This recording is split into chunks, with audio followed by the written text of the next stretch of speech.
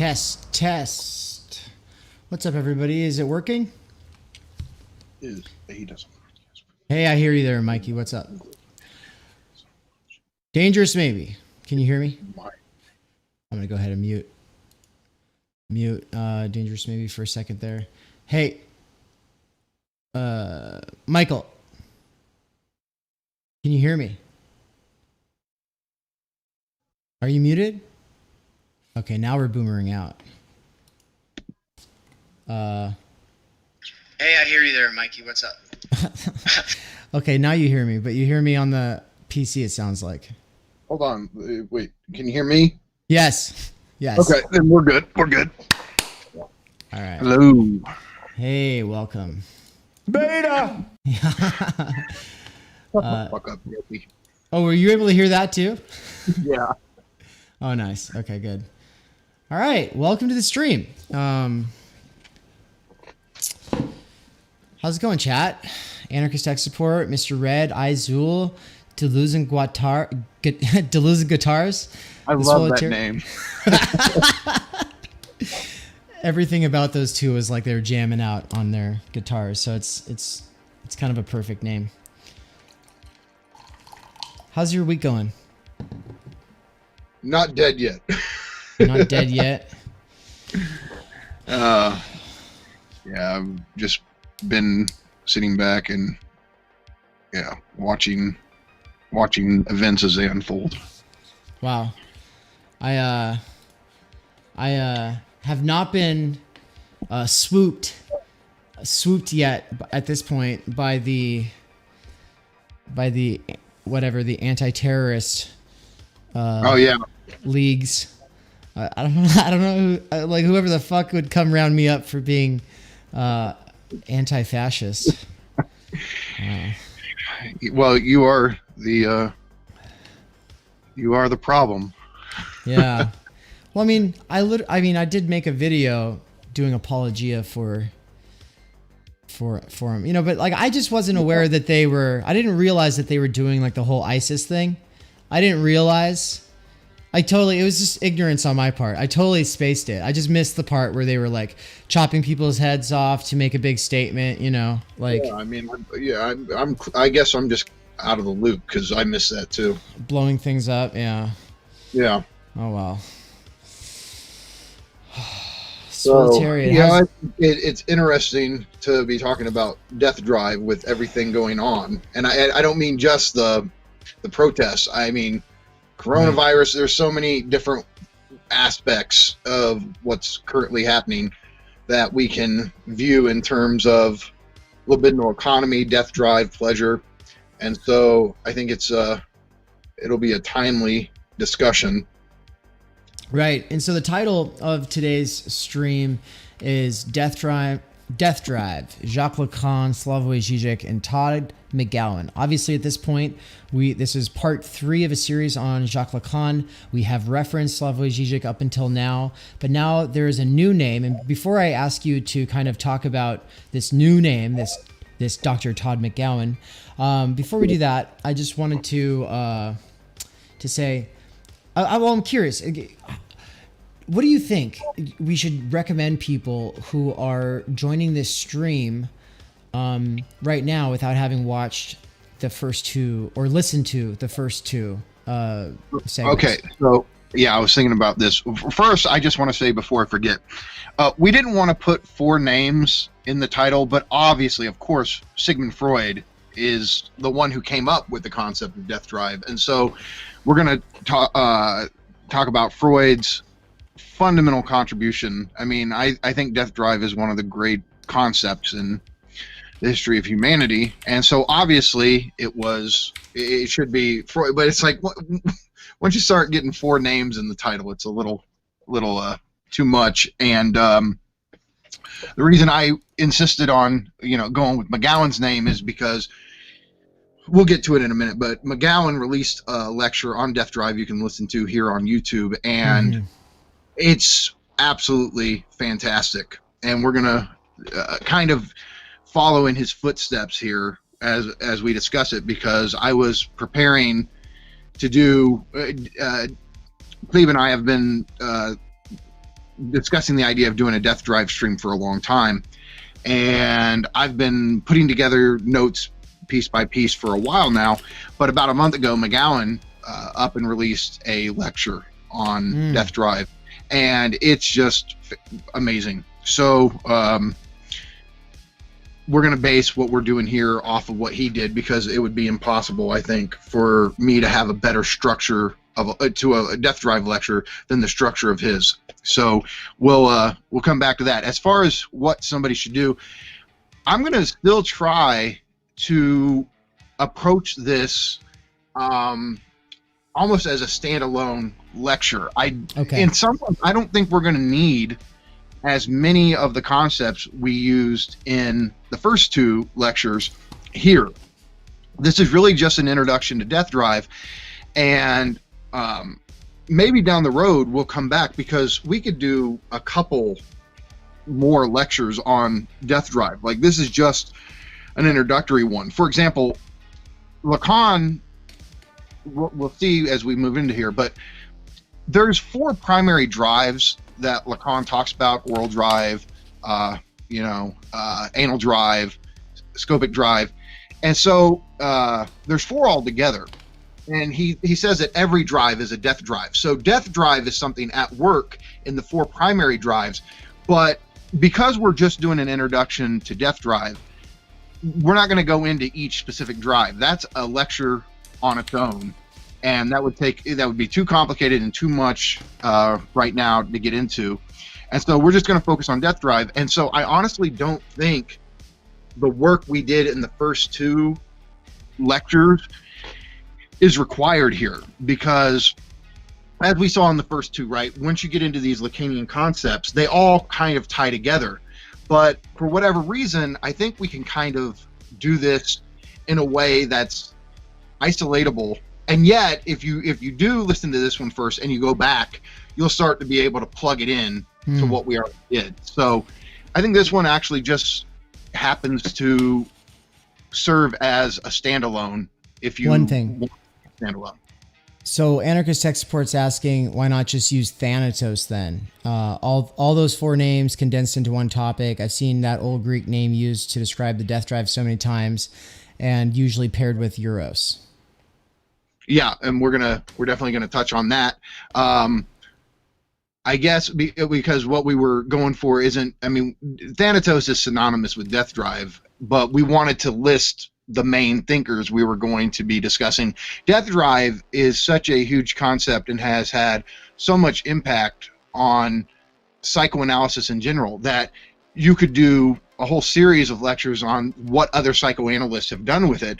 But of course, because I operate in this Freudian, Lacanian, Zizekian context, and Todd McGowan is very much a kind of Zizekian, Lacanian, Hegelian. He's very much, his framework is very similar to Zizek's. And so McGowan's in this same tradition or this same context.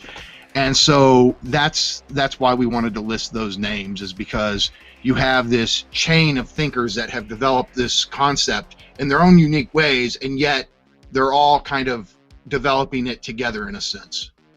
Well, and we'll get more into how it breaks down into those 4 different names as well. But I think that death drive, if you say, though death drive might be synonymous with Thanatos, it doesn't necessarily, if you say Thanatos, insinuate that 4-fold division, right? Like, because that's kind of that's a Freudian way of dissecting this. And then obviously we're more interested in the way that Lacan brings it into his work. So, and if I remember correctly, Freud never even used Thanatos to refer to death drive. It's one of his followers ended up calling it that, I believe. And maybe Lacan uses Thanatos, but Zizek does. I've got a quote we're going to talk about where he uses it, but if I remember correctly, Freud didn't ever even use that term. He used eros all the time, but I think Thanatos is a good word for it. I like it. So yeah, no, totally. So I've got a couple of, it also makes me think of Thanos, which is kind of I know, and that's the whole thing, is like Thanos is very much Death Drive. Yeah, it's it's fitting in that regard. Cool. Well, okay. I want to say a couple of quick notes. Good for the order here before people arrive.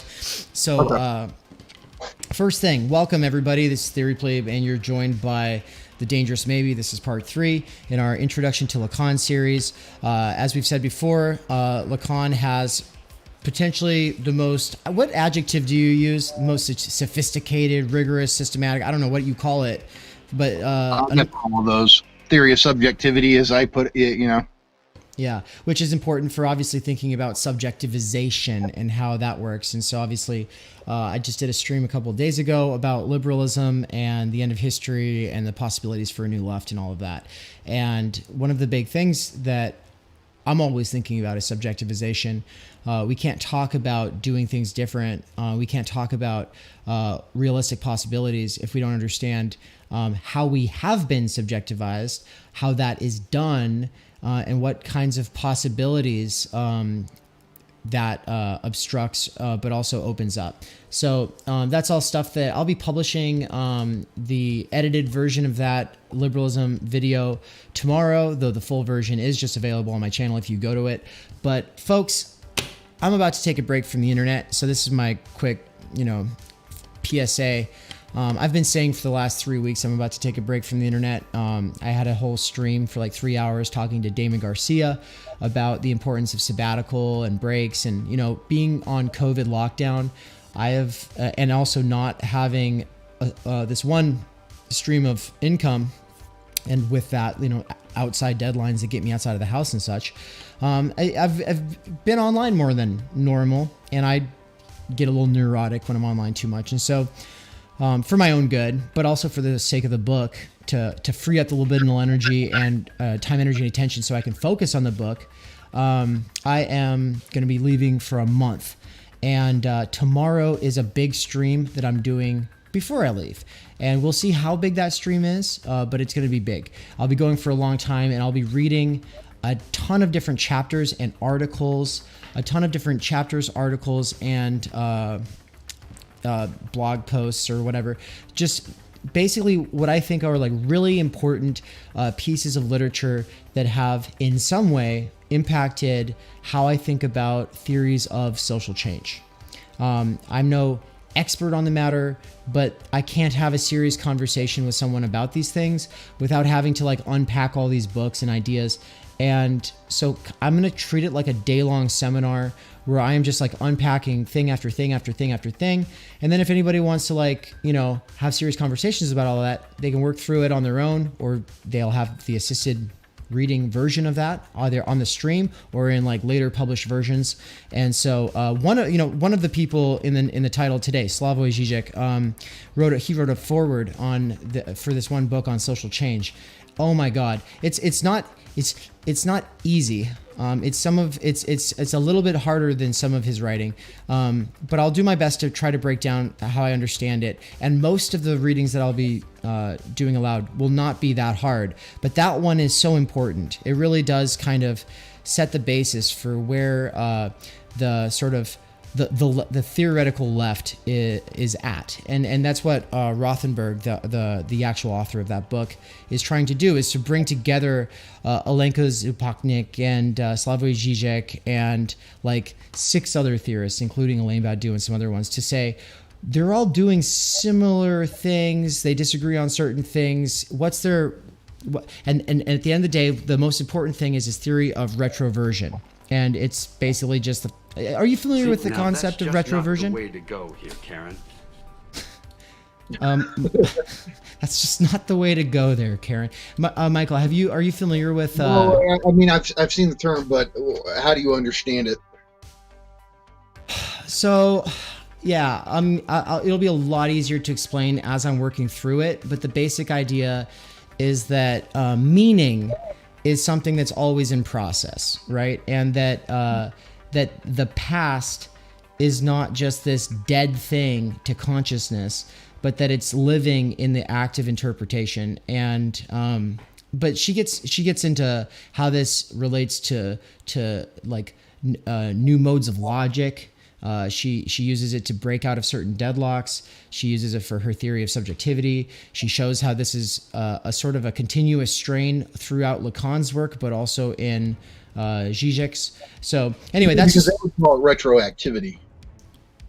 That is retroactivity, exactly. She's calling it retroversion, but yes.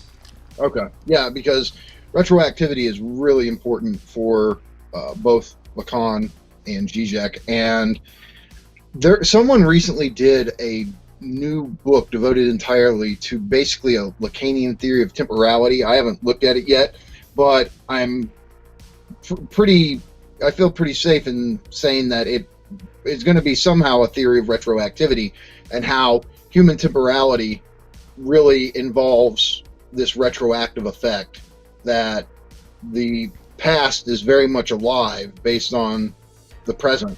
And so that's a big thing Zizek's always doing. Like in my little my Zizek dictionary I'm putting together, there's an entry just for retroactivity. Oh, nice. It's a concept you don't see people talk about very often with him, but he's always going back to it. It's always there for him. Yeah.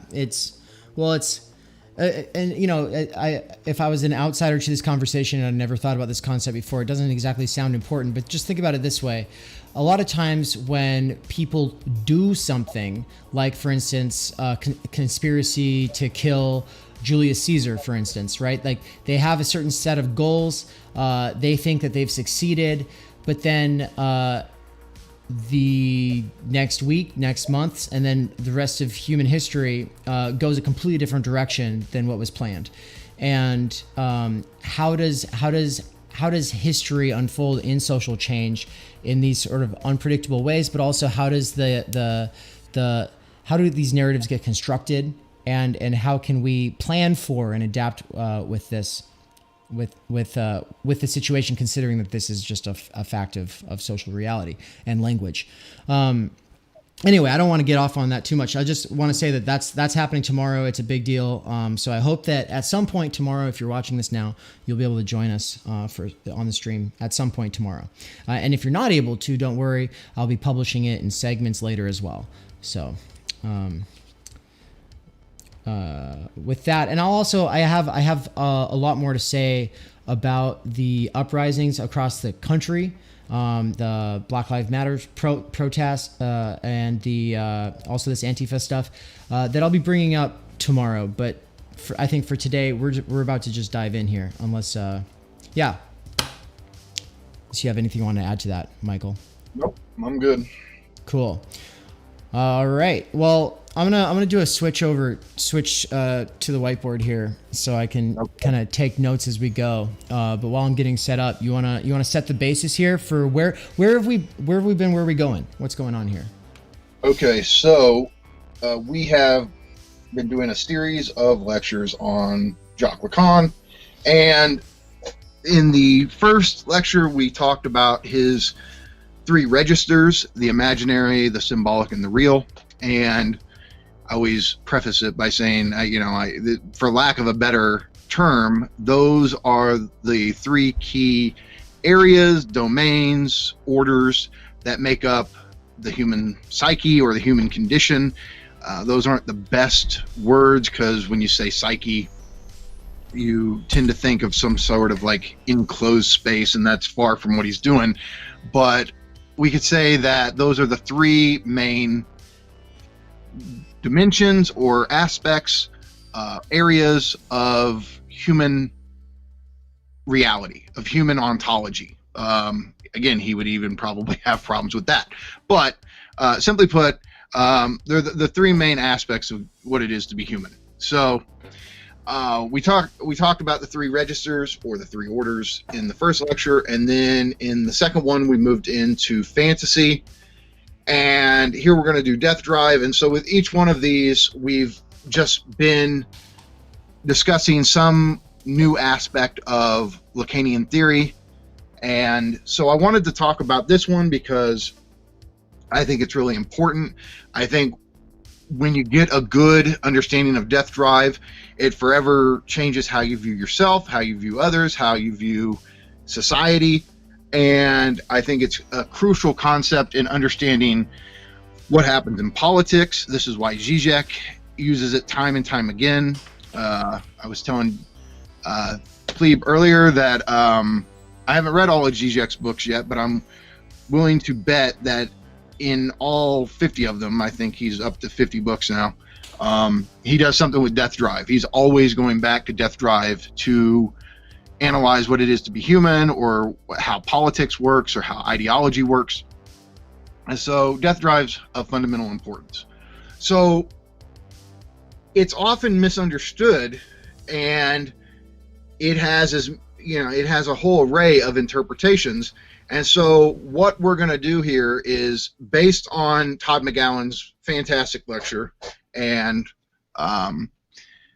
based on his lecture, we're going to move through the key thinkers who have used this concept. So here's one of the most important things that needs to just be stated up front. Whenever you go read Freud, there is a fundamental problem in the translation.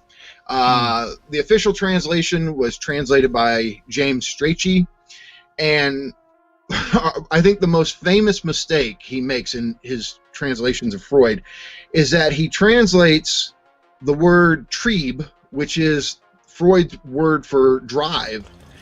He translates Trieb as instinct, but the problem is, in German, there's a word for instinct. It's instinct, just spelled with a K instead of a C. And so Freud made this absolutely crucial fundamental distinction between instincts, which are like animal instincts or just basic biological needs, right? You have an instinct to have a certain amount of food each day, right? So all of that kind of stuff. And Freud was saying there's this other kind of impulse inside of us that is not reducible to biological instincts, and he calls this drive. And again, his term for it was Trieb.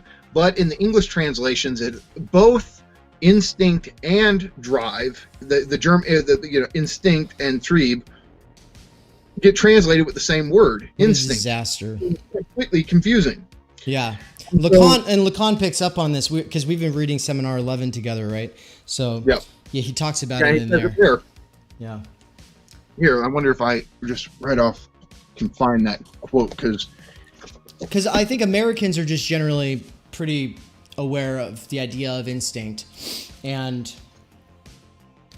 there's like, there's nature versus nurture.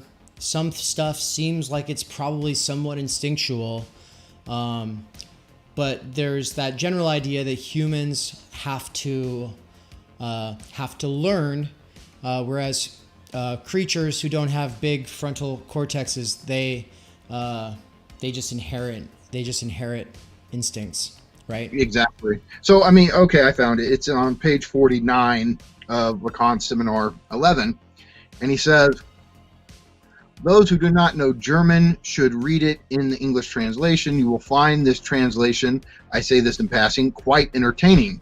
You will see, for example, that the translation of instinct for Trieb and instinctual for Triebhat has so many drawbacks for the translator that, although it is maintained throughout quite uniformly, thus basing the whole edition on a complete misunderstanding, since Trieb and instinct have nothing in common, the discord becomes so impossible at one point that the implications of a sentence cannot be carried through by translating Triebhat as instinctual. And so a footnote becomes necessary. At the beginning of the next paragraph, the word Trieb is much more revealing of urgency than the word instinctual. Trieb gives you a kick in the arse, my friends, quite different from so-called instinct. That's how psychoanalytic teaching is passed on. And so he's saying, so many people have made a fundamental mistake in understanding death drive throughout the psychoanalytic tradition in the English-speaking world because of this terrible translation and the blurring of the line between this distinction Freud makes between drive and instinct. And so that's, if you go try to read Freud, you'll often be surprised. Like, I don't see the word drive, and it's there in the German, it's just not translated. And so that's a problem. super huge problem in trying to understand Freud accurately. So, and Lacan right there at the end, he's saying like so much bullshit in the English-speaking world concerning psychoanalysis comes from this misunderstanding, this mistranslation of drive and instinct. So it's just super important to say up front. Yeah, the Freud taught in high school or colleges in the United States is not the Freud of Lacan, to say the least. And we'll see this as we get more into the quotes later on and we develop this, but the point is that an instinct is a natural phenomenon, that it's part of an organism's basic biological makeup. And so drive is not natural, it's not part of nature. At the same time, as we'll see, it's not part of culture either. It's in between. It's this weird third space within us as human beings that is neither reducible to our biological, natural side, nor to the purely cultural side either. So drive is some third thing, as we'll come to see. All right. Yeah, because that would usually be the distinction, is instinct versus culture. Yeah, or nature versus culture, exactly. And nature so the point nature, is that death drive kind of exists between the two. There's like this in between space, this almost like limbo. I mean, Zizek calls it the night of the world. He thinks Hegel discovered it. But again, we're getting ahead of ourselves, so we'll come back to that shortly. So here's the best way to start in understanding death drive. There is a distinction between pleasure principle and death drive, or we should say between pleasure and jouissance. And so if on the board, if you want to start you just draw a line and you put a set of terms on. This is a real binary kind of approach, but it's very, very helpful in coming to understand. Is this the one we did with homeostasis versus the limits with law versus drive, desire versus this is that? And that's all. Yeah, exactly. That's all tricky. But okay, so here's what we'll say is that pleasure principle is obviously geared towards pleasure. Death drive is geared towards jouissance or enjoyment. And again, I prefer to use the French term because that's, I think enjoyment is confusing. There's no point. Also, are synonymous, Don't look it up on Google. That's not going to be helpful. It's actually going to be misleading. I tried. So jouissance is not just, I think it just says intense pleasure, which is yes, true, but because this is a juxtaposed to pleasure, it actually doesn't make sense. It actually just leads us astray. So, and I mean, this is fundamental to this distinction. We will explain what we're getting at in a second. You start off with pleasure on one side and then jouissance on the other. And what correlates to that immediately is pleasure principle obviously correlates to pleasure, and death drive correlates to jouissance.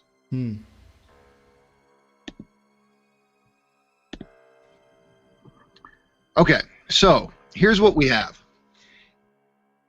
Freud has a very specific concept of pleasure, and Lacan, Zizek, McGowan, they're all going to have this same concept of pleasure.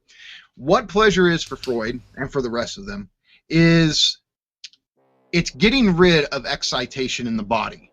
It's a state of calm, it's a state of balance, homeostasis, and that's I mean, the crucial way to think of pleasure is just this ability to have in our bodies a lack of excitation. And so it's homeostasis, it's balance. but there's all these other things that connect to pleasure, right? So it's only when we have a lack of excitation that we can actually be rational, right? When we have too much excitement in us, regardless of what kind it is, when you're overly excited, you can't really be rational. So pleasure and rationality go together. So at the same time, having a lack of excitation, being able to be rational, to be coherent, to be calm, that's also what is in our good, right? This is why utilitarianism and all these kind of philosophies akin to it make this connection between the good and pleasure and reason, because what you find is our libidinal economies, our bodies, only can really behave rationally, can really pursue our self-interest within a certain kind of state. And that state is a lack of excitation. It's when you're calm, it's when you're comfortable. And so the pleasure principle is always seeking this. It's always seeking a lack of excitation. So this is where you get into like, well, wait, I thought you seemed like you're contrasting pleasure to jouissance, but I thought it was pleasure principle versus reality principle. There is a certain tension or friction between the pleasure principle and the reality principle, but here's how it works. They both ultimately work together to serve the pleasure principle. They form a unit. Pleasure principle says, I want to evacuate excitation immediately, right? So whether it's sexual or whatever kind of excitation, pleasure is seeking to get back to a homeostatic state as quickly as possible. Of course, whatever it may be, maybe you're super hungry, right? And that the hunger pains have built up this intense feeling of excitation in your body, right? That's the way that we could talk about it. And you don't have any food near you, and somebody's eating a sandwich and across the street, and you're like, well, the pleasure principle says just go steal the sandwich so you can return back to a homeostatic state. And of course, reality principle is going, you can't just walk around stealing people's food. You got to wait to eat. So just deal with it. But ultimately, the reality principle is trying to protect the pleasure principle from getting itself into trouble, right? If you just try to find immediate gratification, you're going to, it's not really in your self-interest. So it's just, to me, it was always kind of like, it honestly, like calling it the pleasure, the reality principle just makes it sound so much more, I don't know, almost it's just like jargon instead of just, but what is it really? It's whenever people go, oh, I get that you want that, but there's reality, oh, sounds good on paper, but like in reality, like people always do this. And then, it's like, you call it practicing principle. Well, yeah, I want to have fucking champagne and caviar every day. It's not happening, right? Like, yeah. Yeah. And so the point is, though, yeah, you have this immediate impulse to evacuate all excitation from your body, to return to homeostasis. You obviously can't do that without jeopardizing social relations, your social position, and so on and so forth. So the reality principle is there to just help the pleasure principle seek its goals in a way that sustains pleasure in the long run, right? It's almost like pleasure principle is short-term thinking, reality principle is long-term thinking, but they're both ultimately trying to seek the same state of pleasure, homeostasis, balance, equilibrium, lack of excitation. And so both the reality and the pleasure principle are both trying to achieve that? Is that what you said? Yeah. And so even though there's a friction between them, they ultimately are on the same side. They're both trying to establish the same state in the body and in the psyche. So that's the way I think of it. Pleasure principle and reality principle, one is short-term, one's long-term thinking. And but their aim is ultimately the same, which is have pleasure in the body. And so when you think about this, right, there's other things that follow. So, and we should also say, while you're, we're making these connections, eros is what is meant by pleasure here. Like eros and pleasure are the same thing. And for Freud's whole, the whole 20 years or so of his career, the first 20 years, everything was focused around pleasure. And pleasure, obviously, it has to do with, I want to be in a safe, secure state. I want to be able to be functional. I need to be in a state where I'm useful and I'm able to use things. So this kind of state gets associated with safety, security, functionality, usefulness, happiness, right? This is how it's associated with the good, with the rational. And so it's also associated with our self-preservation, with self-interest. So you see all of these different things get tied together under what Freud called pleasure. And again, you know, kind of zoom out, it's just our ability to make rational decisions, to, you know, be flexible, to be useful, to function in society, to procure our own good, maintain a balance within ourselves and within our relationships to others, right? And this is what he saw for the first chunk of his career. But in 1920, he finally comes to the point where he's like, okay, here's the issue.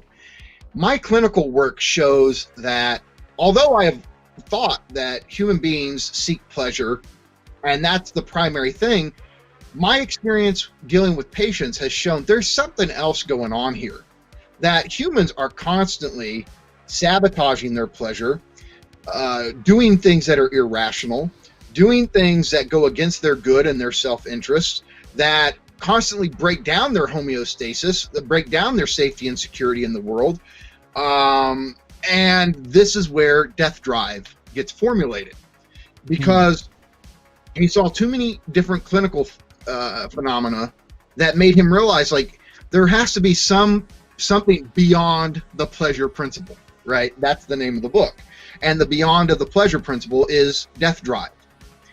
And so now in this book, he makes this huge revelation, which is there's some other principle at work in us that goes against the pleasure principle. This other principle actually seeks our self-destruction.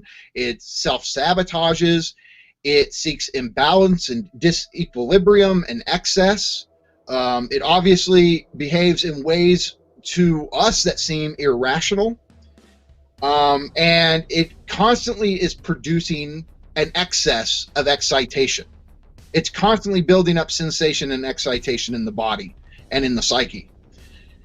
And this obviously involves danger, risk, dysfunctionality, uselessness, waste, suffering, and a kind of like repetition compulsion. And so this is death drive, this is Thanatos. And it often, I mean, it's primarily associated with jouissance, right? So to understand death drive, we got to understand jouissance. Well, we've talked about it before, but let's get an idea of what it is here. So again, pleasure is homeostasis in the body. It's a lack of excitation. Jouissance is, as they put it, it's pleasure to the point of pain. And sometimes the terms pleasure and enjoyment and jouissance, sometimes they're used interchangeably and it's confused, but Lacanians have more and more come to make certain terminological distinctions, right? Pleasure is what we've been describing, but jouissance is something else, and it's usually translated as enjoyment. I don't think that's a great word, because enjoyment carries too many almost like lighthearted connotations. Jouissance is very intense. It's very problematic. It's traumatic. Zizek always is calling it traumatic because it can so destabilize your life and the lives of those around you.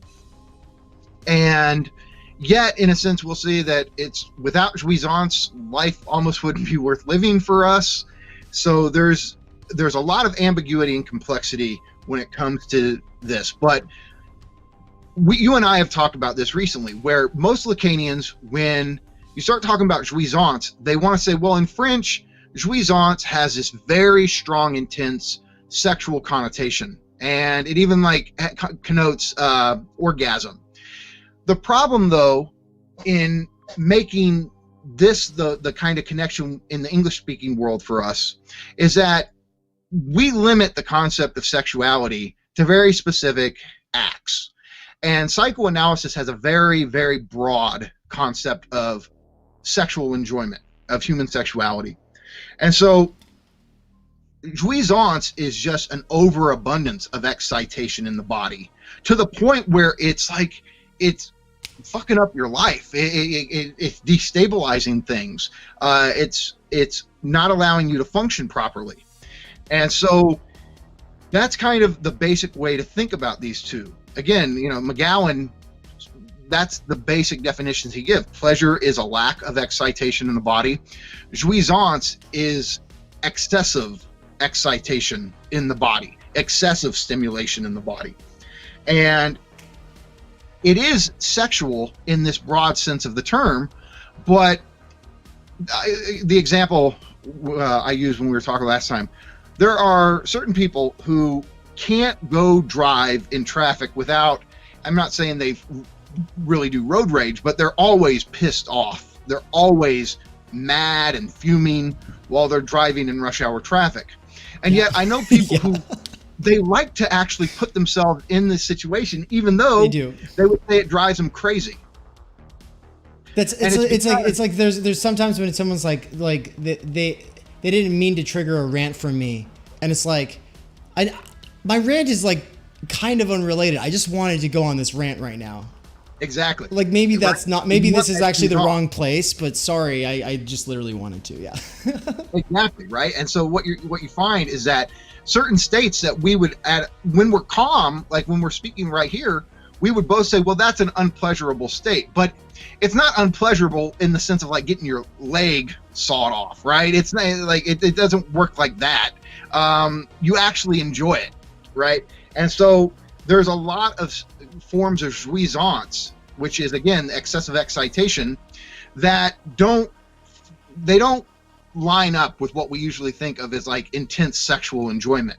And so that's my only issue with saying, oh, it's intense sexual enjoyment, because I think that's very misleading to people who are new to psychoanalysis. Well, straight up, the first several times that I saw, well, for years, I thought it was basically just like, this is just BDSM shit. This is just sadomasochism. Like, that's all this is. Like, that's because that's kind of how people talk about it sometimes.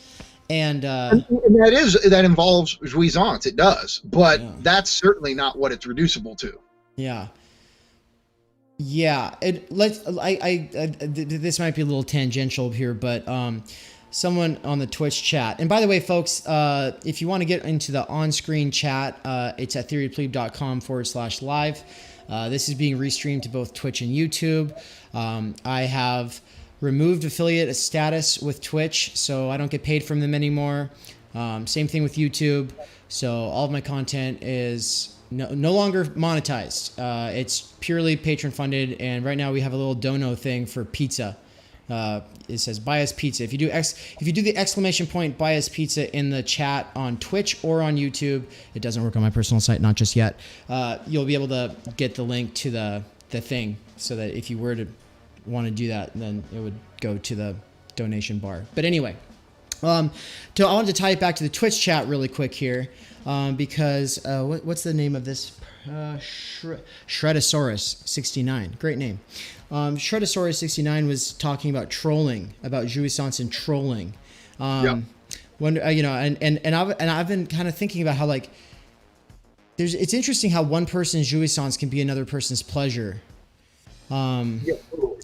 And maybe vice versa, but I haven't thought a lot about that. So, but anyway. Here's what you would say, though, right? I mean, just based off what we've said so far, if you ask somebody why they're trolling, most of them would say something like, "Well, I actually want to affect some sort of change, or I'm actually like, yeah, it's like this kind of childish trolling thing, but I'm trying to stand for certain values, all this kind of stuff." But we all know they just enjoy it.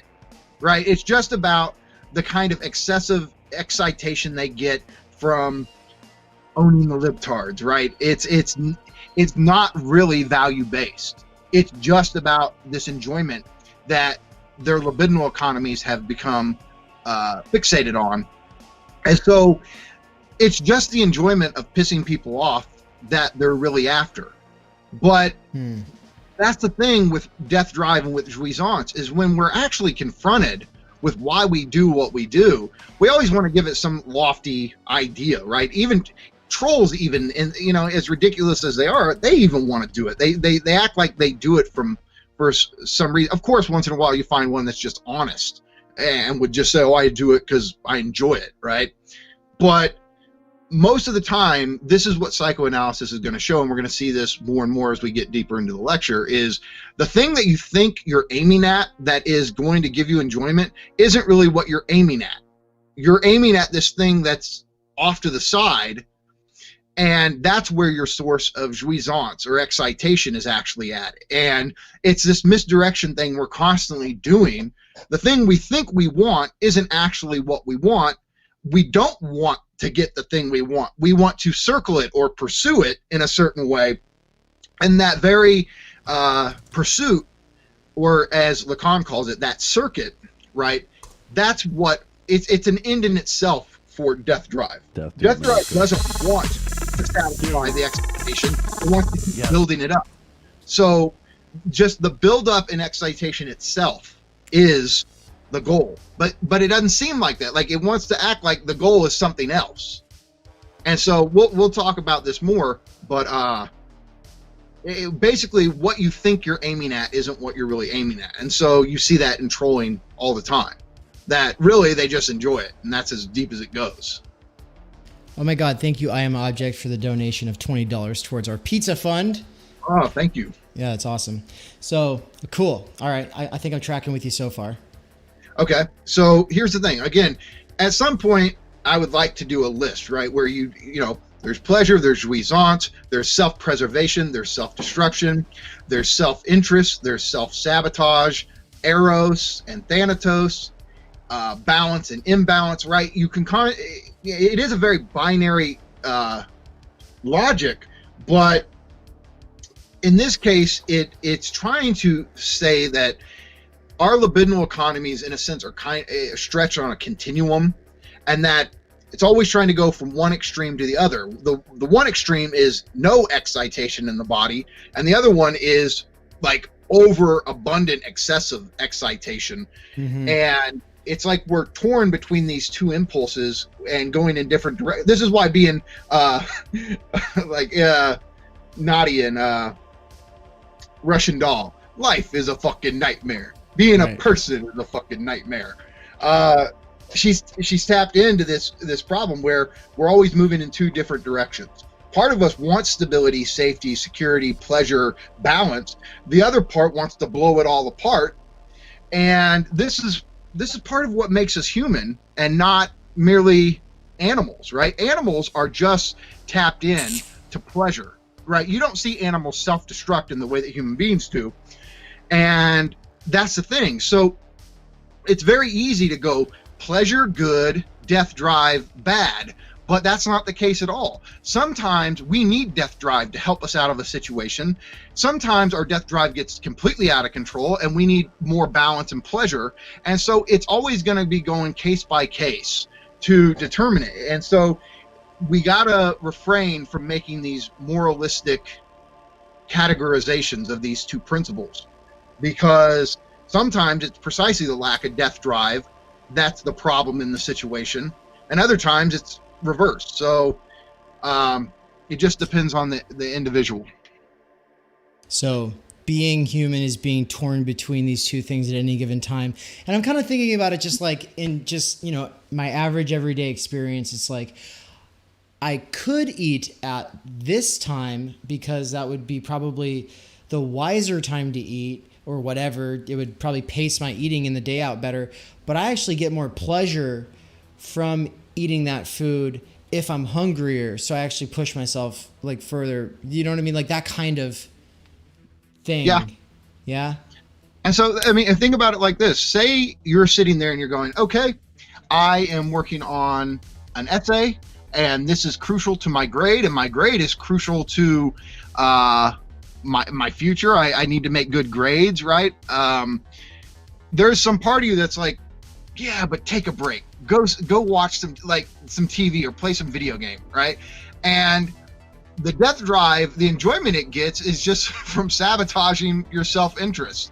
And you can always justify these kind of moments where you're like, yeah, but I'm going to use what I'm learning in the video game, or I'm going to use the movie in the essay, but you usually don't. It's just bullshit you tell yourself, because the enjoyment is precisely in, self-sabotaging. And we do this shit to ourselves all the time. And most of the time it's not that it doesn't ruin our lives, but other times it completely does. And it's really problematic when these different principles are at work in politics, and one of them gets out of control. We're seeing a lot of that with what's going on in the world right now. So these concepts have so much explanatory power that I think it's a good thing that we're discussing them right now. Two things about chat. Juan says, I thought Zizek was here. He's here with us in spirit, but even if you were with him, even if he was in this stream, you probably wouldn't find out half as much as you're about to find out about Death Drive, because he doesn't usually explain what he's talking about. He just kind of assumes an audience that knows. So this is if you want to get inside of the man's mind, this is probably the way to do it. So welcome to the chat. And to Nuo, I don't know how to pronounce your name, by the way, but yeah, you can see it now. So on the right-hand side, it says pleasure to the point of pain. Sometimes my handwriting is indecipherable, so I had to rewrite it. But Nero also asks, or says, Bataille talks so much about this. Talks a lot about jouissance. Yeah, well, I'm sure Bataille was probably sitting in on Lacan's seminars, right? No. Honestly, Bataille influenced Lacan on this stuff. Oh, really? And a lot of Lacan's insights were gleaned from Bataille. And look, there's a lot of interpersonal drama between Bataille and Lacan, and so a lot of the insights that he got from Bataille, he doesn't credit him for because of drama. But Lacan ended up marrying Bataille's ex-wife, and it's very obvious they were sleeping together behind his back before they were divorced or whatever, as far as I understand it. And so, yeah, there's a lot of interpersonal shit going on there. The jouissance there, right? Yeah. Oh my God. Yeah. And so Bataille is of fundamental importance here. And, it's one of the ways I like the idea of connecting Baudrillard to Lacan is through that medium of Bataille, because Lacan's concept of death drive and jouissance is obviously influenced by Bataille. I'm not saying they're the same. I think there's some important little differences there, but Bataille also deeply influenced Baudrillard's concept of symbolic exchange, and that's a really important concept for me. And so in the book I'm working on, I think I'm going to have to, at some point, talk about the relationship of jouissance to symbolic exchange, and it'll be through Bataille that I try to do that. And so, that's just a good observation. And and my take on the situation is that there is always a lot of drama between all of the French intellectuals, and that ultimately they are all affecting one another and working in the same milieu as one another a lot more than we usually realize, right? It is interesting, right? Because you see this different structure to the history of German philosophy, and then and post-war French philosophy. And this is where D&G's concepts are really helpful, I think. German philosophy has a very arborescent structure, right? It's like you start with the root, and I guess we could say, like, with German philosophy, maybe it's a little arbitrary, but we could say Leibniz, right?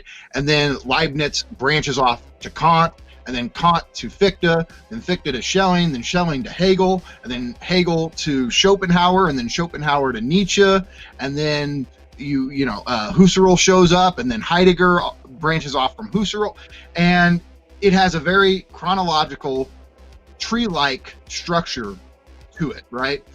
Whereas the French is a very rhizomatic structure. Right. They're all making connections simultaneously with each other, and it's much easier almost to study one German philosopher than it is to study one French post-war philosopher, because there's so many simultaneous connections being made with the French thinkers that you don't have that with the Germans as much. Well, this is, first of all, absolutely the case, and second of all, it's why I spent so long trying to just write off the French philosophers. That's the thing, is like I don't want to have to fuck with them because they're such a pain in the ass to read, and most of the time they're talking about each other without naming each other. Yeah. It's tremendous. Anyway, it's tremendous, obnoxious, tremendously obnoxious. But whatever. We don't get to choose who it turns out had like such a great impact on the development of everything we're doing here. So, oh wow. Yeah. Okay. Yeah. So what we've done, we've kind of set the context. Now, as we move forward, I want to read some quotes so you can actually see these thinkers say this stuff for themselves. Cool. But I also want to move through, thanks to Todd McGowan's lecture again for giving this kind of blueprint to discuss these things. One thing before you do dive into your quotes, okay. I just want to. So we've spent a lot of time here, like kind of laying out the difference between pleasure and jouissance, and that's kind of where we're at so far. People just joining the stream, you can go to my personal site and then drag it backwards and then fast forward if you want to catch up on any of that. But the main topic is death drive, and death drive like is not just jouissance; it's related to it. We're about to get into this a lot deeper, but also I just wanted to kind of say, like, in the midst of a global pandemic and a national string of protests rising up, there's a lot of pressure building all around for everybody. We live in a lot of intensities today, and death drive can really, really take over. Like, what we're talking about is something that's very, very fucking real. And if as we go further, it doesn't really like resonate, like it, then maybe it's never truly just consumed you yet. But what's the Lacan says it starts with a. No, it's so funny you mentioned it because that's exactly the quote. It's the one that I forgot to get, and we'll read it right here. So, okay.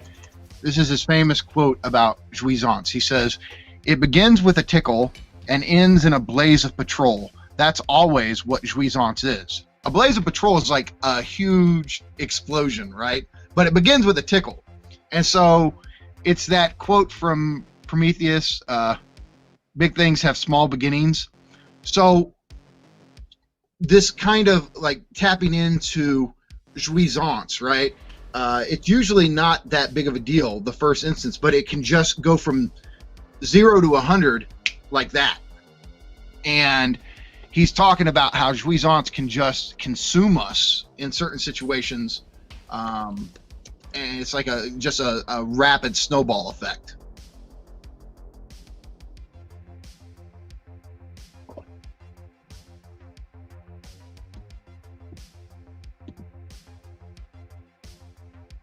Oh, okay. Music came in for a second. Yeah. Just kabam. Blaze of glory. Yeah. So, yeah. Let's see. So yeah, that's really. It's almost just like this impulse to just like explode into a blaze of glory, right? Like, I feel like a lot of times classic heavy metal conveys this really well. That kind of music. Mm-hmm. And so yeah, but it's always this back and forth between the two. So I want to read these quotes. These are kind of some of the bare essentials to see what we've said so far. So again, pleasure principle. In seminar 7, Lacan says, the pleasure principle is presented to us as possessing a mode of operation which is precisely to avoid excess, too much pleasure. Now again, this is where you get into the terminological problem, because it's like he just said pleasure principle seeking to avoid too much pleasure, but he means jouissance. Excessive excitation is what he means by too much pleasure. So the pleasure principle is always trying to avoid the too much sensation, too much stimulation, too much excitation, i.e. jouissance. And so Zizek says in Ticklish Subject, one should never forget that, for Lacan, the Oedipal paternal law is ultimately in the service of the pleasure principle.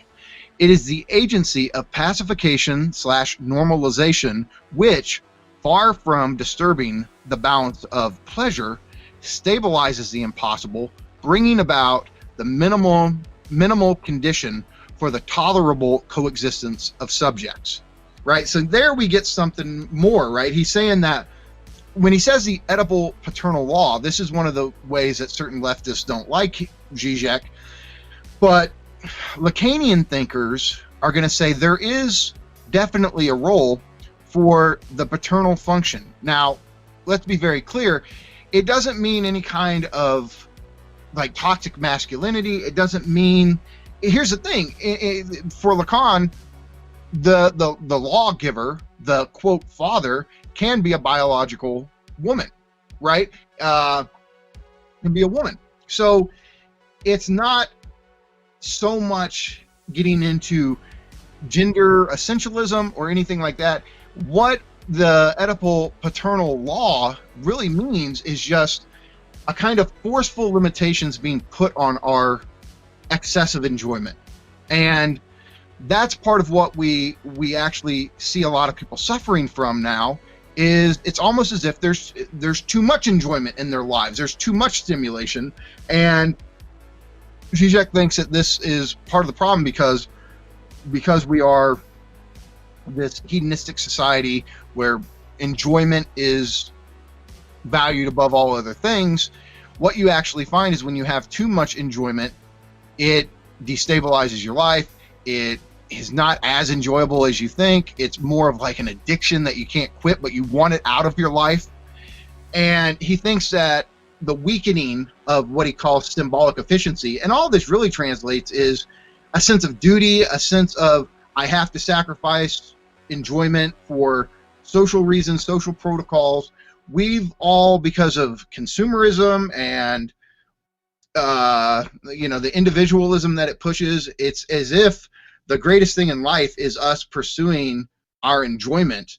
And he's saying that in part, this is actually why we're suffering so much, and why there may be so, you can even extend it, why there's so many mental illnesses, is because, and of course it's not all of them are reducible to this, but he's saying it's as if there's just the ego and our jouissance, and we form this kind of direct circuit between the shit that our ego finds enjoyable and there's a lack of the symbolic. There's a lack of social protocols that actually helps us to better enjoy, better desire, and it's almost like we're too smothered in immediate enjoyment for our own good.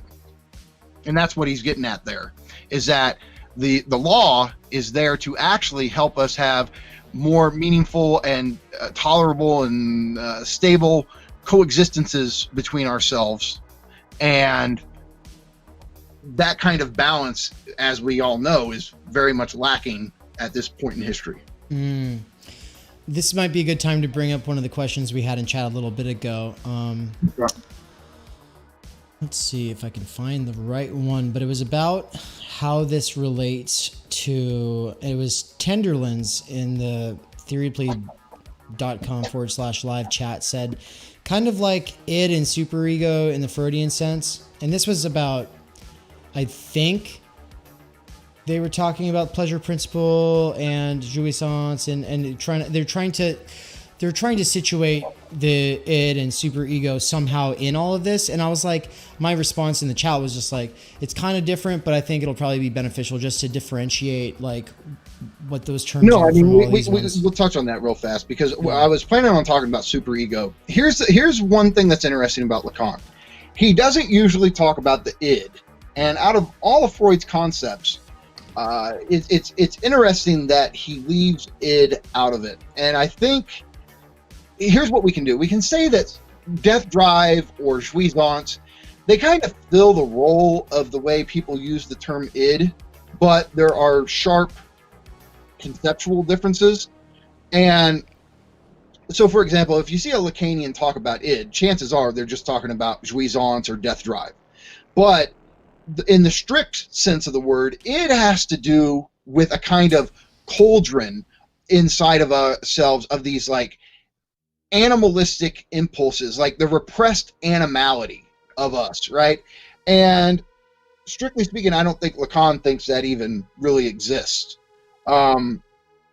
He certainly does something with superego, but he actually turns superego on its head, and it ends up being the opposite of the way the Freudian superego is thought of. Again, we're going to touch on that shortly.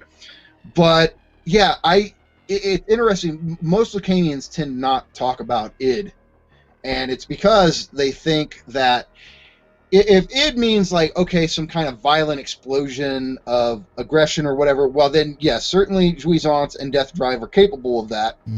But it wouldn't be like, oh, it's just our repressed animality, like our just brute animalistic biological impulses. That's what it wouldn't be. So I think that's why Lacanians kind of dropped the usage of the word id. Okay. So just to clarify, we're talking about how law now is associated with the pleasure principle. And again, part of learning how all of this works is really just forming connections between words and concepts that you don't immediately realize are connected. And so like the good, the rational, pleasure, self-interest, right? When you start to form this circuit of terms, you start to really be able to picture what pleasure is and the effects it's able to have. Right. Well, same thing goes on the other side with death drive and jouissance. So here in Seminar 7 again, Lacan says Freud's use of the good can be summed up in the notion that keeps us a long way from jouissance, right? So the good, what is in our self-interest, what is good for us, as we typically think about it, is to stay a long way from jouissance. And so you're starting to see how all of these key concepts that we use to think about what it is to be human, the good, the rational, pleasure, self-interest, they're all starting to be linked together on one side of our libidinal economy. And so again, in Seminar 7, Lacan will just say that jouissance is evil. But it's evil in the sense of how traditional religion or traditional morality would conceptualize the evil, which is to be completely self-destructive, to explode, right? To do all that is considered immoral. And yet, and here's the key thing we'll see below, death drive also has a deep connection to morality and a deep connection to religion in a certain sense. So it's not that it's actually evil in and of itself, but when you think of the kind of effects death drive can have, it makes sense that it would those kind of actions would be deemed evil, right? Because they destabilize society, they destabilize your relations to others, and destabilize your own well-being oftentimes. So there's a sense where it's like pleasure good, jouissance bad or evil, but that's like the basic way of looking at it in a real kind of white and black perspective. But in reality, it's much more nuanced, and sometimes death drive is actually our best friend and pleasure is our enemy. And we'll get into that again as we move along. Let's just use like an example that comes to mind is like, let's just say that you're in a relationship that's not good, but like getting out of all the habits and attachments in that relationship would require like a pretty significant push. And so you might like end up being in that relationship for like a decade, right? Like you're not really happy, but at the same time, it's more of a balanced sort of comfort. Like at least you know what you're dealing with, as opposed to the scary outside world, and having to rely on complete strangers. At least you kind of have a read on the person that you're in this relationship with is not ideal. Yeah. Death drive. I'm just thinking of movies. There's sort of this archetypical breakup scene in movies when the person just explodes and they're done, and their whole mode for the next, part of the movie is death drive. Right? Like, absolutely. They're fucking throwing their bag. They don't even care if they leave half their shit in that house. They're fucking driving, 120 miles an hour, doing fucking, someone was talking about ODing on LSD. Yeah, who knows? Well, here's what's complicated though. Let's flesh this out, because that's a good example and we all can relate to that in one way or another, right? So here's what's interesting about it.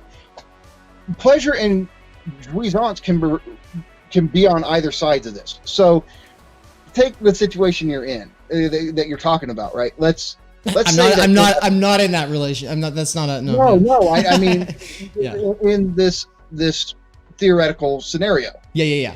You were saying, right? You were putting yourself in this situation of like you're in this relationship and it's like, okay, I'm ready to move on. But the relationships are obviously incredibly complicated, and let's show how it can work in reverse, right? So let's say that you've been in a long-term relationship and you stay out of it because you have a basic it satisfies basic pleasures. There isn't a bunch of fighting or drama or stress or anything like that. It's just a kind of comfortable habit that you're in at this point. There isn't really a whole lot of passion in it, but it's a safety, a stability that you have in your life. And so in this sense, the relationship is the structure of your pleasure, right? It's your balance, your homeostasis, but it lacks excitation, it lacks passion.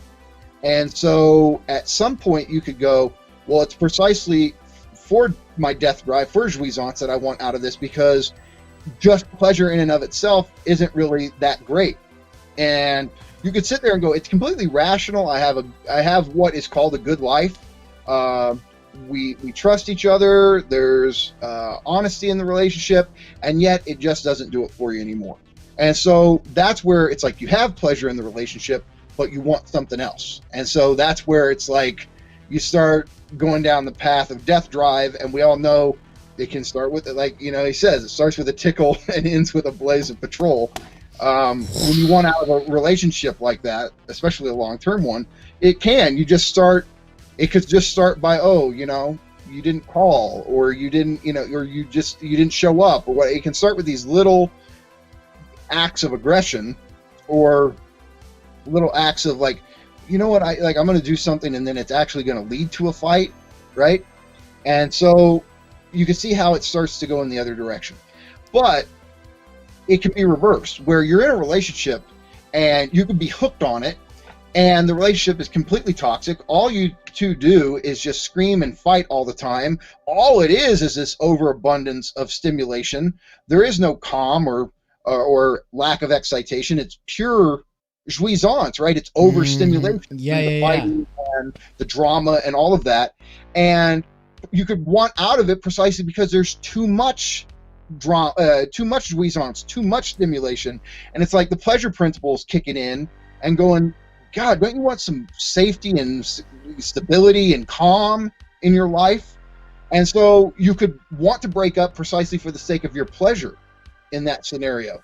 So again, it depends on the parameters of the relationship, case by case.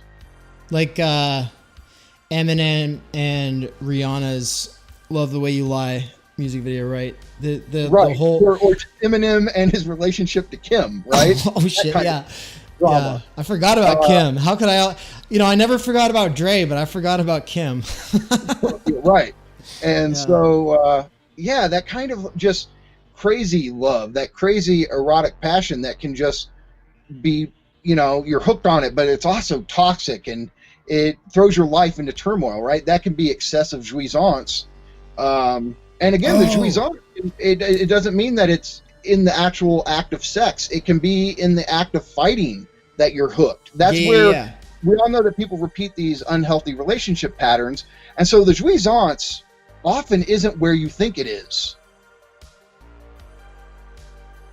And so you've been watching Barry, right? Did you watch the first 2 seasons of Barry? Yeah, I love that show. Yeah, that's like a friend of mine got me into it. I recommended it to you a little bit back. Now we both love it. We're waiting for the next season. There's a character who wants some pleasure.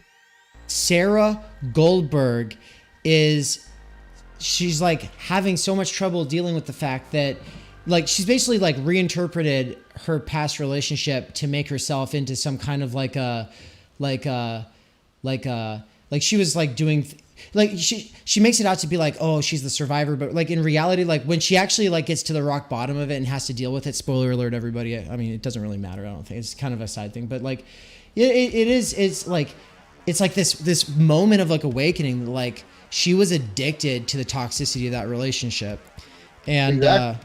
And she's shook. Yeah, and actually one of my favorite things about that show is her character arc after that point, because she's pretty fucking fake like up until that point, and then she starts kind of rounding out a little bit more, becoming more of a person, you know. But think about it. But see, I thought you were going to talk about Barry in the situation, which Bill Hader plays its character, and we know Bill Hader from certain comedies and from SNL. But my God, you see him in this role, and you have a whole newfound respect for his talent. Oh my God, it's so good. His acting is wild. Well, and you know, like I was already about to talk about Breaking Bad because it's such a good example. Well, yeah, and I mean, that's in my one blog post on jouissance. I use that as one of my big examples because Walt is really this embodiment of death drive and jouissance, right? But hold on, but here's the thing about Barry, right?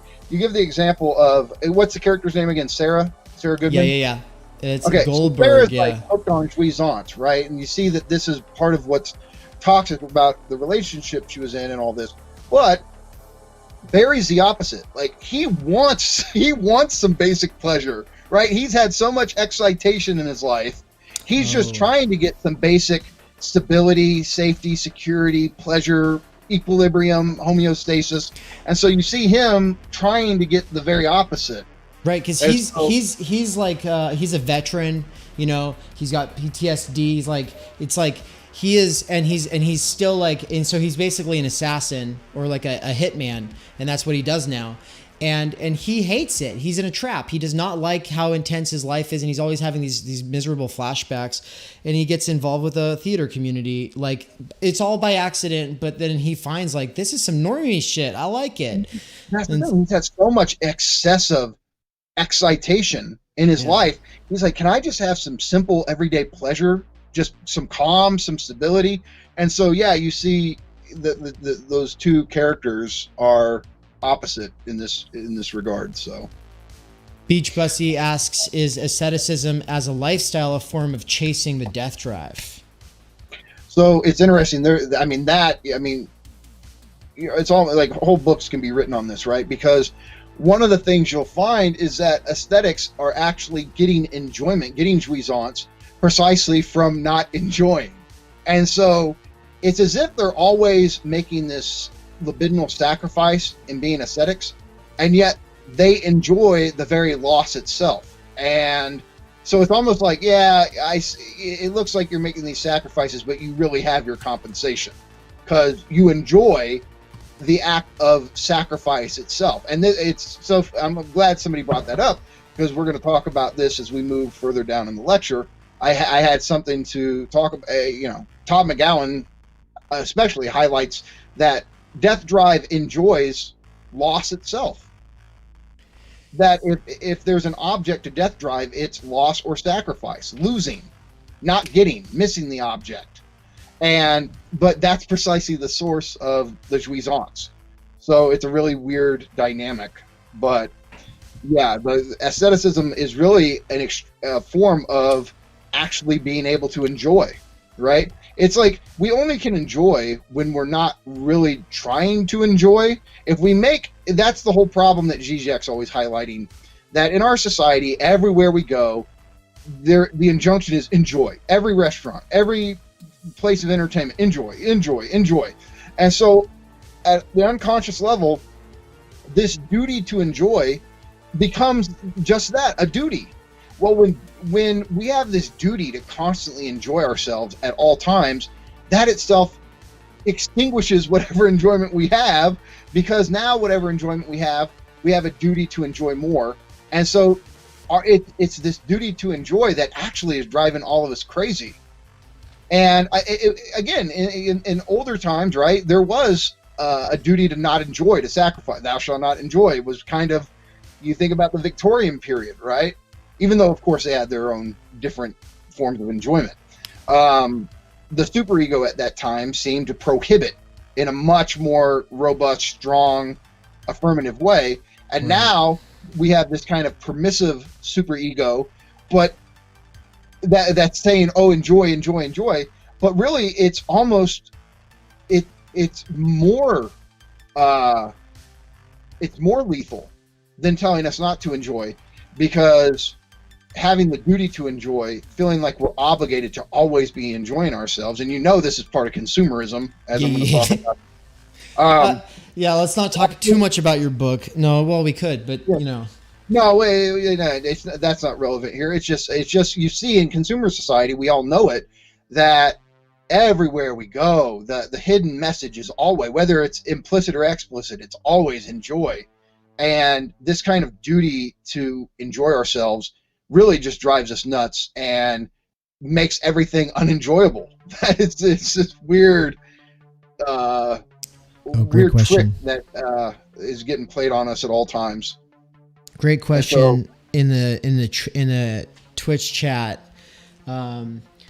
Shredosaurus was like, is this where taboos come in, like insulating specific enjoyment? Yeah, I think a lot of times now we got to be careful, right? Because when you look at different societies throughout human history, of course, prohibitions can be truly oppressive things, right? Especially with like LGBTQ issues, right? Like, no, like we want to normalize certain things that have been prohibited, because them not being normalized it truly ruins people's lives, right?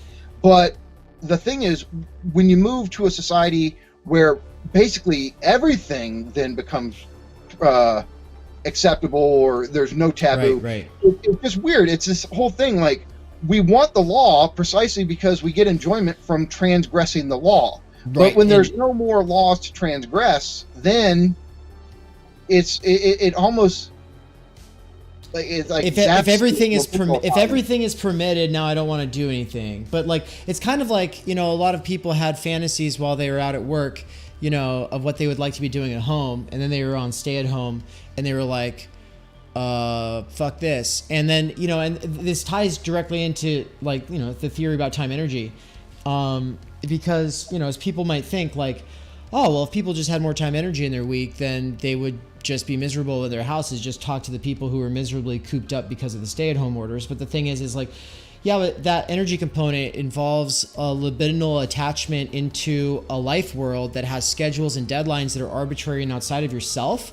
And work is better than the complete absence of any structure whatsoever, because we need intersubjective structures with other human beings and forms of gaining like critical approval that we can actually respect ourselves and be respected. We have a chance to earn respect. Like, we have some sort of a basis upon which to do that. And some people have absolutely none in the first place. But some people, like within their workplace, like they might be like, just another employee like anyone else. It's not like they're like running the place or something like that. But at least, like, there's still like this arbitrary outsideness with other people, and there's sort of a structure, and I have to do things along these certain time, and like, people can see I'm either doing well or I'm not doing well, and that whole like that whole arena for recognition in the week that your time energy is looped through, that involves all of these different deadlines and prohibitions, all of that just pulled away, and you're just completely like it's like you're in a vacuum all of a sudden, just uprooted, finding yourself with so much, like, that's not time energy though. Like, this is just like some sort of a limbo. And I mean, it's still there, but it's kind of fragmented, because, you can still like get online, you can still like set, but the thing is like, this stuff is about habitus. This stuff, it forms this energy relation with other people. It forms over your lifetime. It's not like that shit changes oh, now you're home and now it changes everything because you don't have to go back to work for a while because you're laid off or whatever, Mm-hmm.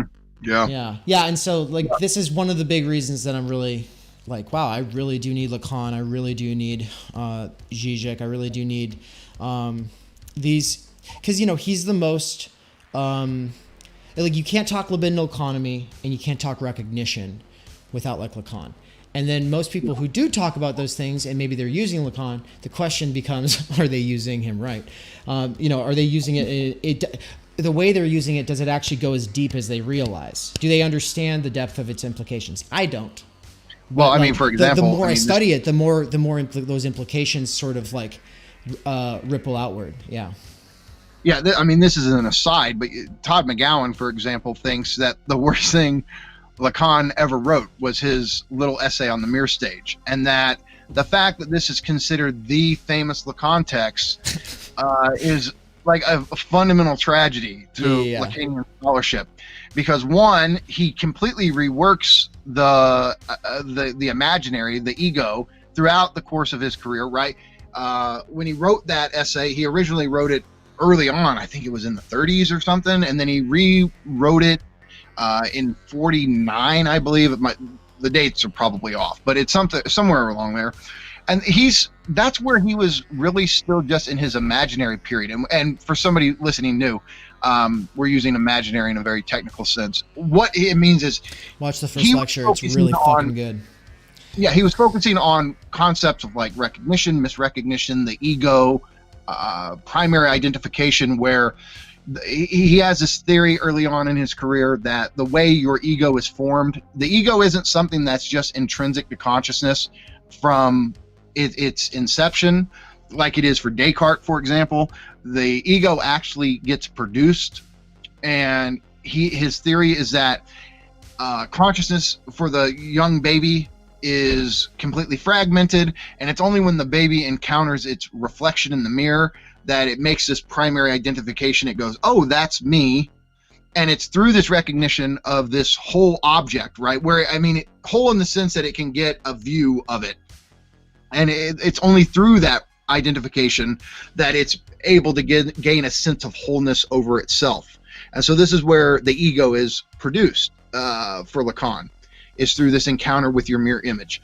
But this is before he really gets big into language, which we would call a symbolic period. And this is also before he gets into his most important period, which is the period centered around the real, which we'll just call that his late period, right?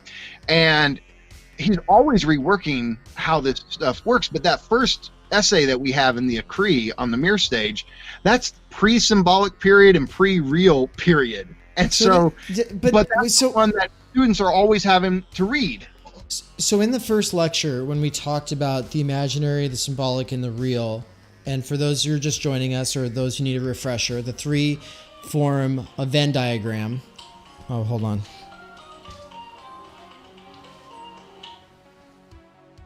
Jeez. Who would ever call me? Well, we've got the symbolic, the real, and the imaginary, and reality is that thing in the middle. Is that right? And then reality is where the intersection between symbolic and imaginary. But here's the thing: this is really just to say that there's people will. When people go to Lacan, they often focus in on this early essay of his on the mirror stage, and it really.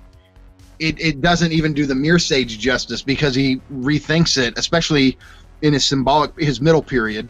Okay. And so he realizes that so much more has to do with this, the formation of the ego, language, and the other, and all these other things. So but I guess my question was, is that stuff just completely absent in the earlier stuff, or does the theory fundamentally change, or is it just like he was already working with those three registers, and then he decided, he kind of just moves through phases of focusing in and researching that specific register? It changes. The way he reformulates it, I think there's one Acree, but for example, in Seminar 8 on transference, he totally updates it. So. Oh, wow. Yeah. And so, yeah, I just said that to basically say, like, the thing that students at college are always given, if they're given anything to read by Lacan, McGowan points out it's like the worst thing they could be given to read by him. So yeah, that's what we read in it was an English critical theory class, and that was the Lacan we read. So okay, so getting back because you were talking about recognition and all this life world stuff, Lacan says in Subversion of the Subject and the Dialectic of Desire, which is one of the writings in the Acree, he says, it is jouissance whose absence would render the universe vain. And so his point is, even though when we have excessive jouissance in our lives and that can destabilize our lives, it's ultimately what's giving us a reason to live. Like, we think that there's some sort of mythical, sublime enjoyment that we don't currently have, but at some point we'll actually attain it. And it's this kind of fantasy of gaining this kind of sacred, sublime, almost otherworldly jouissance that keeps us moving. And if human beings didn't actually think they were going to get this enjoyment in the future, it would just make everything collapse for them. So in a weird way, you know, existentialism is always putting this emphasis on meaning, like your personal existential project or whatever. But at an unconscious level, your unconscious really doesn't care about meaning. Your ego does, your self-consciousness does, but really what your unconsciousness is focused on is jouissance. And if you ever feel like that jouissance is not going to happen, it can like shatter the psyche. And so jouissance, or the fantasy of jouissance, is what keeps us moving. And so the thing, though, with death drive, and this is important, this is from Seminar 7, he says, drive can in no way be limited to a psychological notion. It is absolutely fundamental. It is an absolutely fundamental ontological notion. And again, the point of that is that this is baked into our very being, that it's not something that, it's some inessential thing about us that gets out of control, but ultimately we can get it under control, or even we can neutralize it entirely. No, we are fundamentally drive. And because it's part of our ontology, it's one of those things, like, we have to deal with this to understand human reality and how it works. Well, I mean, drive is like the biggest thing that gets in the way of just doing philosophy in the first place, right? Like, in a sort of sense, maybe it's also why you're doing philosophy. Who knows? But it's just also, a lot of people want to break their world down. When right? you get hungry, kind of, you know. When you, yeah, exactly. That might be why they're studying it. But but when you get hungry, you can't read anymore, right? You completely lose. But I think that would have to do with pleasure, right? It's just these pains become so intense. It's like you want to eat, so you can go back. That's the whole thing. Remember, like, pleasure principle, it wants to put us in a state of pleasure. Precisely, that's how we can function. Like, to study, right? Try reading or studying with just overabundance of excitation flowing through you. It's not going to work. Yeah. You kind of have to be in a somewhat tranquil, like, you have to get into a certain mind state to even be able to do it, you know? Yeah. And so, okay, 2 more real fast quotes, and then it's like all of this was kind of prefaced, but the rest we'll get it flowing here. So, right. Zizek says in The Abyss of Freedom, he says, insofar as for Lacan, drive as such is ultimately the death drive, the Freudian antagonism between Eros and Thanatos has to be transposed within the death drive itself. Now, this is interesting. He's not denying the pleasure principle. He's not saying that pleasure principle is just is like somehow reducible to death drive. He's trying to formulate what death drive is actually after, right? So he says, the death drive thus stands simultaneously for life that persists beyond what Lacan calls the first biological death, the life of the undead, and for the endeavor to end up this very life beyond death.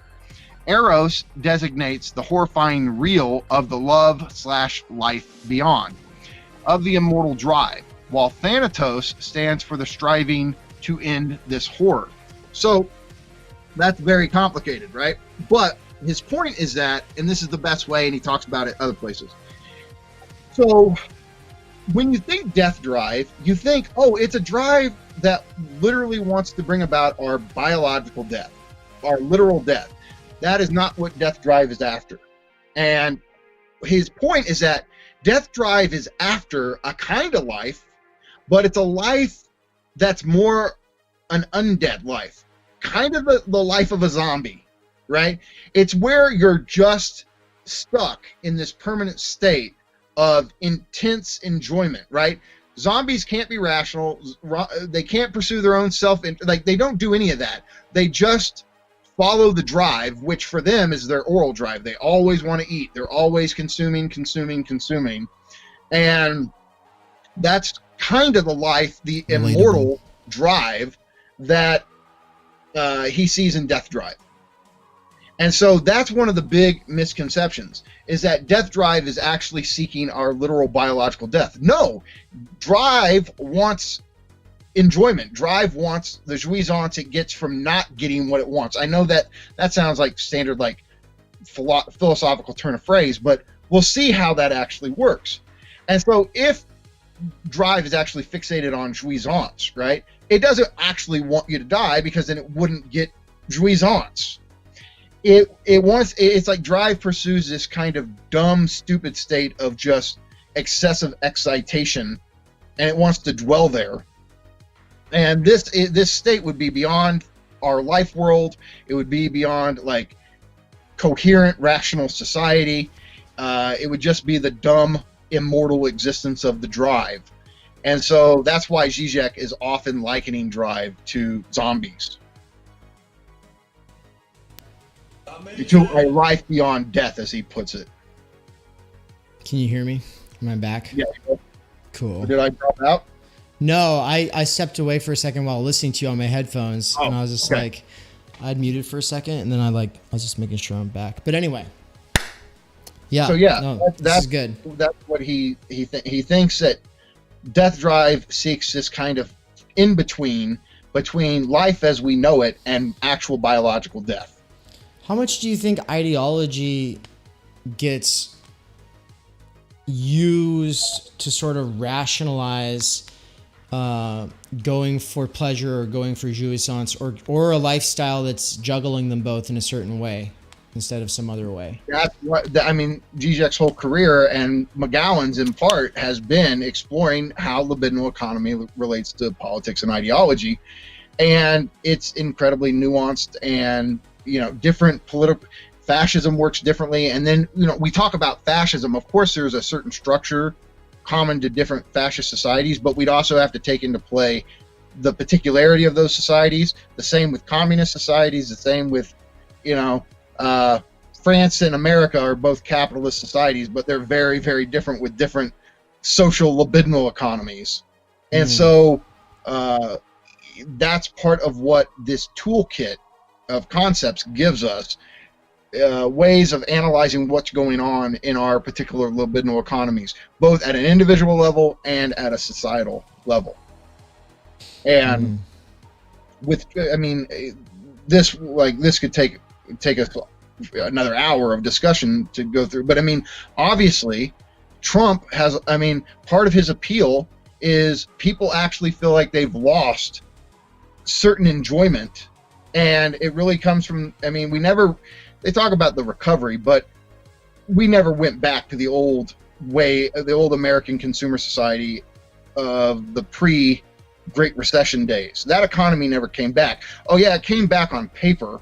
It came back for Wall Street, but it didn't come back for the average American. And so much of their dumb consumer enjoyment, which I'm not saying that to be dismissive, because this shit really organizes our lives.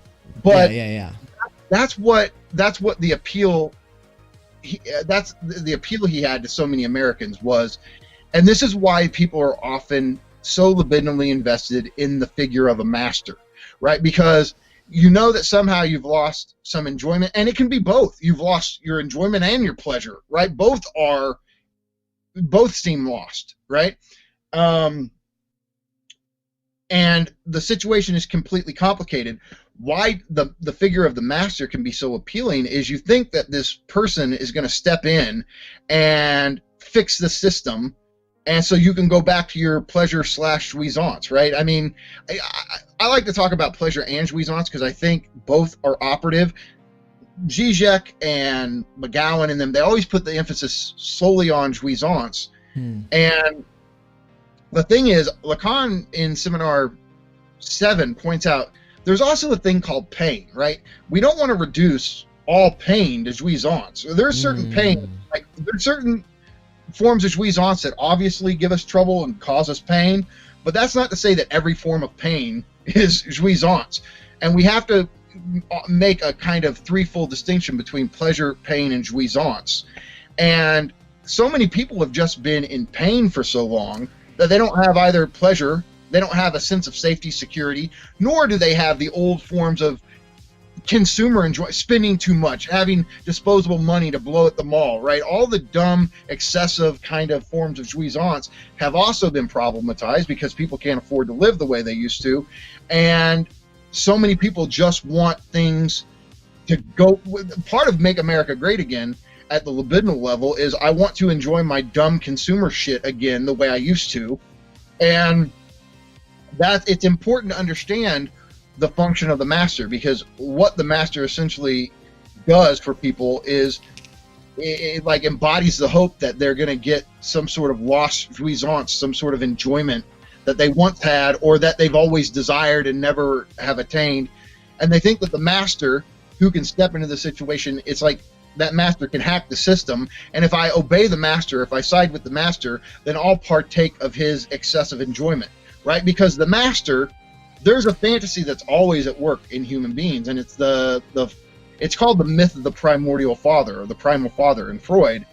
And you know, if we ever do a discussion of sexuation, we'll definitely have to get into the primal father, but we got to do it someday. The point with the primal father is not that this was actually a real historical person. It's that this myth operates in human society, this fantasy. And the fantasy is the person who avoids castration, which means the person who, for whatever reason, due to power, due to vitality, is able to go, you're not putting limits on my enjoyment. Fuck you. I will put limits on your enjoyment, right? And so the appeal of the master is not only do I think it basically works like this. The master is the one that the system can't get a hold of.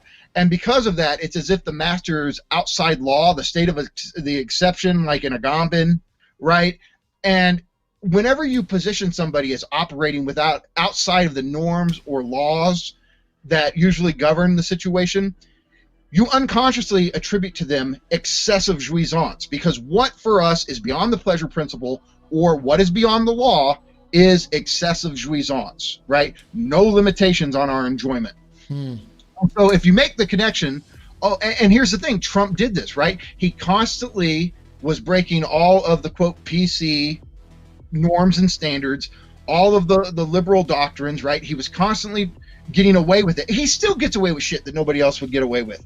That is why people end up being so libidinally invested in him, is he continuously operates outside of the norms, standards, laws, protocols of our given ideological configuration and gets away with it. So if he has this ability, if he's that powerful or that vital, right, which is laughable, but I see why certain people go for this, right? If he's able to do it, if he has this excessive enjoyment and I side with him, then I'll get to partake of his excessive enjoyment by obeying him. And so this is why people end up being so libidinally invested in the master figure. Of course, part of ideology critique would always be to highlight the lack. Like, this person is castrated. This person does not have this mythological jouissance. It's all a bluff. It's all a fake.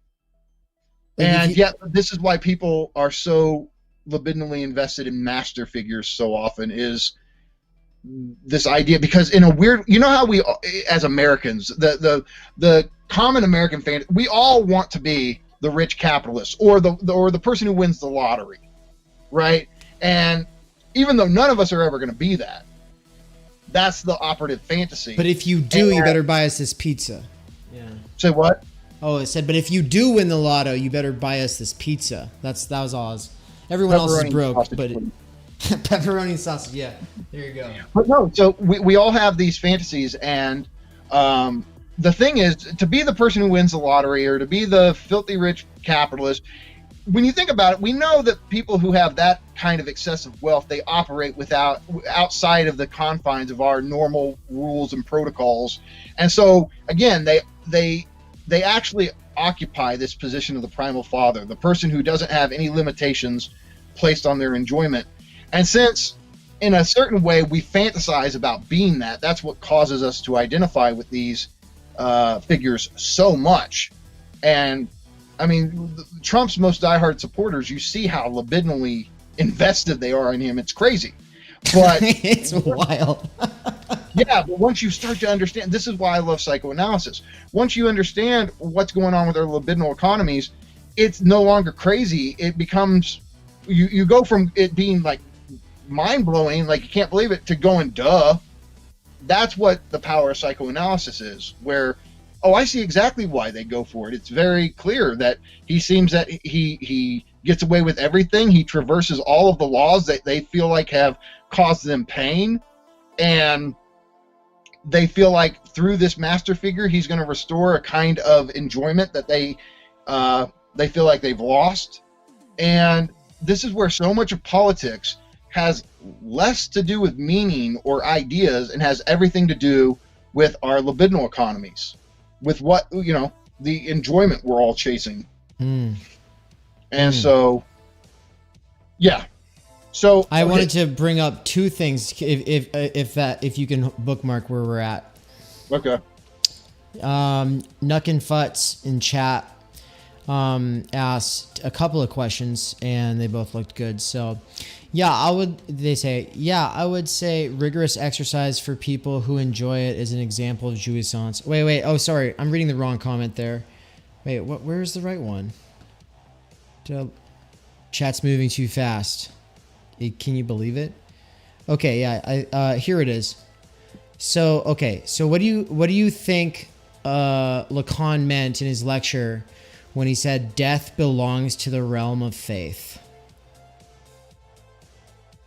Yeah, I don't have anything on that. I'd have to look at that and get more context and everything. Off the top of my head, it just sounds like every philosopher knows that. Like, there's no certainty beyond death. So, everything that is involved with death is like, you don't really know. Yeah, but like, what does he mean by faith in this context? I've actually never heard that quote. Yeah. Well, Nuck and Futz, you should share us later. Send me the reference if you can. I'll look at that, and maybe the next time we do a stream, I'll touch on that, because that certainly got my attention. I'd like to know what that means, but I would have to go read the source material to try to figure out what's going on there. Because with Lacan, one thing I know, you just can't. Whatever he means by faith, it's not what I typically mean by it. So it sounds like something. It sounds. Read it again. I might have actually read it in. I don't know. I don't think it was in Seminar 11, but it sounds kind of like something that I remember from Seminar 11. If I have read it, I don't remember it. Anyway, death belongs to the realm of faith. Yeah, because the thing is, there's two deaths for Lacan. There's symbolic death, which we're going to talk about in a minute, and there's literal death. So I don't know which death he has in mind there. And the faith thing, I don't know. Faith, like, is it, you mean like an act of like self-sacrifice or religious commitment? I don't, are we talking about like the faith in the big other and God, like belief without certainty or proof? Yeah, I don't know what that it means. I mean, Lacan, so many of his quotes, that's what's interesting. They have such an enigmatic feel to them that you want to pursue the knowledge, right? They have a very strong seductive aspect to them. Yeah, even I'm sitting here going, God, I want to know what that means. By the way, everybody who's been doing a great job commenting on this stuff, remember that when we publish this, to try to bring some of those kinds of questions into the comment section there, because those are the kind I have some of the best comment sections, straight up. Like, really, sometimes Anarchist Tech Support, for instance, writes me little essays. They're fantastic. You should read them yourself and engage, because people, there's sort of this stereotype of like terrible comment sections on the internet, and it's like, well, no, we keep it pretty great, because usually the people commenting aren't just saying for the algorithm. Usually they're commenting on something that they're thinking about. So really appreciate that when we have it. So okay, so here's what I want to do now. I kind of want to Todd McGowan, and again, if you should share the link if you haven't. I want to hit these bullet points that he gives in his lectures, because it's the clearest and most straightforward way of talking about this stuff. And here I want to show the kind of historical development this concept has had. And then, because we're going to go from Freud on death drive to Lacan on death drive to Zizek on death drive. And then there's some other examples at the end I would like to discuss. So I think the stuff at the end is actually going to be some of the more some of the stuff that's more fun to discuss. So I want to get through this as quickly as we can. I don't want to rush, but I'm saying I want to have us. I want us to have enough time to discuss these points at the end of this lecture. So cool. We've got 30 people with us right now. Holy. Awesome. I thought we had 5. Like, I straight up I wasn't looking. So, but all right. Yeah. What's up, everybody? Yeah. Welcome. A lot of you are probably on the YouTube version of this stream. Some of you are probably on Twitch, but a lot of people are on the personal site. But for the people on YouTube, they're probably catching up by they go back and then they fast forward. So that's cool. Welcome. And that's the thing, is like a lot of the times you've got people listening along who aren't in the chat because they're playing games on Twitch or they're catching up on YouTube. And so it's like, I kind of love that. I kind of love having like like that much diversity in like where people are at doing different things all while live. It's kind of different than it used to be. Mm-hmm. All right. So I'm going to clear the whiteboard here so you can do your bullet point dive. So, okay. So again, I owe this entirely to Todd McGowan's excellent lecture. And again, I was going to try to put together my own bullet points, but I'm like, screw it. He nailed it. So let's just hit these bullet points. So again, death drive has to do with this impulse in us where we don't act for our pleasure. We don't act for our own good.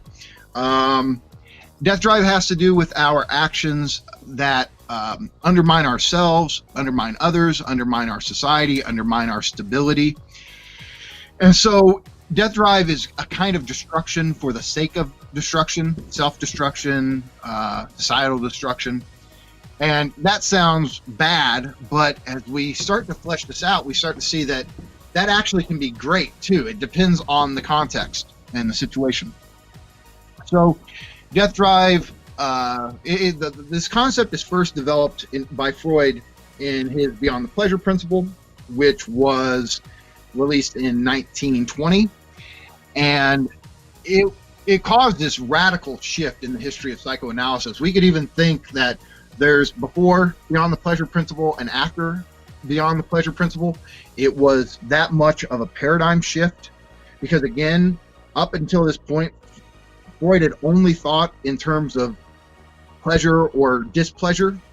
And by displeasure, I mean pain, like actual pain that we would just avoid at all costs. And it's in this book that he starts to discover something else is going on with us, and that is death drive. And so he discovers death drive by focusing on certain clinical experiences he has with his patients. He sees in his patients that they do certain things that make absolutely no sense when viewed from the perspective of the pleasure principle. He's going, okay, these actions, these behaviors do not produce pleasure. They produce the opposite. And yet what's bizarre about it is that it's not like they're doing this by accident. It's like they're repeating these things over and over again as if they enjoy these actions. And yet these actions are not pleasurable. They produce an overabundance of stimulation or excitation, and yet they seem enjoyable. And so that's where he starts to get this concept. And one of the big examples is his patients would often repeat or relive certain traumatic experiences, which caused them a great deal of suffering. But this cannot be accounted for by appealing to the pleasure principle. So, of course, the famous example from this book is the war neuroses, or we call it PTSD. Back then they called it shell shock, where the guys who were in World War I witnessed and lived through absolutely horrible traumatic experiences, and yet at night, dreaming all this, they would constantly go back there. They'd constantly repeat this.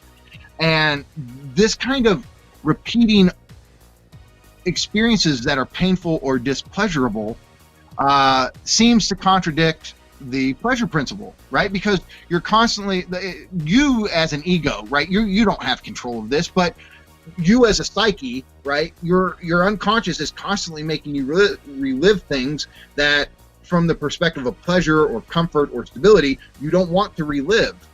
And so he sees this form of repetition as like this leads him to formulate the death drive. And there's also the example of negative therapeutic reaction, which is somebody's been in psychoanalysis for many years. They've made a lot of progress. They've gotten certain problems under control. And then right as they can feel like they're approaching the end of the analysis, they totally fucking regress. They totally undermine all of the progress they've made. And it's like oh, we got to start analysis all over again. And so these two examples really bothered Freud, and he couldn't make sense of them within his conceptual framework of the time. And he was like, okay, these don't fit within my framework. I've got to rethink my basic framework. And so the search for an explanation of these clinical phenomena leads him to discover the death drive. So whereas the pleasure principle eliminates or evacuates excitation from the psyche, death drive produces and intensifies this excitation. The most basic way death drive builds excitation is through repetition, especially repetition compulsion. And it's like even in just like in a bodily movement, like if you like move your arm the same way over and over and over again, it like builds up excitation in your arm. And yeah, at some point, obviously, you stop. But he's saying, like, you can see how repetition actually builds excitation in the body and in the psyche. Somehow, like, it's the motor of intensification. So he links death drive to repetition, but then he kind of drops it in Beyond the Pleasure Principle. But Lacan and Zizek, they'll often link jouissance and death drive to repetition, but we'll get there in a minute. So go ahead. Really quick, I think Dr. McGowan had said, like, I think right at the beginning of that lecture, if I remember right, it kind of gave a definition of death drive that I wanted to write on the board, but I wanted to make sure I had it right before I wrote it down. Okay. I think it was doing something not for pleasure or your own well-being.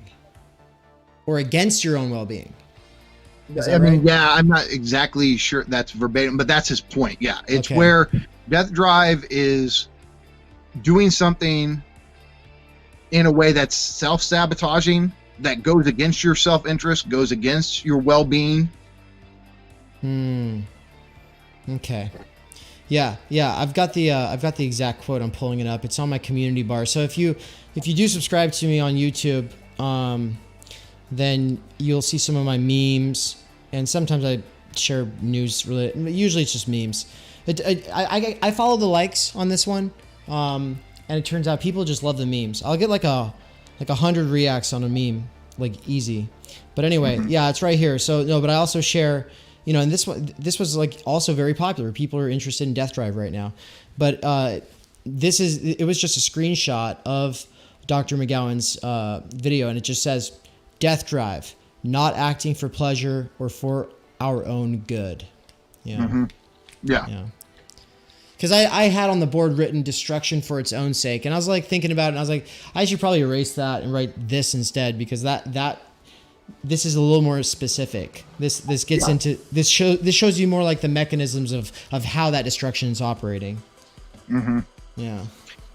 No, and so this is one of the things that Lacan and Zizek will reject about Freud's concept of the death drive. So Freud argues that death drive seeks an inorganic state, which is to say actual death, or the state of not being alive, right? Being a corpse.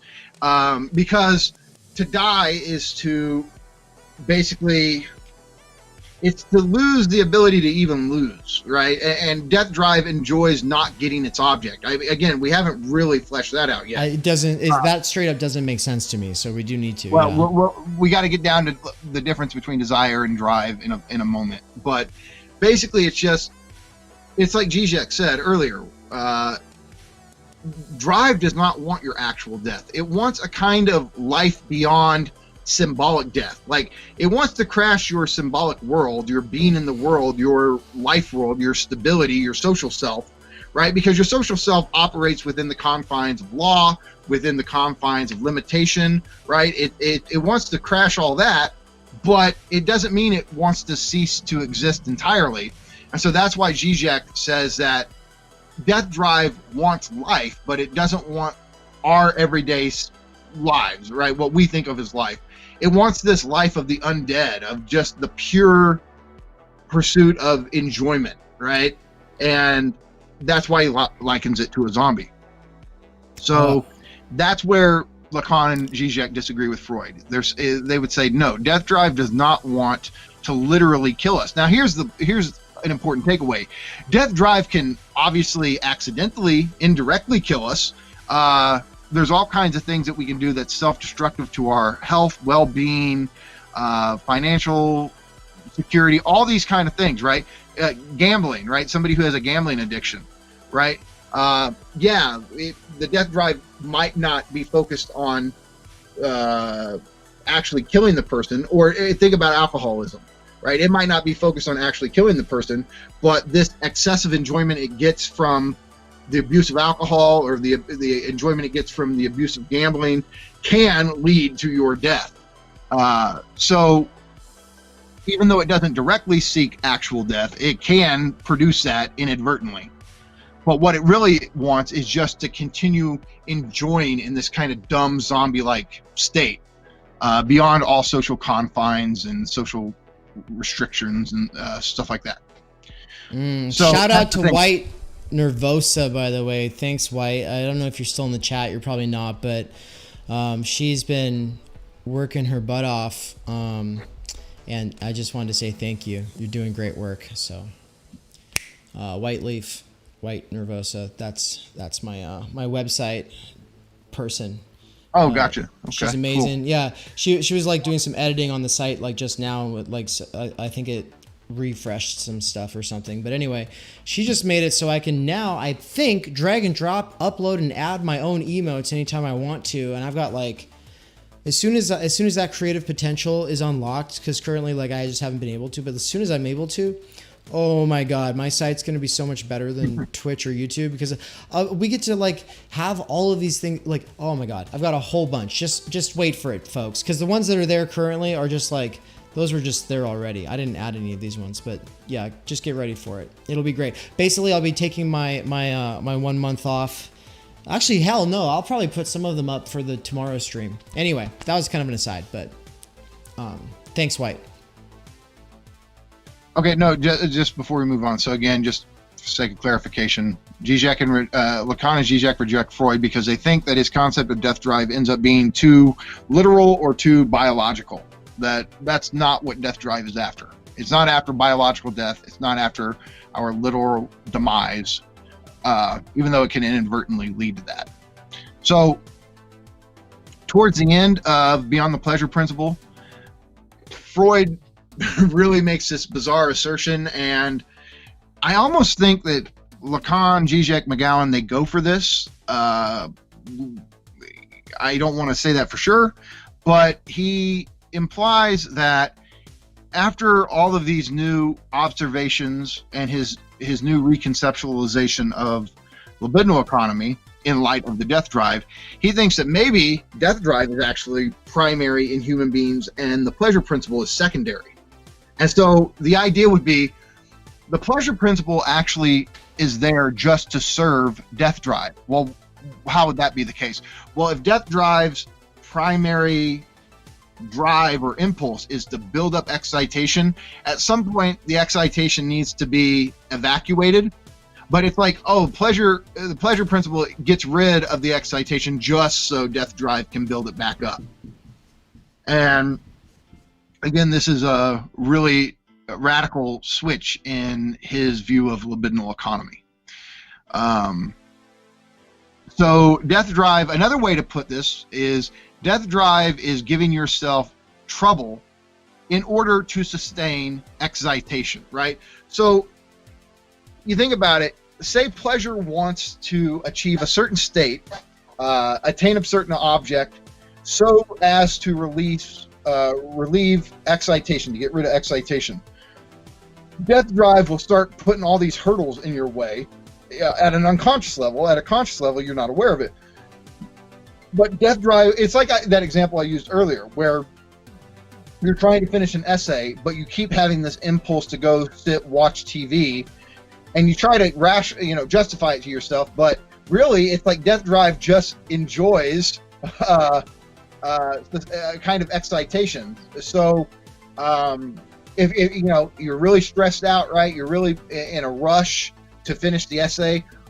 Well, if you actually finish it, you'll feel relieved and you'll calm down. So, in a weird way, death drive doesn't want you to finish the essay, so you can maintain this level of excitation in your body. And so, a lot of the things we do, we give ourselves trouble. We put hurdles in our paths just for the sake of prolonging the path. And but it's interesting too. So Freud came to this concept of death drive very late in his career, and he uses it again in a 1929 book called Civilization and Its Discontents. And what's interesting there is he starts to link death drive to aggression, that now it takes on an even more brutal or violent conceptualization. And so, as McGowan puts it, Freud will conceptualize death drive, thanatos, as the aggression that threatens to disrupt and break apart society. He says that pleasure, or eros, is a unifying force that holds society together.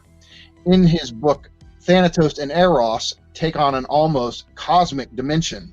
So it's weird. It's almost like Freud flirts with a kind of cosmic dualism between Eros and Thanatos. And I'm sure that certain psychologists, certain psychoanalysts like this idea of reading these two impulses into the universe itself. But I don't think Lacan, Zizek, or McGowan would go for that. But it's worth noting that Freud, he almost gives them a cosmic significance. Yeah, and I could totally see how. So you're saying you're not sure if they do that though? If they're I don't think Lacan or Zizek. I think they'd say, look, these are human aspects. They're parts of who we are, but let's not read these kind of tendencies into the universe itself. On top of, in part, when you look at nature, at least animals, they don't seem to have death drive operating in them. They seem to operate according to pleasure on some level. But if you were using a Deleuzian Guattarian metaphysics, though, it'd be like this isn't everything. It's just territorialization, reterritorialization, right? Wouldn't they? Yeah, but here's the whole thing. Like, the whole thing centers around states of pleasure and states of jouissance. Well, at the end of the day, there's some sort of experiencer there. And I don't think trying to write this stuff into how rocks get produced by nature, I can see why they would be hesitant to go like, okay, now we're reading. It's almost, maybe they would say, here's the problem with this is these are psychoanalytic concepts we use to have a certain effectiveness in the clinic. The second we try to take these concepts outside of the clinical setting, or even outside of doing social analysis, now we're setting psychoanalysis up to be a kind of metaphysics, or like the discourse of all discourses. And that would be a move they would all reject. Okay. They wouldn't. It's like making the psychoanalysis into the other of the other, right? The meta narrative, and I think they would say like this is the problem that all discourses seem to have. They all want to make themselves the discourse. Science wants to do it. Religion wants to do it. And so I think they would avoid this because the whole point for psychoanalysis, at least for Lacan, is to bring the analysan to realize there is no other of the other. There's nothing that has all the final answers. The big other doesn't exist. We talk about the big other, and of course and for somebody new who's listening, by big other, we just think about the social order. Think about language and our rules and customs and laws and all these kind of things, right? It's through language, it's through our societal structures that we make sense of our world and all of this. But every social order, every symbolic network is always lacking. It's always missing something. A good example of this is when you hear neuroscience trying to explain love. Well, you can talk about all the neurons that fire and you can do all the mechanics of it, but it never does justice to what it is to be in love. Mm-hmm. And you kind of need poetry to do that, right? Or art. And this is one of the temptations that most of these discourses have, is they want to be the discourse that explains everything else and occupy this kind of master position. But again, just like we talked about earlier, the figure of the master is always lacking. They're always castrated. So is every field of discourse or area of study or whatever you want to call them. Basically, psychology can't answer everything. Science, biology can't answer everything. Christianity can't answer everything, and that's kind of the point of this. Is they wouldn't want psychoanalysis to be given this status, that because they're always trying to undermine this status as such.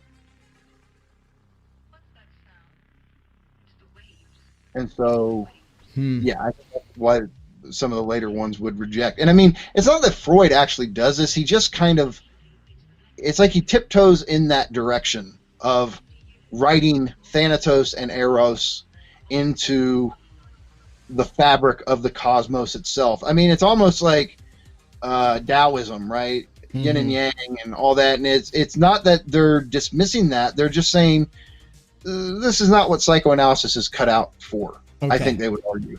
Okay, gotcha. So, okay, here's some basic quotes just to support what I've said so far. So, I'm big on quotes. I like seeing these thinkers say this stuff for themselves.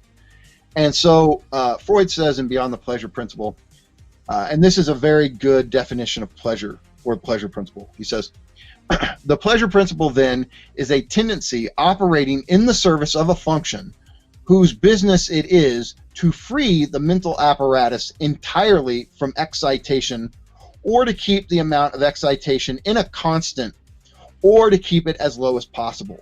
So I've been saying that the whole time, but there it is in Freud's own words, right? It's all about maintaining a low level of excitation or getting rid of excitation. And obviously death drive goes in the other direction. So, and then, as I said earlier, he acts like in this work that maybe death drive is primary. And again, we got to remember the mistranslation of the word trieb here. But he says the pleasure principle seems actually to serve the death instincts, death drives. And so that's an interesting thought. I mean, in that they hold each other together, it's the idea that, the pleasure principle had been primary for Freud for 20 years of his career, and it had held like the central position in his theory of libidinal economy.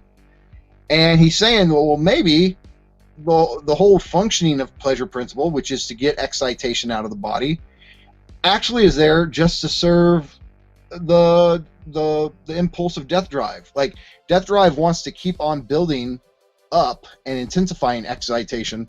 So maybe pleasure principle's only purpose is to get excitation out of the body just so death drive can build it up again. So Do you think that because the American pop psychology is like, oh, be yourself, be authentic, find your enjoyment, integrate into the social order. Like, if you're having trouble, if you're maladaptive, if you're not integrating, then you need therapy, and then we can integrate you back in somehow. And in part of what it might be doing, it might have. Do you think it might have inherited that early Freud a little bit, where it's just kind of like, yeah, people want their own happiness. They want a pleasurable life. So the goal is to get them there, and we'll get down to their authentic self, and then they'll be able to do it. So I'm so glad you said that. I meant to bring this up earlier, but you remember in the Jordan Peterson Zizek debate, there was one thing that they both agreed on, and it's that happiness is bullshit as the end all be all to life. And Peterson is a Jungian, Zizek is a Lacanian, but I have to wonder if the secret the agreement is actually based on their understanding of death drive. Because if happiness, as we fantasize about the idea of being happy, it's really a life without any tension, right? Of perfect prolonged satisfaction. And the Freudian psychoanalytic insight would be, well, that ain't happening. Death drive is here to stay. Remember, Lacan said it's ontological. And now even Freud suggests that it's even primary. So the idea of human beings reaching some sort of blissful state of perfect balance and tensionlessness is completely mythological from the perspective of psychoanalysis. And despite their many differences, I kind of think that's why both Peterson and Zizek reject the concept of happiness. Totally. Because here's the thing, really, if you're happy, it's just a stroke of luck. It's not something you can actually work towards. It's something you really don't have control over. There are times in your life that, based on the certain situation, you could say, yeah, I'm actually happy at this point in my life. But it's beyond your control, and it's a matter of chance and luck.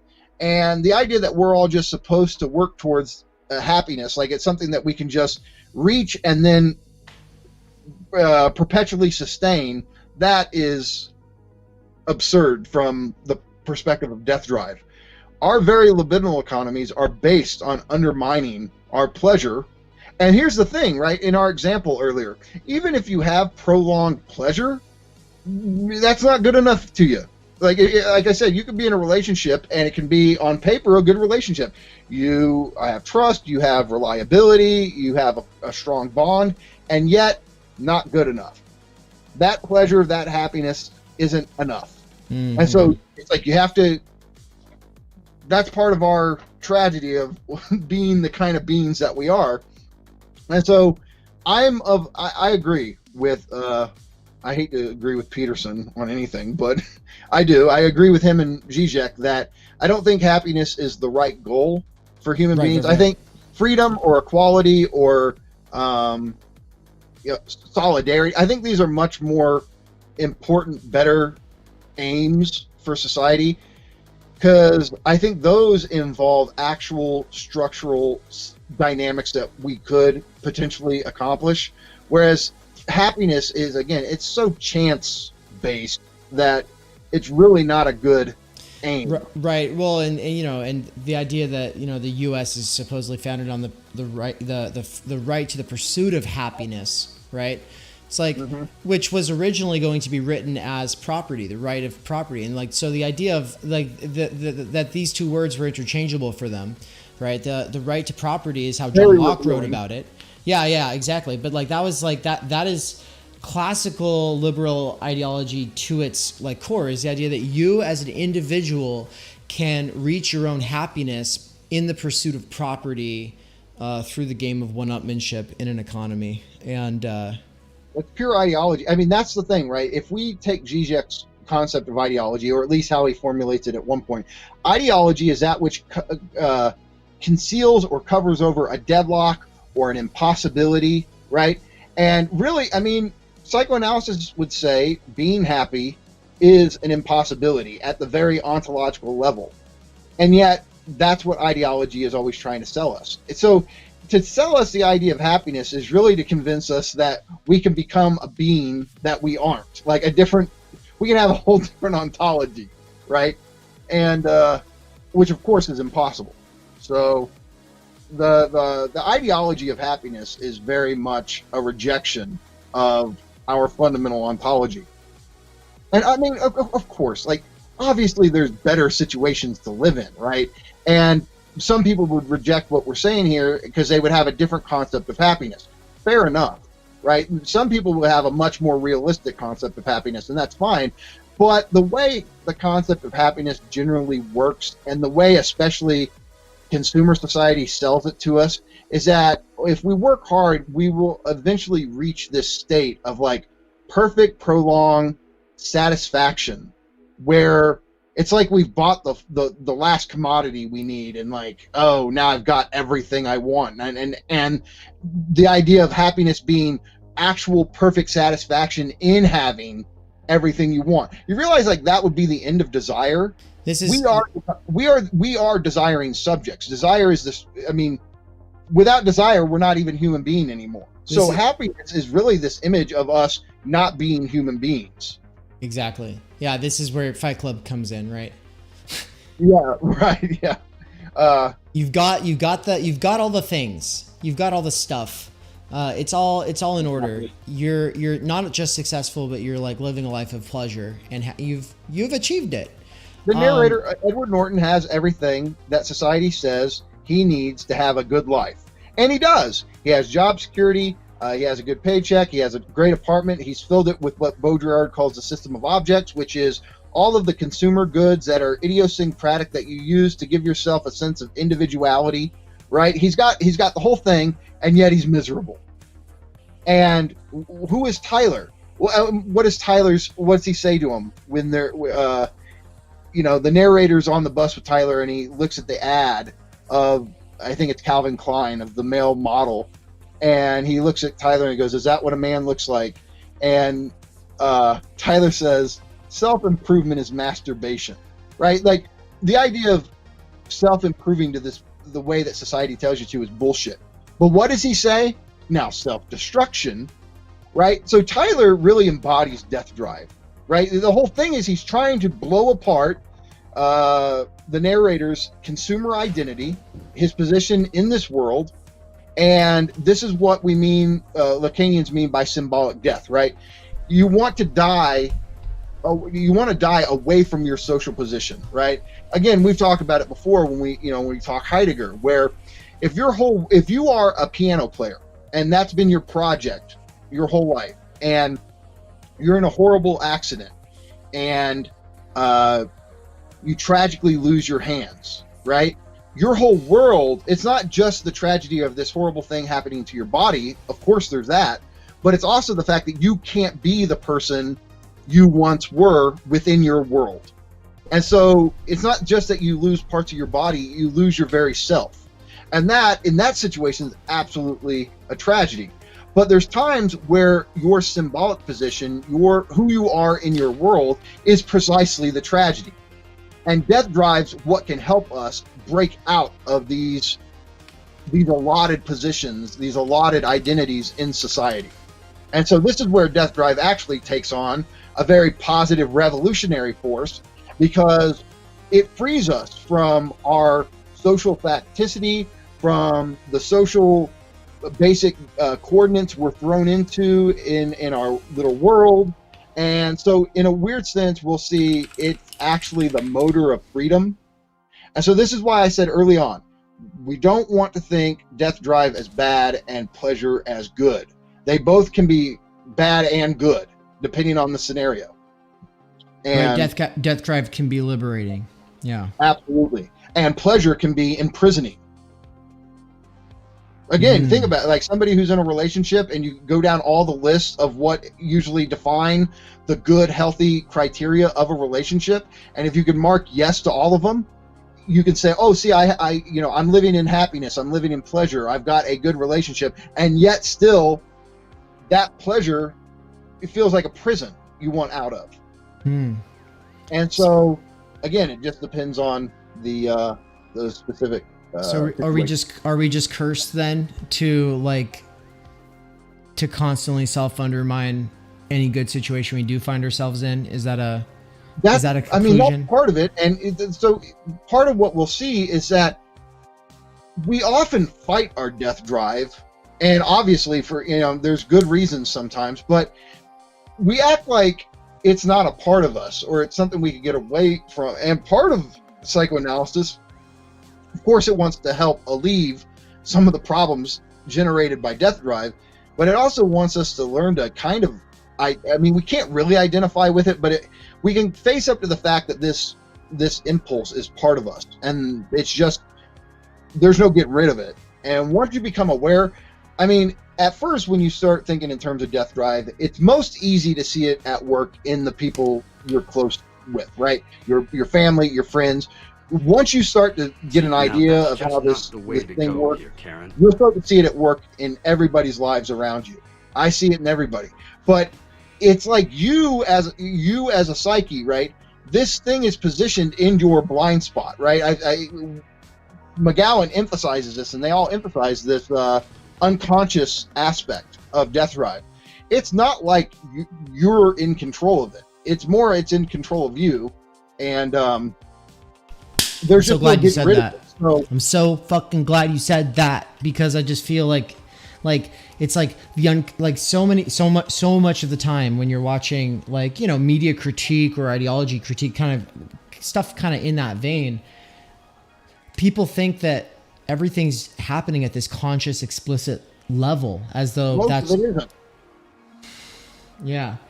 Well, at least, and the thing is like, maybe we don't always know, but for sure, like, we should be less certain. That's the big thing. Is I just like the lack of epistemological humility, like, sometimes, because it's like, well, I think the natural conclusion of everything we're talking about is that, like, it should be a little less transparently obvious that we can be so certain of why we do the things that we do, like that. And that uncertainty, I think, is, I wouldn't say it's liberating, but it's important to get that kind of critical distance from not just yourself, but how you perceive reading intent into other people and stuff like that, which is why this is, this is useful, I think, for kind of a structuralist approach. Mm-hmm. Yeah. Which is why Zizek says the only way that you can be a Marxist anymore is if you're a Lacanian. Yeah, and this is why I think it's so important. And I mean, we could even touch on this briefly because I think it's so good. Actually, here, let me grab the quote.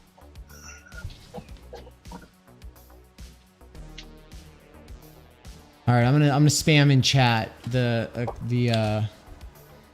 All right, well, let's see. I've got it. It's what we were reading the other day, and so McGowan has this awesome book called "The End of Dissatisfaction: Jacques Lacan and the Emerging Society of Enjoyment," and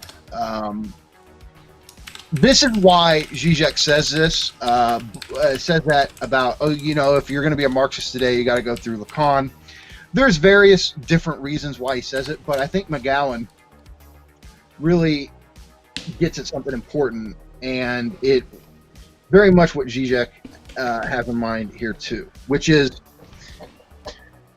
on page 4 of this book, McGowan says, though Marxism has certainly fallen on hard times today, this fundamental thesis of Marxism hasn't. Okay, well, we need context, but he comes down later and he says, but if Marx errs, his error does not lie, as his critics often allege, in underestimating innate human selfishness, right? That's the whole capitalist. I mean, capitalists are always going, oh, Marx is dumb because he thinks, like, people can be all non-selfish, and he doesn't understand that humans are intrinsically selfish and egotistic, and that's why communism can never work, right? We've all heard that a million times. But this is like the psychoanalytic response to Marx. Again, I'll read it again. But Marx errs. His error does not lie, as his critics often allege, in underestimating innate human selfishness. Instead, his error, and again, it is the common error today, lies in the other direction. in underestimating the capacity of subjects to act against their self-interest. Right? The idea with Marx is, there's these bad ideas that have been implanted in workers' minds, and he called it ideology or false consciousness. And if we just explain how capital works and show workers how they're being exploited, how they're being fucked over, then they will see that overthrowing the system is what is in all of their self-interest, and we'll have the proletarian revolution. And the problem is, Marx is thinking only in terms of pleasure, right? He doesn't have this idea of, well, the big problem is that workers might very well enjoy their exploitation. That's what's difficult for all of us leftists to deal with. But that's why Zizek thinks understanding libidinal economy is essential for the left, because we always think that, like, if we can break the simulation, in Baudrillard's terms, or we can show them like what's going on behind bullshit ideological mystifications, if we can get them to the truth, then they'll all act in their self-interest. And the point is, people don't act in their self-interest by and large. Right. And that's death drive, right? And so this impulse to act against your self-interest is explained by psychoanalysis, and for Zizek, Lacan does it better than anybody. And so that's why he thinks libidinal economy is essential to understanding political economy, right? Because the idea is people are doing certain behaviors on a daily basis, and we call this the economy. And it's not just a matter of self-interest that's at play, it's how they're constantly undermining themselves. And so to understand how the economy works, we have to understand how libido, or jouissance, death drive, works too. And so that's why Zizek has spent so much of his career talking about how, his famous his second book that he put out. It's called For They Know Not What They Do, Enjoyment as a Political Factor, right? It's jouissance as a political factor. I did not know about this book. Yeah, so a lot of people actually think it's better than Sublime Object because it's actually more theoretical, and it was a series of lectures he gave to, I think, post-grad students or something, so he didn't feel like he had to dumb it down at all. It's more difficult, I think, than Sublime Object, but anyway, here's the thing. That subtitle could have been the same subtitle, it could have been the subtitle for Sublime Object of Ideology, Enjoyment as a Political Factor.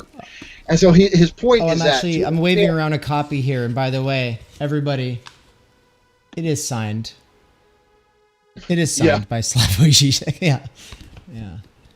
And anyway. So that's the idea, is that for us to understand how politics works, how the economy works, we have to understand how libidinal economy works, because they're intertwined. And yeah. So cool. I guess the only quote I want to read from Freud before we move on to Lacan is this is from, and this is just so relevant, right? This is how he ends Civilization and its Discontents. He says, "The fateful question for the human species seems to me to be whether and to what extent their cultural development will succeed in mastering the disturbance of their communal life by the human instinct drive of aggression and self-destruction. It may be that in this respect, precisely the present time deserves a special interest." He's talking about this drive we have, and for him, he's thinking about it in terms of aggression and self-destruction. He's saying this in light of, the development of nuclear weapons. Remember, this is in 1929. And so we're headed into that World War II period. And he's getting very nervous because he's seeing all of the technological machinations of humankind, and he's getting really worried because he's seeing, technology keeps developing, humanity could actually bring about its own extinction, and with climate change and everything, it's even more relevant now. And it sounds crazy at first, but you start going, do we enjoy our destruction of the planet? Are we actually libidinally invested in it? And somehow that's a very frightening thought, because again, like McGowan says, right, the Marxist idea is you point out to people what's in their self-interest, they register what's in their self-interest, and then they begin to act in their self-interest. But think of how many people have tried to explain to climate deniers the facts, the situation, and they just totally reject it. And it gets to a point where you go, something else is going on here, because they're not, it's easy to just call them stupid, but it's not a matter of intelligence. Something else is involved here, and it's oftentimes jouissance. It's enjoyment. They enjoy transgressing the law, going against the norms. They enjoy not being part of the system. Like, that's what's so troubling, is that oftentimes we think that these political positions, these political identities are rooted solely in misunderstandings. Like, oh, if we could just reach them, if we could just get them to see what's really going on. No, what you realize is that so much of ideology doesn't have to do with meaning or concepts or facts or anything like that. It has to do with how people get off on it's how people enjoy themselves. And so once you realize that, it's like Zizek's point is, you have to start taking a different approach in how you try to mobilize people, because if you point out self-interest, right, here is what is rational, here is what is good, here is what is lawful, here's what is in your self-interest, there's a part of people that are going to want to go against that just because, right? Because going against the law, going against what's good for us means enjoyment. That's how the unconscious thinks, right? That's the logic of the unconscious. And again, if we could mobilize the left into a unified force in the world, like by pointing out self-interest to people, then we would have done that a long time ago. We as leftists of all kinds realize, like, why is this so fucking hard to just get people to do what's good for them? Yeah. And this is what Zizek has one of his great insights, and what I think he has to teach us being on the left is, yeah, there is this other thing going on. And I think anybody who's been, an activist or an organizer knows all too well that this shit is happening.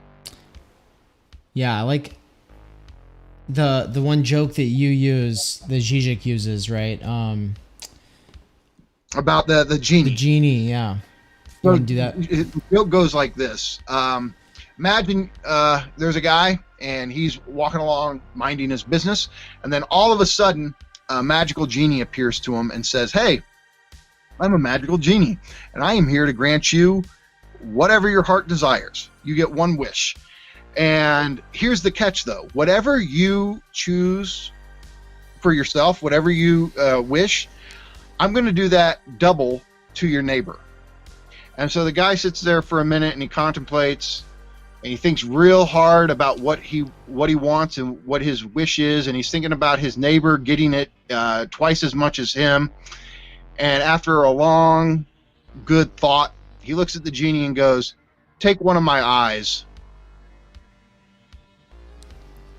And so this is a psychoanalytic joke that goes to show that oftentimes people are very willing to sacrifice their enjoyment, Right. if it means even less enjoyment for somebody else. Yeah. Right? And this is the thing, like, there's a weird sense where you could say a lot of Trump supporters, for example, it's easy to go, oh, they're just misled, they're misconceived. But in reality, the psychoanalytic response would be, no, they elected Trump because they knew very well that it could mean worse situation for them, but they also think that it means twice as bad situation for liberals. Exactly. Yeah. Relatable. Yeah. Exactly. And so that's where you start to get that so many acts or political events, right? So many of the happenings in politics really have to do with these unconscious libidinal speculations, right? Like, people aren't even aware they're really thinking like that, because that's the whole point. There's a logic of consciousness. There's how we, and for the most part at the conscious level, of course, pleasure, self-interest, all of that kind of stuff is the main stuff. Most of us would not at the conscious level say, I'm trying to make my life worse. Like, well, and this is probably this is probably also why, you know, it's impossible to find consensus in a group of people, period. But especially when there's like a bipartisan or nonpartisan issue that's just like clearly for the general good. And, you know, well, I mean, obviously there's powered interests and such, but you know, to be able to show, hey, we could work together sometimes, would probably actually, you know, it could also make you look good, right? But oh no, like the thing is your constituency wants to see the other side suffer. We're gonna make them sit in their skin and suffer. We want to make them sweat. You want to fucking, oh, like we could actually all come to accord on something and actually do something? No. We got to make them sweat. Yeah. Which is why for me, I mean, just like, you know, I try like, yeah, it's a rough relationship with me and just like culture war in general. Cause it's like, it's so easy to get sucked into, but at the same time, it's like, oh my fucking God. Like, can we fucking actually see some material changes like immediately? Because we're about to go off a cliff here. Well, and here's the thing, like I said, I want to get to these points at the end of the lecture. I'm not going to go way into detail on these, but it's important to have something to go on. And we'll talk about jouissance or death drive on the right and death drive jouissance on the left, because I think they operate differently on either side, and that's part of the friction between them. But yeah, I mean, look, I mean, to illustrate, there's that great example. It's a footnote in Nietzsche's On the Genealogy of Morals. But remember where Nietzsche quotes the church father Tertullian, and he quotes Tertullian, and then he quotes St. Thomas Aquinas, because both of them, if I remember correctly, they both discuss the same scenario, right? Which is the idea is that once, like, Jesus comes back and Satan is defeated and everything, you know, the sinners go to hell, the saints go to heaven, and yet the people in heaven are going to watch the people in hell suffer. And it's a weird thing, right? Because Tertullian and Aquinas, they're sitting there, they're going, how can we enjoy ourselves by seeing this horrible pain that other people are in? And the theological twist is like, well, you're going to enjoy yourself by seeing God's justice realized. But I mean, when you look at this in this libidinal way, no, you just are enjoying the other people who either called you stupid or enjoyed all the sexual passions that you as a Christian had to sacrifice, right? You're seeing all of them suffer and you enjoy it, right? It's really a kind of libidinal fantasy of seeing the people who mocked you or made fun of you suffer. And so even though there's some part of you that's going to have suffering due to seeing them suffer, there's this other part of you that's just going to enjoy seeing them suffer. So it's like, yeah, I'm going to suffer in having to see them suffer, but there's another part of me that's just going to have immense enjoyment in seeing them suffer in hell. So I think that's a good example of showing how this kind of logic plays itself out. And just an example for like how like an ignorance of these kinds of factors can lead to a sort of utopian approach to politics that kind of just, it's going to be useless because it'll miss important factors about how people actually work. So like I used to kind of just be like, oh, you know, football and all the other sports are just, you know, an expression of like toxic competition dynamics and like being like militarized, and it's all a bunch of pomp ceremony like circus where, you know, people can get behind like arbitrary fake identities and like put all this energy into something that's not even real, and it's a huge fucking waste of money and spectacle, and people, if they'd just direct that towards something that fucking mattered, that'd be great. And it's like, maybe, but also in every civilization that's been able to function at all, not in a complete state of chaos at every fucking moment, they found some way of giving the mob like a center of attraction that was meaningless, but that they could still pump all that energy into, because it's a way of like directing that in a way that's not going to, like, because if all those people directed their energy towards politics, you don't know that they would actually become like enlightened, like Democrat, they care about democracy all of a sudden. No, they would take all of that fucking hype that they're putting towards the red versus blue on the field, and they would just all be putting that into their, the king or whatever it is, So in McGowan's lecture on Death Drive, McGowan's a big sports junkie. His example is exactly the one you bring up. Oh, really? His example is the reason why, think about, a sport like football especially, right? What sacrifice is essential to it? These guys just constantly sacrifice their body. We know, especially like the head trauma, the brain trauma that they're going through. They destroy their bodies. It's almost the same. You can even think about pro wrestling, right? What pro wrestlers put themselves through. It's insane. They might have the most, besides football players, the most broken bodies of anybody. And yet, whether you're talking about NFL fans or you're talking about wrestling fans, they put immense effort in knowing the history, knowing all about it. Like the commitment on the fans and the commitment on the football players and the wrestlers, there's immense enjoyment precisely because it involves so much sacrifice and loss. So much time and energy is sacrificed on meaningless activities. I'm not taking away if people like them.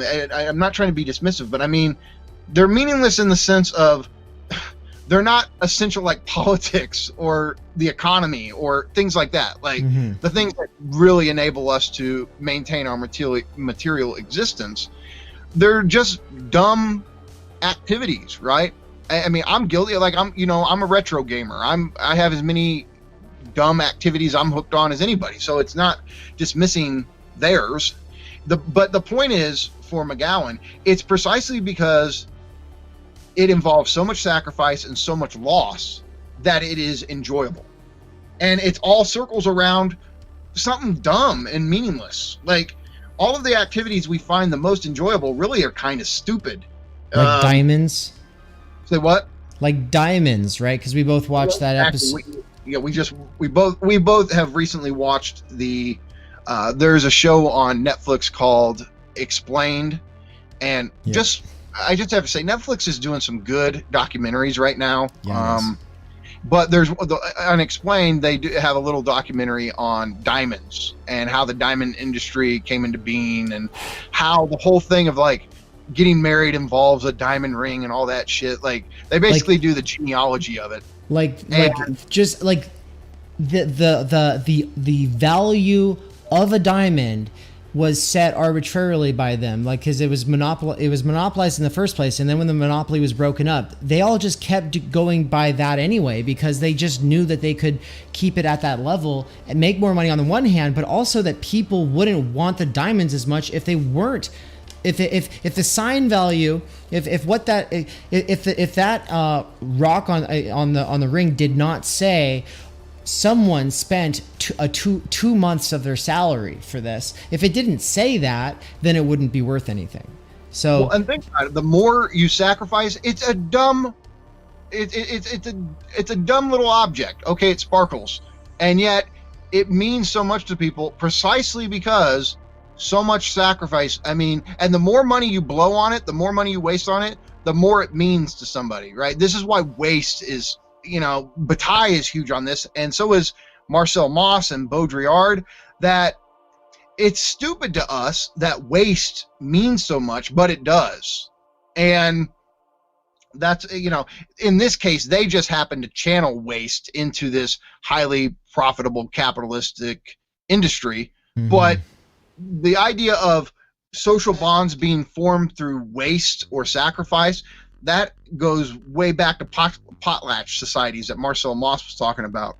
And so it's as if De Boer and the diamond industry just utilize it for its own sake. But there's a deep aspect in our libidinal economy of enjoying loss, enjoying the sacrifice, right?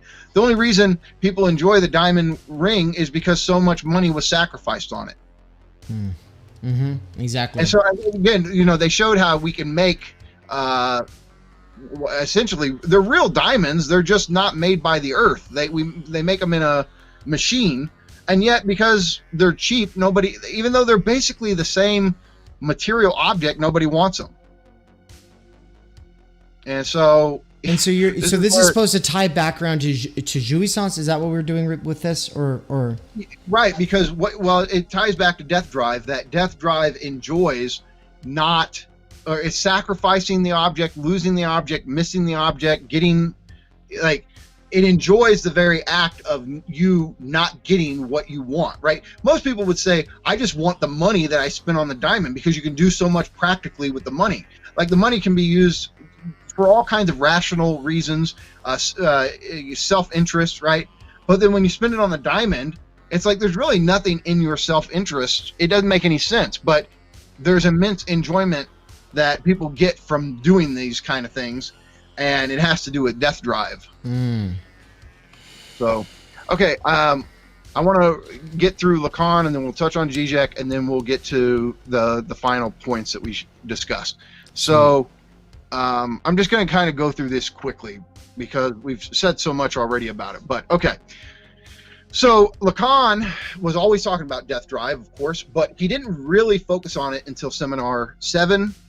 And Seminar 7 is one of his big four, one of the big four.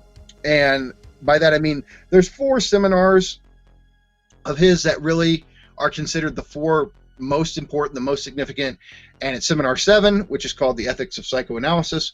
Then there's Seminar 11, which is probably the most famous and most significant of them all, and it's the 4 fundamental concepts of psychoanalysis. It's that important because he's going back to basics. He's dealing with the 4 core concepts. And then there's Seminar 17, and that one's really important because that's where he works out his theory of the 4 discourses. And maybe sometime we'll do a talk on that in the future. That would be fun. And then Seminar 20, which is all about sexuation and different types of jouissance and everything. But that's where he talks about the feminine structure and the masculine structure, sexual difference. And so those are his big 4. But the first time he really focuses on death drive is in Seminar 7. And he returns to it again in Seminar 11, and he does make some variations on it, make some modifications. But in Seminar 7, he formulates it like this. He says that death drive is a movement beyond the symbolic order. Well, this is what we've been saying here all along.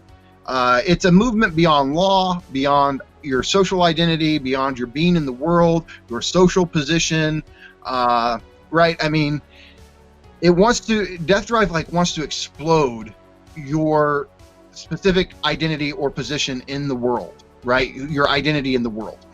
And so death drive is a path the subject has to the real and what escapes the symbolic, right? So that's jargon, a lot of jargon, but the real, the way he talks about it, and there's a million different things we say about the real, and we've already talked about the registers, but think of it just like this. Like, you exist in a world, there's a certain identity that you have established or has been allotted for you, and yet there's all kinds of ways you could exist as a different person, right? Yet it's like death drive just wants out of your social position.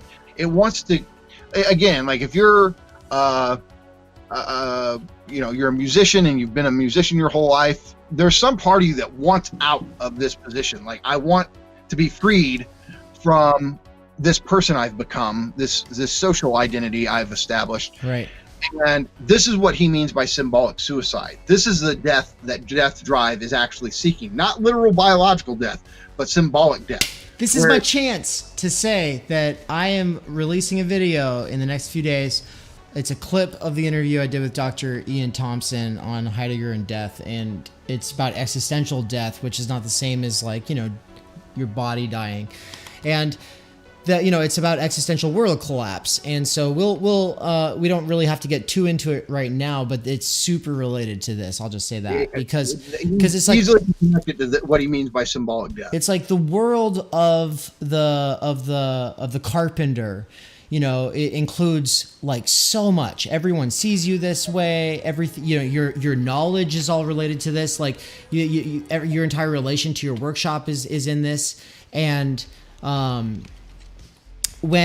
if you go through, like if your death drive were to kick in, like the way it would relate to existential world collapse, is that everything in that world is pretty much like either lost its value or has its fundamental meaning has shifted to where it's just like you either want to have nothing to do with it or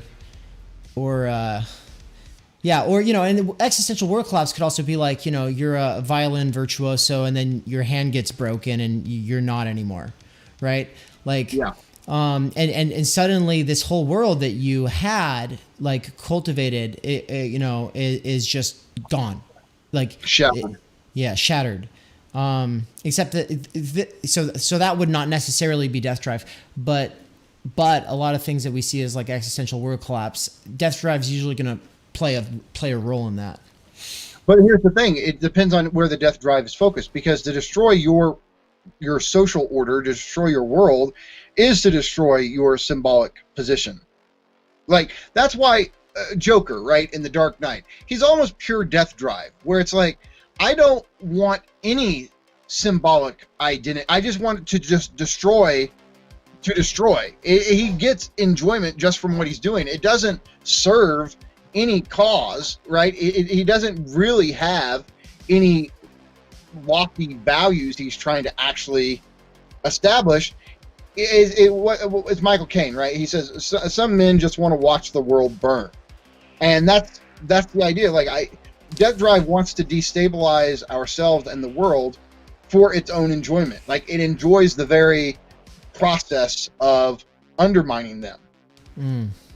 But so yeah, there's ways to connect it to like existential death. But yeah, there's the aside. I was looking for an opportunity to plug that video because it's this follows it up, right? So Lacan, following in the footsteps of the Marquis de Sade, he associates death drive with the destruction of the world. Death drive seeks to destroy the world so as to start all over again. That is, to create a new world. Creation ex nihilo. Death drive is the urge to start everything from zero. So there's a whole chapter or a whole session of Seminar 7 that's called Creation ex nihilo. And it's right there with death drives, the death drive session. And that's the way Lacan, at this point, formulates death drive. It's this desire. Tom Waits is one of my favorite singers, and he's got a song, and it goes, I want to walk away and start all over again. Well, that really sums up death drive, right? Yeah. And it's like, I just want to start from zero. I want to start, but that's what's interesting, right, about what Lacan says. It is an impulse for destruction, but it wants to create once it's destroyed. So he also gives it this kind of creative aspect that you don't really see in Freud. And so this is one of his original contributions. But so death drive seeks symbolic death, not biological death. Symbolic death leads to the evacuation of the symbolic field, the world, the signifying chain, etc. A lot of terms there, but it's really just a way of, I want to like kill the society that operates within me. Like I want to be freed from this. And that's a weird way, like evacuating the symbolic field, but it's just really a way of saying, I'm not going to live under the pressure or the confines of my social order. And death drive like wants to get all of those like social prohibitions, social laws, limitations, wants to blow all those apart. This world destruction, this is being used in the sense from being in time, right? This is the idea. This is there's the world is symbolic order, basically. Right. Yeah. This is okay. And so, death drive frees us from our socio-symbolic moorings, right? Our anchorings, and it frees us from our positions in the world. Symbolic death via death drive is a way of getting a fresh start.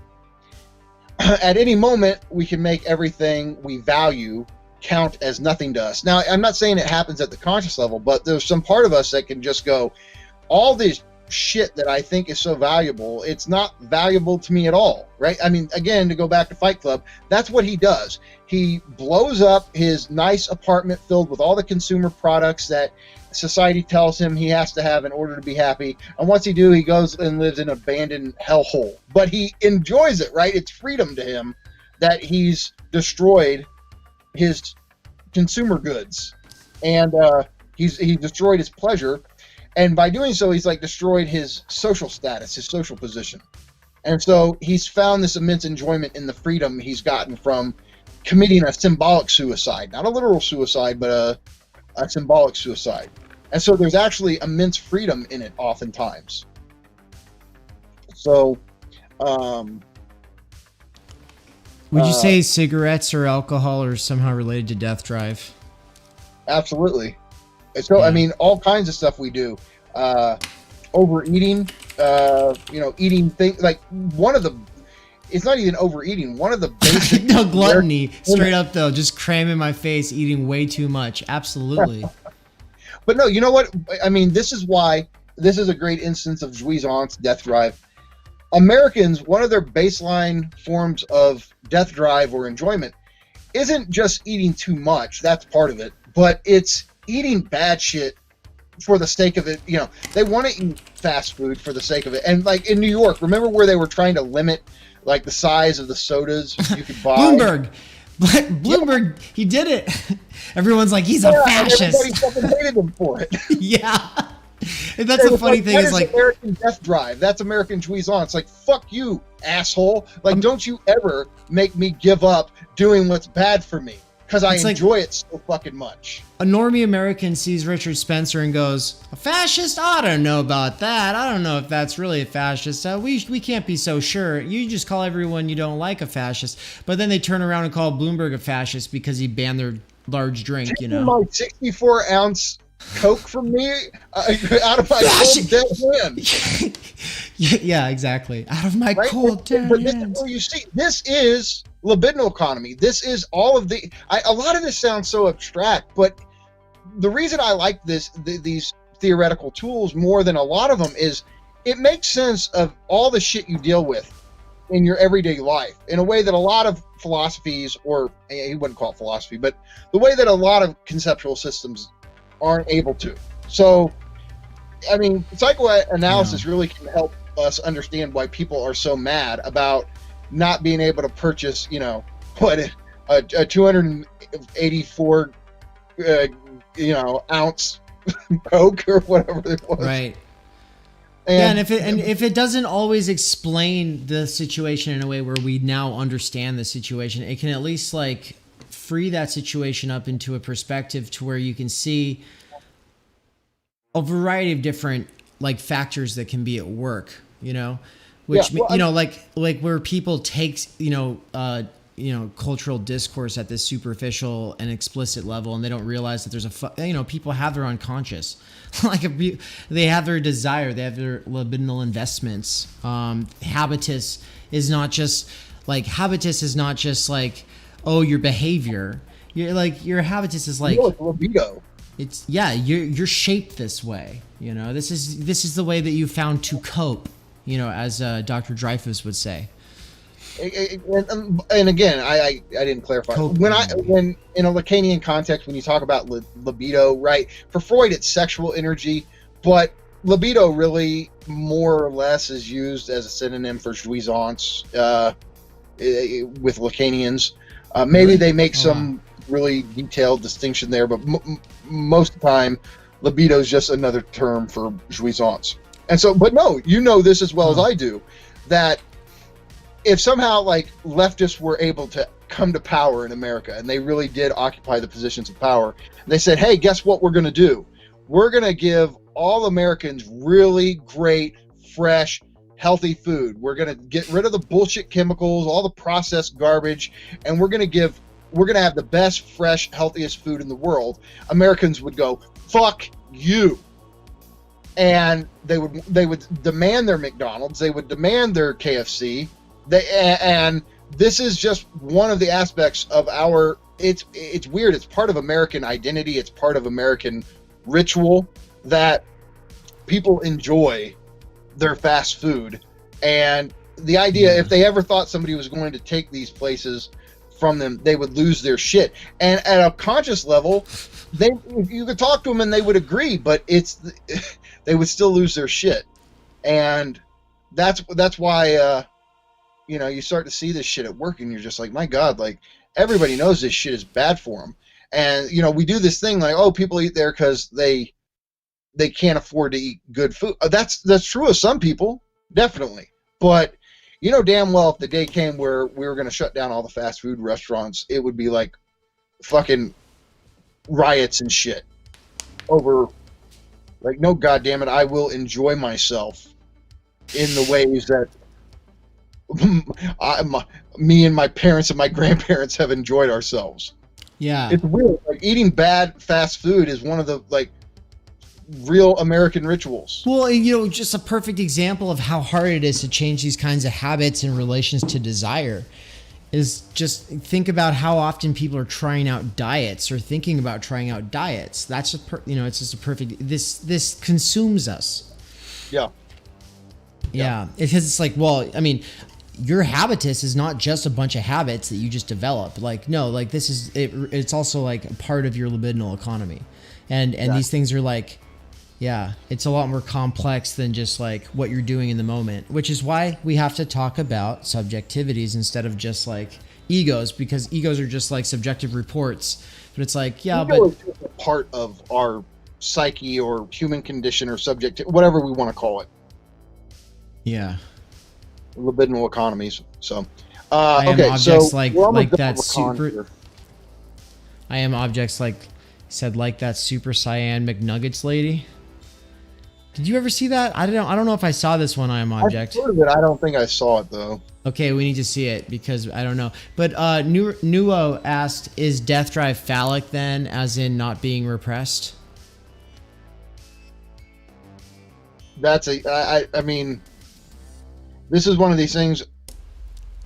Phallic. That I know you don't like to talk about the phallus as much. Yeah.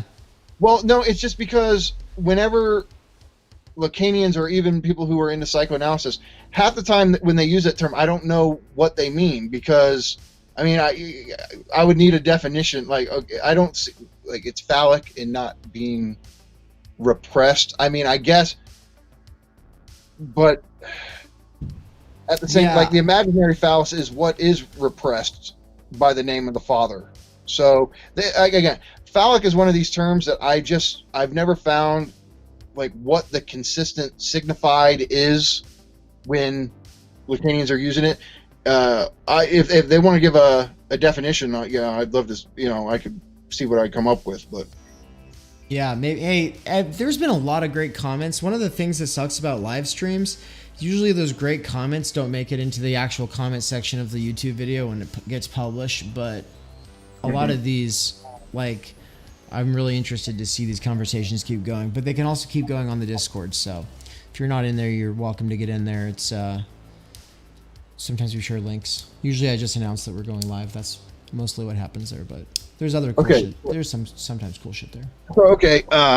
Yeah, I want to kind of get through this Lacan section here. Okay, so we often try to give ourselves justifications for our symbolic suicides, but in reality, they defy all rational explanations. An example Todd McGowan gives is from this old classic Western called 3:10 to Yuma, and it makes no sense that this guy would act the way he does at the end of the film, but he ends up making a decision that's going to probably lead to his actual death. But and it's not like he did it out of any like moral sense of what's right and what's wrong. He just made this self-destructive act, and you could tell that he immensely enjoyed it, even though and he tries to give it a little justification, but it doesn't really make sense of anything. So these explanations don't make sense insofar as they are the rejection of our self-interest. Like, you can try to explain it away or give it a justification, but you're ultimately acting against what's in your self-interest, so they don't really make a whole lot of sense, and at least not according to conscious logic, right? And but the possibility of this symbolic suicide is always open to us. And so Lacan says in Seminar 7, the drive as such, insofar as it is then a destruction drive, has to be beyond the instinct to return to the state of equilibrium of the inanimate sphere. What he just said there, he's rejecting that idea in Freud that we want to return to our inanimate being, right? We want to literally kill ourselves, because if the drive gets off on destruction, then it wants to keep on destroying. Well, to continue destroying, you have to exist in some way. You don't want to literally die, and so it's his way of it's his way of saying, like, drive is not actually chasing some inanimate state. So he rejects that part of Freud. But then he says, will to destruction, will to make a fresh start. And that's just what we were talking about. Drive wants to collapse our symbolic identity so we can create a new one, which in turn it can destroy again. And then he says, Freud's thought in this matter requires that what is involved be articulated as a destruction drive, given that it challenges everything that exists, but it is also a will to create from zero, a will to begin again. And so we'll see how this has implications that we're going to flesh out in a minute. Then in Seminar 11, Lacan returns to the concept of drive, but he really, and I said this at the very beginning when we started, there's death drive, and then there's the drives. And there's 4 main drives that Lacan talks about. The oral drive, eyes, ears, mouth, and anus. So those are the 4 drives.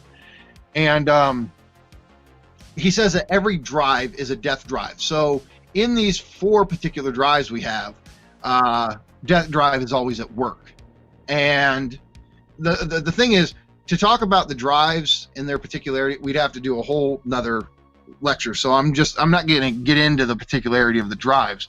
But what he does in Seminar 11, and this is something that huge for Zizek, he's always talking about this, is that he says drive follows a circular movement. That is, drive circles the object.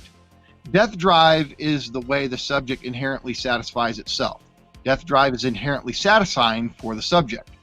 Death drive is not pleasurable, but it is satisfying or enjoyable, which means it produces jouissance. Death drive gets satisfaction, jouissance, by missing its object. Death drive involves the enjoyment of not attaining the object. So here's the point. This building up of excitation, this building up of jouissance, the reason you don't want to get the object you think you're aiming at is once you get it, it would reduce, like pleasure principle would kick in, and it would reduce the buildup of the excitation, and that would neutralize precisely what the drive is trying to do. And so, okay, like I said, drive is this really specifically human thing, but a certain animal gives us a brilliant example, or a brilliant image to go off of, right? It's the dog chasing its own tail. That's what drive is for us, right? The dog doesn't actually want to get the tail, because then the game, the chase, the buildup would be over.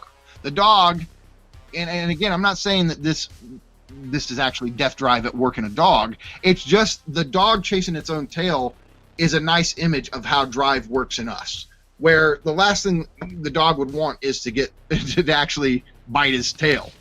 And so for us, the last thing we want, as far as drive goes, is to actually get the thing we're pursuing. We want to keep on missing it, or like that's the dog going in a circle, right? That's the way it's like drive circles its object. And you'll hear Lacanians always talk like this, but it just means if you keep going around, if you keep circling this path, right, you never actually get your hands on the thing. And you just like, and think about even in old movies where 2 guys are about to fight, but instead of like going directly at each other, they like build this tension up by just walking around in a circle. And Lacan uses this idea of the circularity of the drive to say, like, drive just wants to continue not getting what it wants, because if it gets what it wants, it'll be satisfied, and then it will reduce jouissance, it will reduce excitation, So to continue to build excitation, it has to continue to not get what it's chasing. So, okay, to me it's just confusing because it's like, I don't know, if I just think of like the example of binging, it's like, no, I do want to get full. Like, I don't know, I want to get really full. So what's and then I do get really full after some binging, point, right? again, to overeat is totally against your self-interest. Like, that's the thing. When you actually overeat, when you binge, you eat to the point of it's a pleasure and pain. You know, it's jouissance.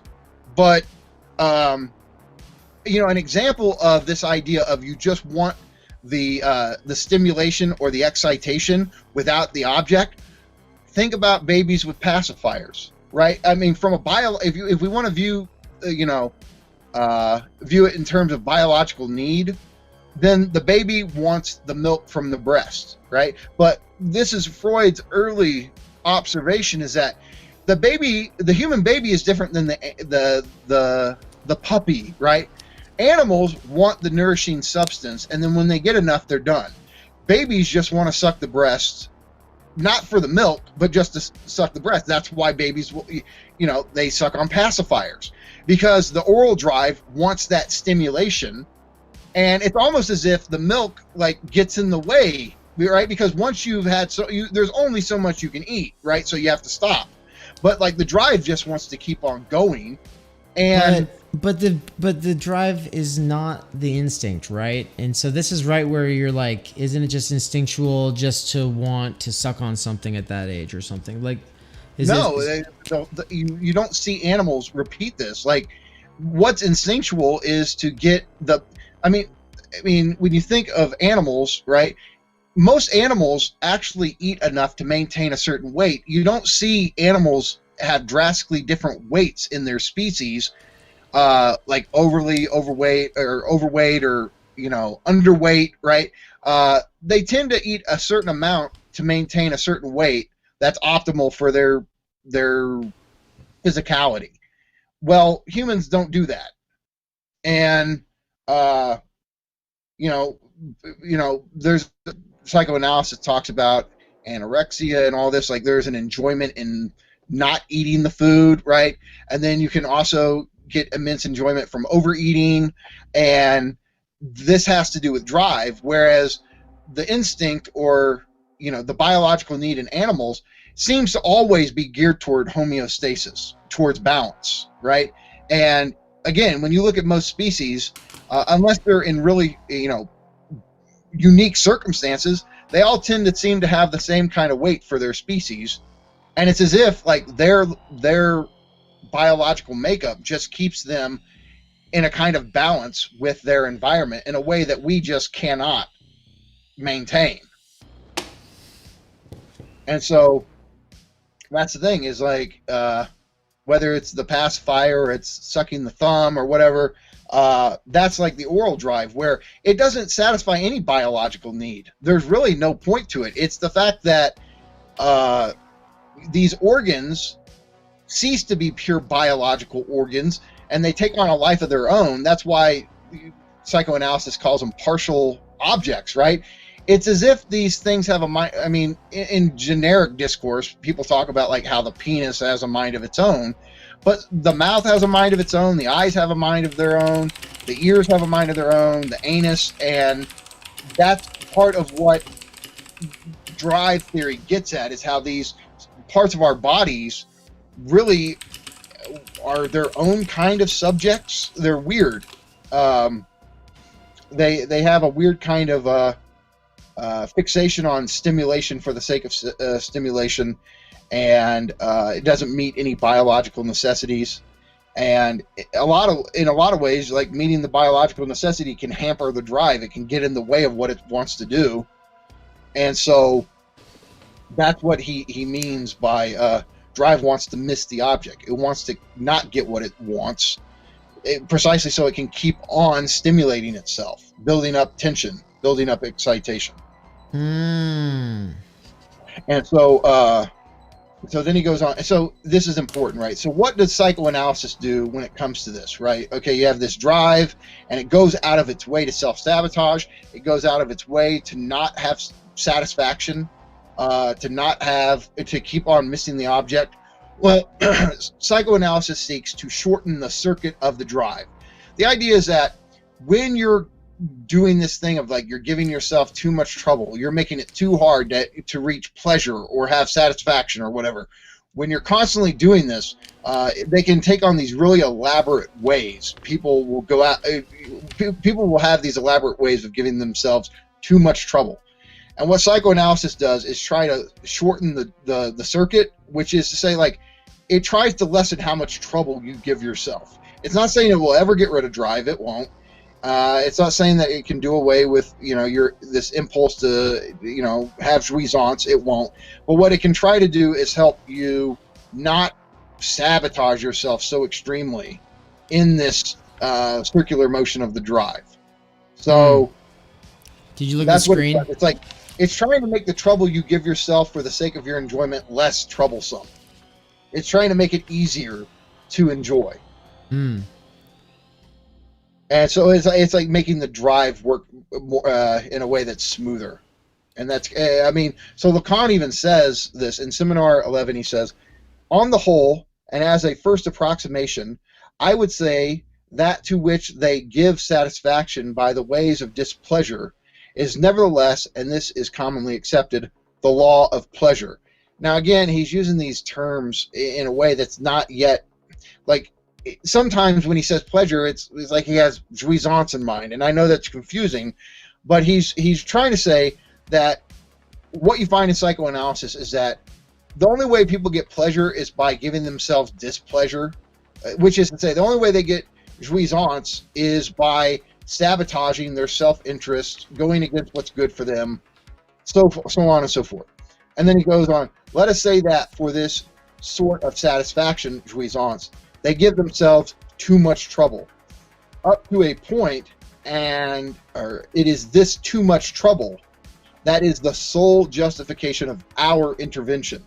Our intervention is our intervention as psychoanalysts is to help them lessen how much trouble they give themselves for the sake of their enjoyment.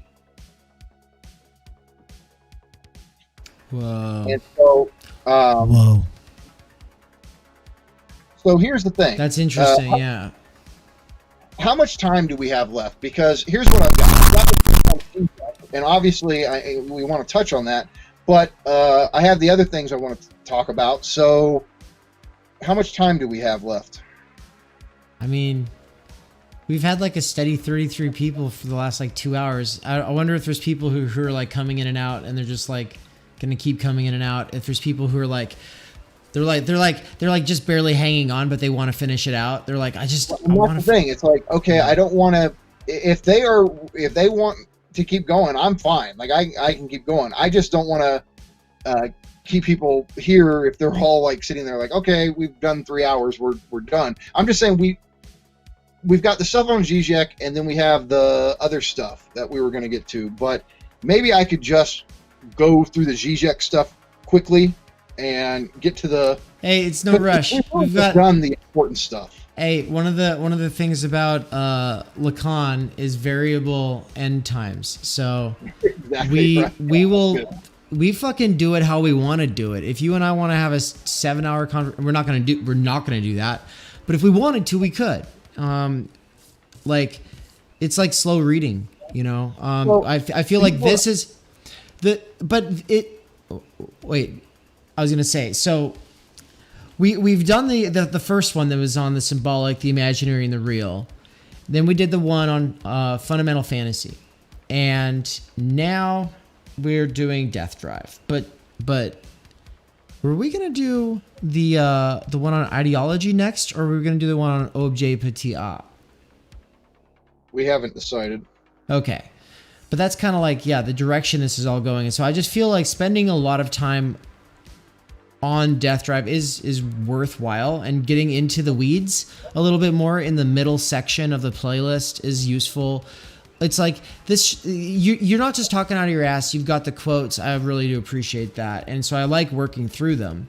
And I feel like it's good to have an episode where we just work through some quotes. And if we do it more often, that's great, because I think we should normalize it. Well, the Zizek quotes are really good. Here's what I'll say is, I know that throughout this, and I even knew it when I was preparing this, I've been repeating myself. I keep going back to the same points, but the reason I'm doing that, especially in this one, is at a theoretical level, it's like, okay, there's this thing, this part of me that's undermining myself, but it really doesn't take, it takes a while to truly kind of accept this. And so that's why I keep going back and re-emphasizing the same points over and over again, is because it's easy to hear somebody go, oh yeah, there's a part of us ourselves that kind of undermines ourselves and seeks our own like destruction. And it's like, yeah, okay, whatever. But I think it's really important to see how this is it is truly a part of ourselves, and how it's playing itself out in our lives, in our world, in our politics. And I think that's why, like, I think it's, this one in particular is extremely important, I think, for the left to understand and come to terms with, and to see how it functions in politics, because a lot of this is really oblivious. Like, you don't really notice it until somebody who's into psychoanalysis. Like, I didn't notice this shit until I got into psychoanalysis. And so I think for the sake of politics and political progress even, this concept in particular is really essential. One of the people in chat named PaxCal119 there in the Twitch chat said, as someone who works around healthcare organizing for low income / marginalized groups, this is fucking enlightening, sticking around. So awesome. Okay. We've got people here for it. That's dope. Well, let's do this. Like, I want to talk about the Zizek stuff and the Zizek quotes, and then I'll just tell everybody right now, if you're sticking around, we're gonna get into some examples at the end. We're gonna talk about just some basic ways that we can see death drive and jouissance operating in politics. And so I'm gonna go through the stuff on Zizek. Like, I don't want to spend a whole lot of time on it, because really we've already done the heavy lifting. And I want to get to the examples. So let's get through the Zizek stuff as quickly as we can, and then we'll finish off. Here's what I'm gonna do. We've had a lot of back and forth. I'm gonna just give you a section of exegesis for like 8 minutes here, and I'm gonna turn off my camera and mute myself so I can do something off camera, and for my own pleasure, or jouissance. I don't know. I'll have to think about that. But yeah, I'll be right back, and I'll be listening, and I'm watching, and I'm still with the chat. So, but yeah, how about you just like unpack a few of these in a marathon let me knock style. out the Zizek stuff. Dope. I don't want to rush through it, but I want to knock it out quickly, and then I just want to get out of the way of you just doing it. Yes, go. Okay, let's do it. Okay, so Zizek on death drive. So drive is satisfied through its movement, whereas desire is inherently dissatisfied. So here's the thing. There is this distinction between desire and drive, and this is a big one, especially in Lacanian psychoanalysis. And oftentimes it is not clear. And oftentimes it seems like they kind of go hand in hand, desire and drive. But Zizek is important because he really wants to emphasize that there's a difference here. And desire, the idea is that they have different structures, right? They almost can maybe feel similar, but how desire works is not how drive works. And so Zizek contrasts the satisfaction of drive with the dissatisfaction of desire. And there's a thing that Lacanians will always say, that desire is a defense against jouissance. Well, there's one of the big differences, right? With drive, you're getting some kind of jouissance. It might not be like the primordial, mythological, perfect jouissance, right? But you're getting some sort of jouissance when it comes to drive. Desire actually doesn't give you jouissance. Desire wants to keep on desiring, which is to say, it wants to it wants to not get the object, right? Even though it constantly is pursuing it. And so the point is, desire really doesn't get jouissance. It desires precisely so it can get, like, desires. That's a thing you'll hear Lacanians say. And so it's almost a trick desire plays on itself. Desire will tell you it wants jouissance, But what it really wants is to not get jouissance just so it can keep on desiring. So desire wants to be dissatisfied. It wants to lack jouissance, even though it's constantly pursuing it. Whereas drive actually gets jouissance, but it gets it from missing the object it's chasing. It's bizarre. And I get, this is like where we're kind of at the high aspect of the theory. This is the more complicated thing. But here's how Zizek describes it in Less Than Nothing. Let me hold on. Pascal, thank you so much for the donation of $7.50. You are amazing. Yeah, thanks. I'm happy I finally learned to voice meters so that when we're in these calls, you're able to finally hear my sound effects. Like before, you weren't hearing them. Oh no, amazing! I heard it. Yeah. Beta. Yeah. I love this one. This one I never really get a good chance to play it, but here we go. What a fucking Weasley little liar, dude. Wait, that's Hakan, right? That's Hassan Piker, yeah. Okay, yeah.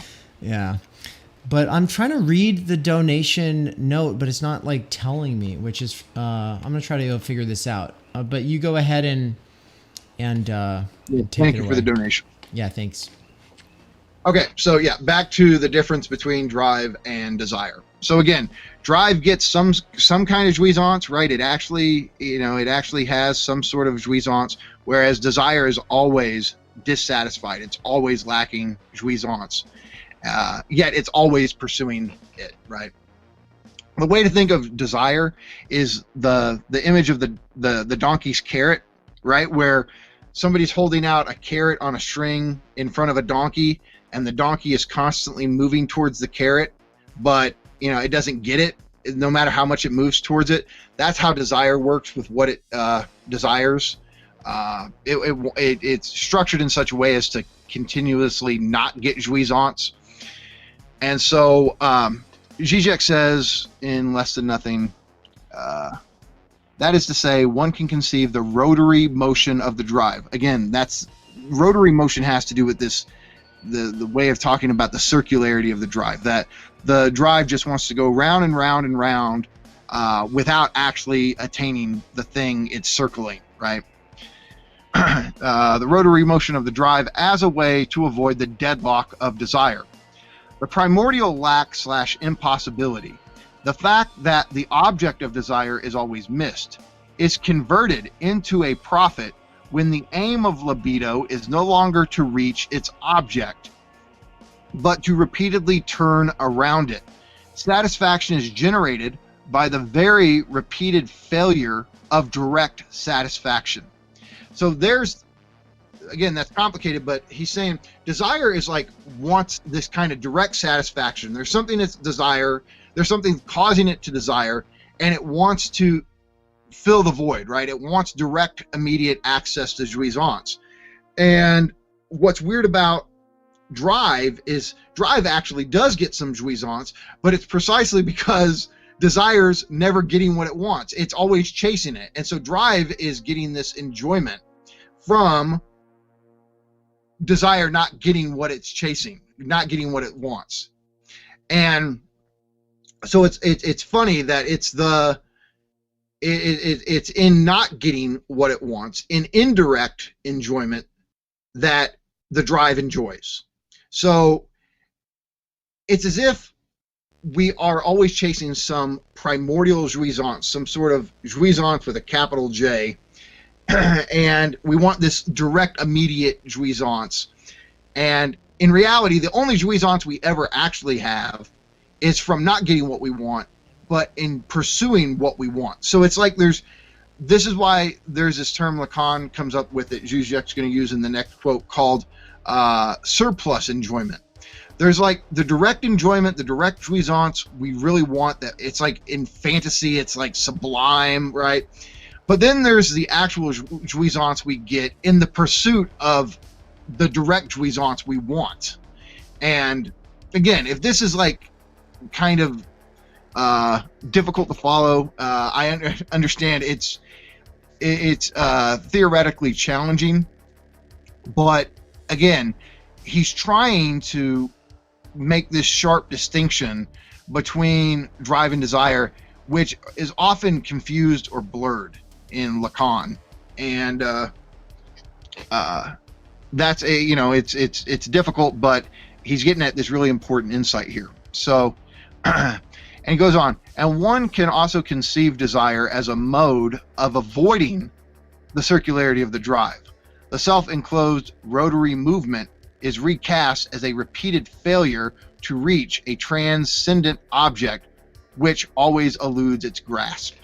So again, it's another way of saying that desire wants to go directly for this object. It never can, but drive is in a weird way taking advantage because it enjoys the very inability, the missing of the object, right? The failure to attain the object. So that's the, like, there's this weird friction between drive and desire, and drive is ultimately profiting off of the failure of desire to reach its object. So then he continues, within the domain of drive, the same gap appears in the guise of the difference between the drive's goal and aim. So I've already kind of alluded to this distinction here between the drive's goal and the drive's aim. He says, as elaborated by Lacan, the drive's goal to reach its object is false. It masks its true aim, which is to reproduce its own circular movement by way of repeatedly missing its object, right? So again, it's as if the drive, it's weird, you can't talk to the drive, but hypothetically, just pretend you could talk to a drive. A drive would say it's doing what it's doing for a goal, like it's trying to reach a certain object, it's trying to gain satisfaction from an object, but that is actually not the true aim. The true aim is to continue to not get what it wants and to enjoy this not getting what it wants. And that's where the jouissance is actually in. So this is where I'm sure you know people, right, who you say they have a certain talent and they should pursue it, right? And yet you can tell in some weird way they enjoy not pursuing it, or they enjoy not realizing it. Or it's like somebody who says they want to be famous, but they go out of their way to sabotage every opportunity they have to become famous. The enjoyment is not where you think it is, right? And so that's what he's getting at here. If the fantasized unity with the object brought the full, impossible, incestuous jouissance, what I've been calling primordial jouissance, he often will call it incestuous jouissance, because it goes back to the idea of having this immense jouissance at your mother's body. And it doesn't even have to be your literal mother, just your primary caregiver, right? It's the idea that when you're an infant, you're not subject to prohibition, you're not in language, right? It's like you exist in just pure, unmediated, direct jouissance. And it's like once we're in language and we become socialized and restrictions are put on our enjoyment and our desire, it's as if we retroactively, at an unconscious level, think like, oh, we had this kind of incestuous, immediate jouissance that we'll never have again, but we want again. And so that's kind of the phantasmatic jouissance, is like a jouissance more intense and more perfect than any kind of jouissance we'll ever actually have. But the point is, we didn't really have this. All you have to do is be around a baby for a while to see that babies are not in this kind of libidinal bliss. Like half the time they're fussing and crying and all, babies don't have it perfect, but it's weird. It's like a retroactive effect of becoming a subject of the law, of accepting prohibition, of being socialized, that it's like this unconscious thing. Well, if to become a social subject, I had to give up something. And it's weird, you didn't really give up anything, right? You just, it's bizarre. There's no real thing you gave up to become socialized. It's just a kind of dynamic you were in before language. And yet we reify it and we act like there's some object that's just like filled with concentrated jouissance. And if we ever get it, we're going to be in libidinal heaven, right? But no object actually exist like that. So, but the thing is, we do have jouissance, and the jouissance we actually have, like we could call actually existing jouissance, is surplus jouissance or surplus enjoyment. So he says, Yeah, I've never really understood that idea. What is yeah, that? okay, so at the level of libidinal economy, it's like I was just talking about. It's as if there is this mythical jouissance, like if we just get it, whatever it is, it's like it will blow our minds, right? Like it's the enjoyment beyond all enjoyment we're all seeking. But that enjoyment doesn't actually exist. But what does exist is the enjoyment we get from seeking that enjoyment. And that's surplus enjoyment. It's the enjoyment we get from pursuing the object, the enjoyment we'll never get. And again, I hate to talk in these terminological circles like that, but hey, this is part of what this comes with the territory, I guess. So, if the fantasized unity with the object brought the full/impossible incestuous jouissance, the drive's repeated missing of its object does not simply compel us to be satisfied with a lesser enjoyment, but generates a surplus enjoyment of its own, the plus de jour. And so that's, again, it's this idea that the enjoyment we actually have is the enjoyment we get from not getting the enjoyment we actually want. And so it seems like all of this is irrelevant. I get that, right? Well, this just seems like little distinctions within other distinctions, but the point for Lacan is when you're talking to somebody, you're talking to a patient, an analysand. They're always going to start talking about like some fantasy or whatever, where they think it's just the end all be all. It's it, right? And it's as if they think that's what they're focused on. That's where their enjoyment lies, is if I could just get this, if I could realize this fantasy. But the jouissance that actually makes their life go round, that they're actually seeking, is in activities they don't even realize are the source of their enjoyment. And so, the idea, why people stay in certain relationships, why people sabotage their careers, right? What you realize is that it doesn't have to do with this kind of phantasmatic jouissance they're telling you about. It usually has to do with some jouissance that they usually don't even notice is the source of their satisfaction or enjoyment. And so this is, he was always concerned with topology, right? He was always trying to map the terrain that is the human being or the human psyche. And for him to shape people, to help them with their death drive, to help them with their jouissance, really involves locating what activities they actually get surplus enjoyment from. Where is there actually existing jouissance, right? Because it's not going to be where they tell you it's at. So all of this seems really theoretical and almost inessential, but it's really, really important, because when you start to analyze society through these terms, you realize the reason, Spinoza has that great quote, right? Why do men desire their repression as if it is their freedom? This explains this kind of stuff, right? This explains why people allow certain systems of oppression or exploitation to reproduce themselves, because even though they have problems with them, right, there's also ways they enjoy them.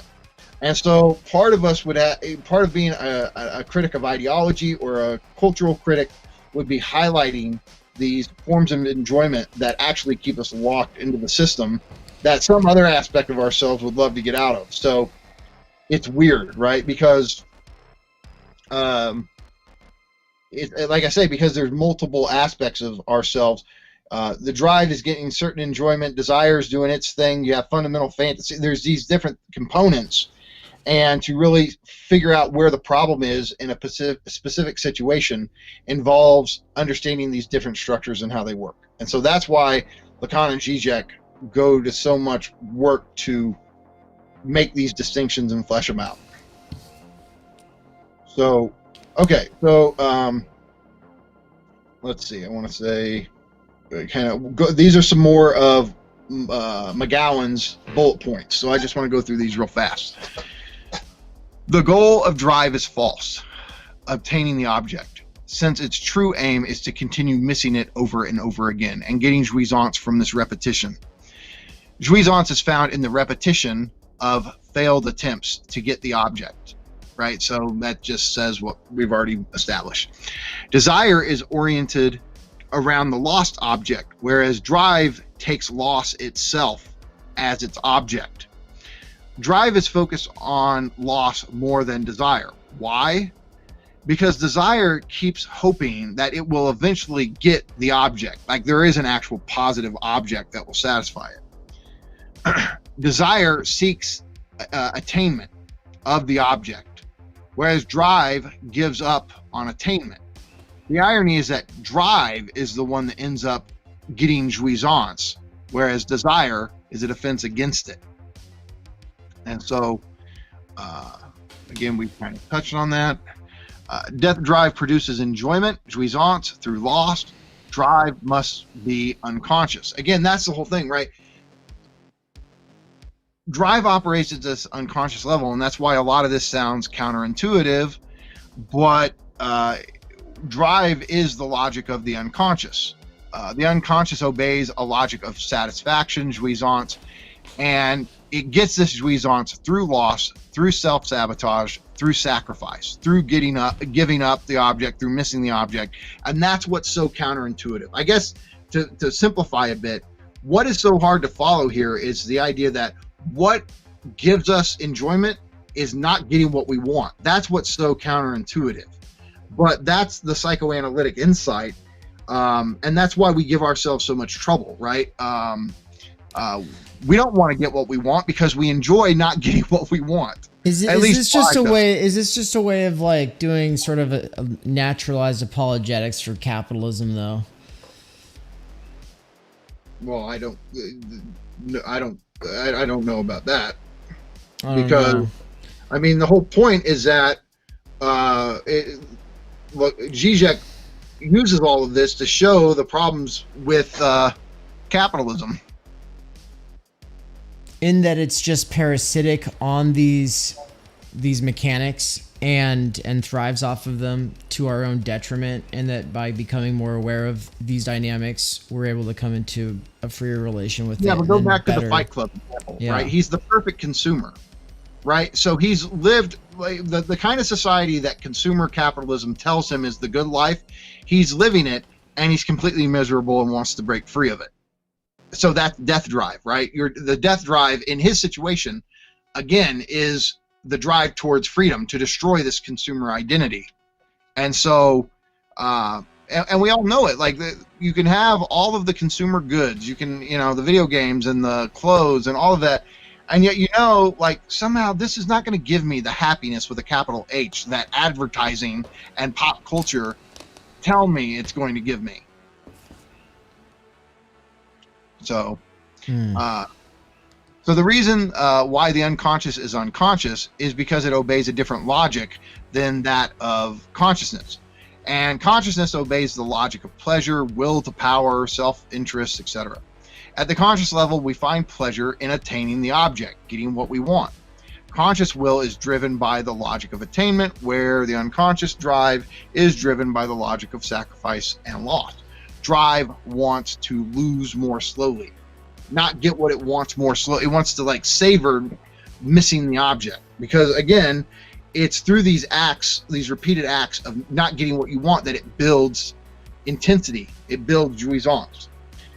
And McGowan points out Nietzsche's will to power is not a precursor for the death drive. They are opposites. Unconscious drive is all about undermining our power and not about giving us more power, right?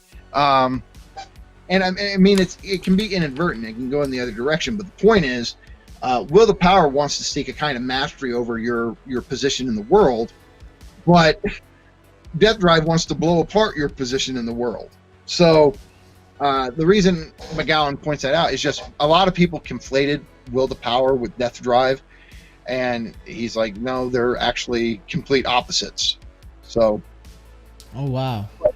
But and I think McGowan. Yeah, I is guess great that makes sense. But, that makes sense. yeah. So this is really insightful, right? Because I think we've been building to this question. It's like, the elephant in the room. And I think McGowan does a great job of answering this question. He says, but why loss? Why does drive enjoy loss, right? That doesn't make any sense to us. Why would loss be enjoyable? We see examples of it all the time. Self-destructive behavior, war, etc. This all seems so stupid. Why do we do it? Loss and sacrifice create an object to desire.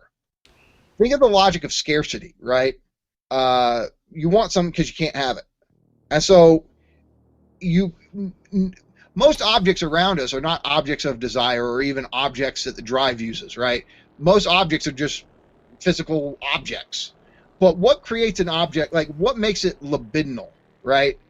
And his point is going to be it is loss or sacrifice, or in economic terms, scarcity, that makes it libidinally attractive or seductive in the first place.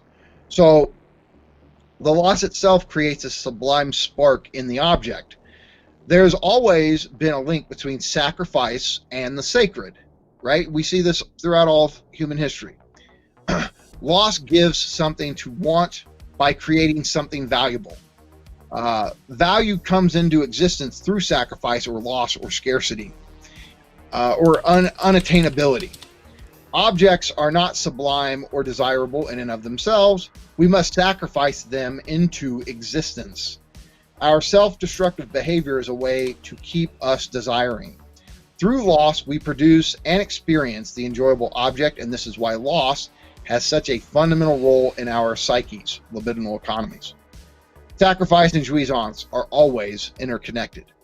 So he gave us so much there, right? I think he connects so many dots, because you start to see why losing the object is so important, because it's through loss, it's through not getting what we want that we continue to desire. And it's an idea that's what keeps us moving. It keeps us going as human beings. I mean, again, if we really had every single need, desire, drive satisfied, we wouldn't even be humans at that point. Like you sit there like a rock, and for the rest of, it's bizarre, but we really are subjects of lack for Lacan and for Zizek, and without that lack, we wouldn't even be who we are. And so that's why our libidinal economies actually are geared towards us not getting what we think we want. But so if I want pizza, that's just pleasure, right? Well, yeah, of course. It's not to deny it. Like, we have certain that's all that nutritional requirements, like, of course. But that has to do with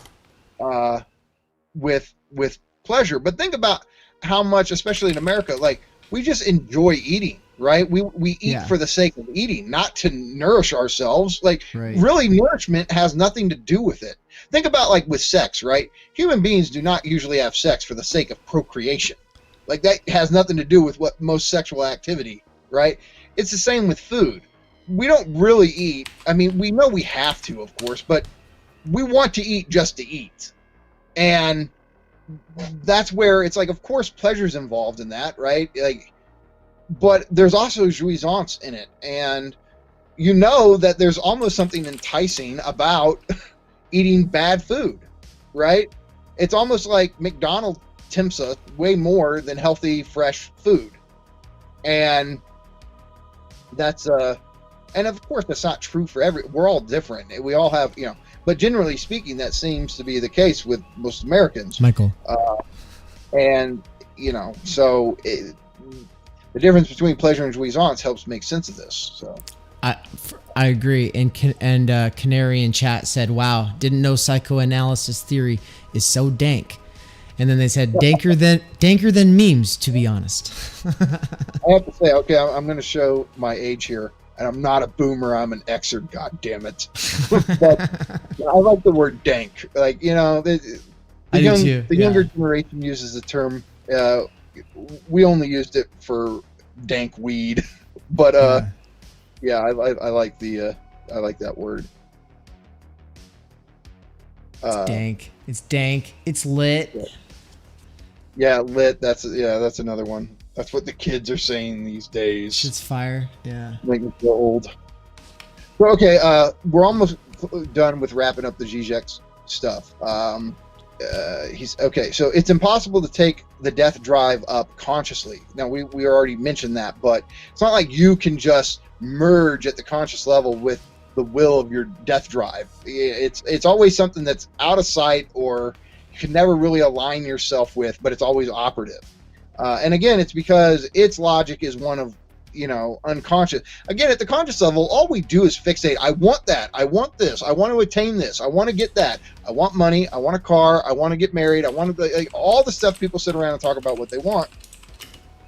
But that's what's troubling for us, is that there's this other part of us, which is the unconscious, and the way it desires, or the way its drive moves, is toward loss and sacrifice and not getting what we want. So that's another way that we are just fractured at the ontological level. We're always moving in two different directions. And that's why all of this is so foreign, because the point is the unconscious has a totally different structure to how it desires or yearns, whatever words we want to use, however it wants. And it's at odds with what we think is, how we perceive things at the conscious level. So the best, McGowan says, the best we can do is reconcile ourselves to the death drive. We must face that it is always at work beneath consciousness, and that it will always be with us. We must make a conscious allowance for the unconscious death drive. When it bursts into our lives, we should recognize it and accept it instead of trying to avoid it entirely. Trying to avoid it is what leads to displacing it onto others and ends in aggression. So it's almost as if we have to leave certain room for our self-destructive moments, even though they are self-destructive, because if we try to repress them into oblivion, really they're just going to manifest themselves in even stronger, more violent, more aggressive ways. So it's almost like you got to leave some room in your life for the ways that you fuck up your own life, because if you try to stop them entirely, it's like you end up exploding. And so here in closing on this part, right, and we're going to go into the other discussion, but this is where you get into some counterintuitive stuff, right? Because so far you would think death drive and ethics would be totally opposed, but Lacan, Zizek, McGowan, they all connect death drive to ethics. And you go, well, how the hell do you do that? So McGowan says, both drive and ethics involves a sacrifice of oneself, of all aspects of one's symbolic identity. The ability to accept or choose an absolute law is what makes us ethical beings. This is why we can link death drive to Kant's categorical imperative, or the moral law. Death drive undermines self-interest, and the Kantian moral law tells us to act without self-interest. There is a real ethical component to death drive. Death drive has the possibility of ethics and the possibility of violent aggression, which happens when it doesn't take the ethical path. So that's the unique thing. Like, the truly moral act of sacrificing yourself for someone else, that is completely going against your self-interest. And so in a weird way, it aligns with the trajectory or the movement of death drive. And so this is one of these really weird counterintuitive identifications, or at least associations. But he thinks that great ethical actions really can involve death drive. That death drive is this momentum that pushes us to sacrifice ourselves, destroy ourselves on behalf of somebody in need. So be a militant with that death drive. Exactly, right? And so he's saying that there's these different options, right? There's where death drive can actually serve us in a highly ethical way, but it also can be behind the most violent, horrible forms of aggression we manifest. So it depends on how the death drive is being, and it's not like we have total conscious control of it, but this is where being aware of it can help us maybe maybe we can't like aim it like you aim a gun, but the more you realize what's going on it, like it's not that consciousness never has any influence whatsoever. So the idea is the hope that the death drive would end up getting aligned to a noble cause, right? That's ethical, opposed to a really horrible, violent aggression. But, Anarchist tech support said, "Be right back. Got to go riot." You're right. Yeah. No. Here's the other weird connection, right? Death drive and religion. Because you want to go, well, how does death drive and religion go together?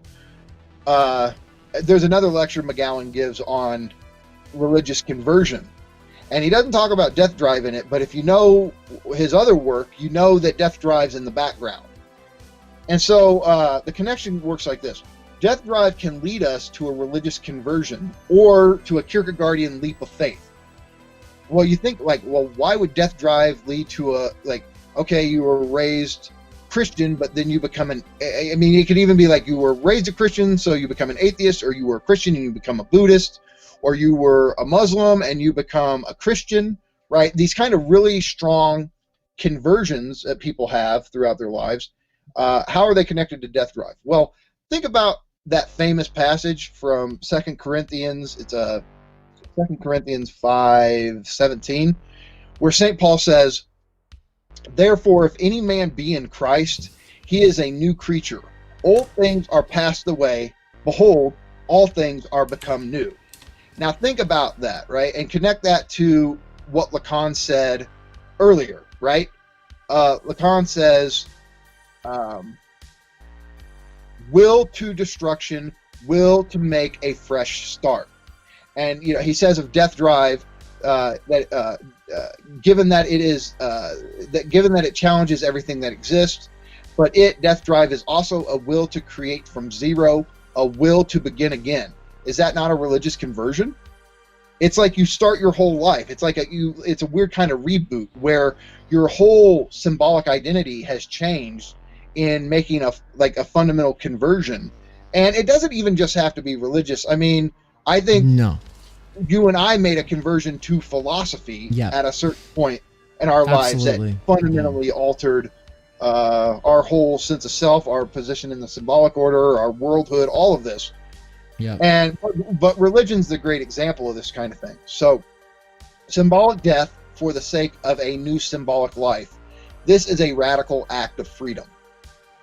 So,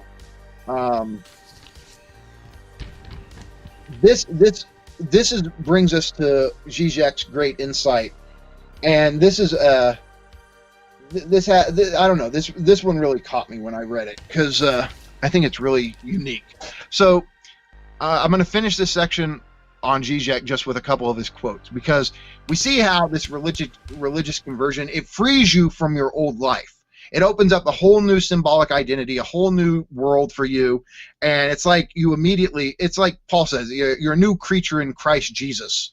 And this ability for death drive to be at work in these religious conversions is, it shows how much freedom that death drive, despite all the problematic aspects of it, actually has this quality of liberation to it. So, if anybody's listening and you want to go read something by Zizek himself, there's a book called Conversations with Zizek, and I give it my highest recommendation. It is amazing. Hit the amazing. Where is it? I'm waiting for it. Amazing. Oh. You want me to actually push it? Here we go. Amazing. Yeah, there we go. Okay, now I feel better. Amazing.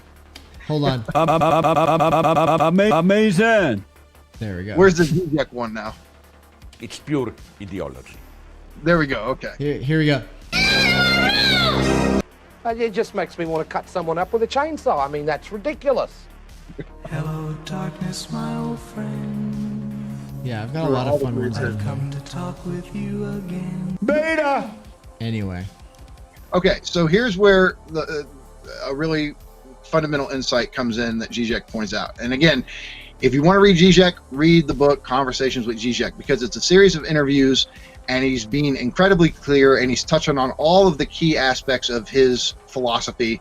So that's the place to start with Zizek. But he says, the question that really Now needs you to be tell me. addressed is, are we really simply determined by genes?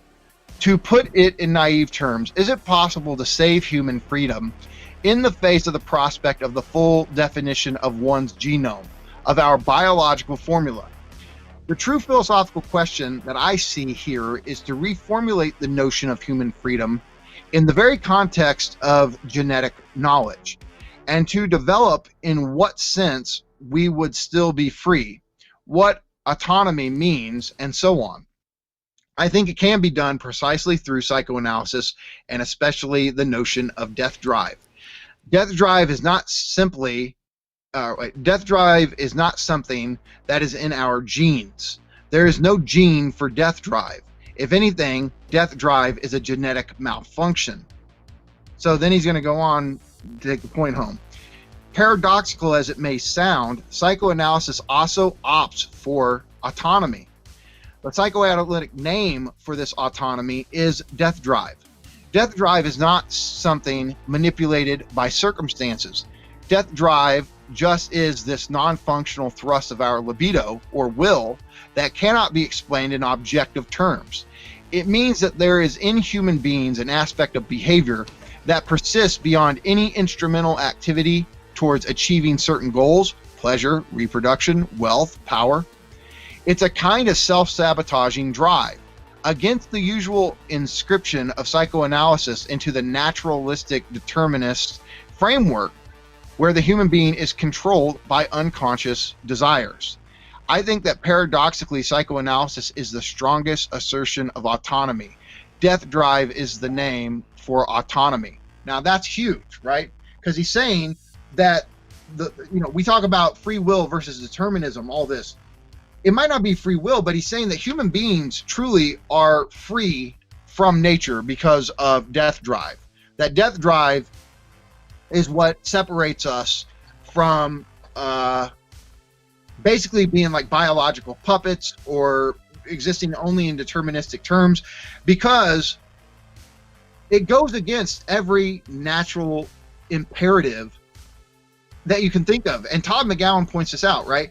This is why so much of current, quote, science-based psychology rejects psychoanalysis, is because of the concept of death drive. And why would it reject the concept of death drive? Because it goes against all of Darwin's basic biological principles. The organism wants to strike up a balance with its environment. It wants to maintain homeostasis. It basically wants to be in pleasure. It wants to be safe, secure, all of these kind of things that we associated with pleasure. Death drive is something in us that wants to totally break apart our safety in our environment, our self-security, our stable access to the material things that we need to exist. Like, it wants to undermine all of that, and that goes against all of the ways that biology since Darwin conceptualize us, right? It's this totally in the way that we're talking, it's almost like anti-science, right? Because it goes against every scientific theory of what it is to be a human being as a as species of in the natural world. And so McGowan and Zizek think that this is why science or science-based psychologies or psychiatries have such a problem with psychoanalysis, is this concept of death drive. But death drive is precisely why we as human beings are free in a way that other species are not. Well, and this our self-interest that we're free. And there are psychology like little hubs, departments, spread throughout the U.S. just barely holding on to their certification, where the people studying this stuff have to do twice as much work because they also have to study all the American stuff just to get the certification. So if you're studying psychology at Duquesne University, you're studying all of what we're talking about right now, but you also have to study, the mainstream stuff. So I met some of them. Like they have really intense They have to do twice as much work. Imagine having to understand Lacan while still getting a nursing degree. Like they actually do shit like that. Like at Duquesne University, continental philosophy is like in almost everything. If you're going into nursing, you're reading Levinas. It's amazing. And seems unthinkable. Right? Yeah. Same thing with there's a lot of that at I think Seattle U. I'm not sure, but they have like a Levinas hub. But it's like, you know, this is all continental philosophy stuff, and Lacan is prominent. So, but they all have the same.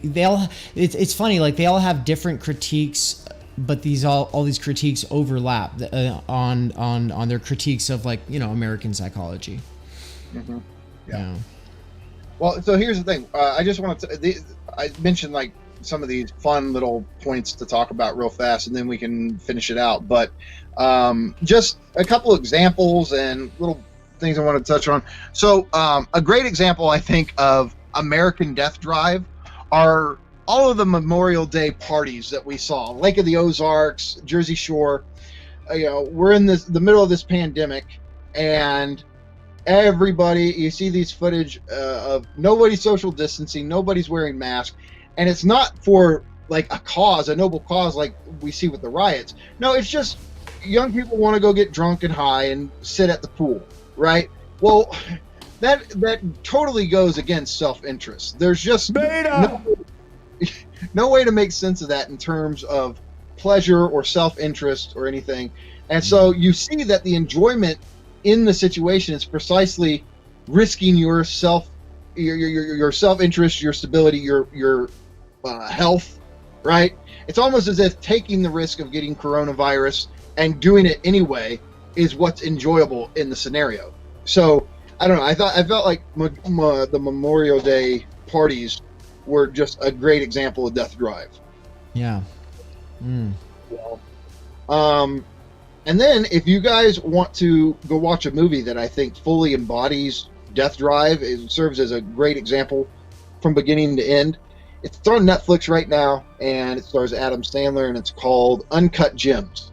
And I won't ruin anything for you, but the basic premise, it's just about this guy who's a gambling addict, and it's easy to, we probably already know where I'm going with this, but he can't stop this gambling. He's constantly self-sabotaging and putting his life on the line because he just cannot accept pleasure. Like, he just has to keep going. He has to keep risking. He has to keep pushing it further.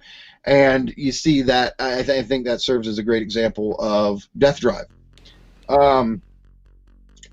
Another example, oddly enough, I think there's a current musician that his work from beginning to end really is a great study of death drive and all of the pain and the trouble and all of the turmoil that it can bring. And it's The Weeknd, right? The Weeknd is constantly, I mean, from beginning to end in his discography, he's always singing about sex and drugs and everything. And I mean, those seem like pretty generic topics, but the way he does it is really unique and really singular. And it's really about all the pain that he's in because he can't stop pursuing these forms of enjoyment. And it's like, no matter how much they destroy his life, no matter how destructive they are, no matter how much the effects of them damage his life, he just has to keep going and going and going. And so I also see him as a figure of death drive, a figure of jouissance. The more you read his lyrics and you follow his albums and everything, you're like, my God, this poor guy. It's like you just want him to have a moment of peace and pleasure. But no, he's hooked on the chaos. He's hooked on the too much trouble, as Lacan put it. And so here's probably the most relevant stuff. And again, there's a lot of different ways we could approach this, but I think it's important to touch on this, right? I think death drive operates different on the political right and on the political left.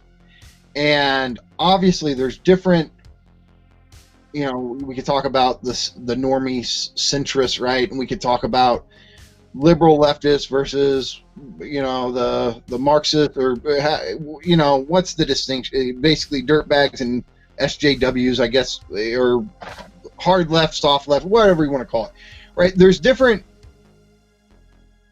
groups we could focus on, but if we just stay at a more a broad level, right? You think about how Death Drive functioned on the right, and it tends to function, in the worst scenarios, right? In Nazi Germany, for example, with the fascists, it always is geared towards an external object, right? So it's like, okay, if we get rid of the scapegoat, that there's always a scapegoat that's the source of all the problems, right? But when you think about the histories of these fascist societies, they completely destroy themselves in trying to destroy the group that they blame for all the problems, right? And so the death drive is operative in, like, the way these societies destroy themselves is by targeting a group that they consider to be outside themselves, right? And that's unique. Let's be honest, like, the idea of the Nazi Germany, right? Oh, well, the problem is the Jews. Let's get rid of the Jews and everything will be okay. But really, fascism destroyed Germany in a way that nothing could have done. Yes, there were economic problems they were dealing with, and there was all kind of social issues, but fascism destroyed Germany, and it still haunts Germany, right?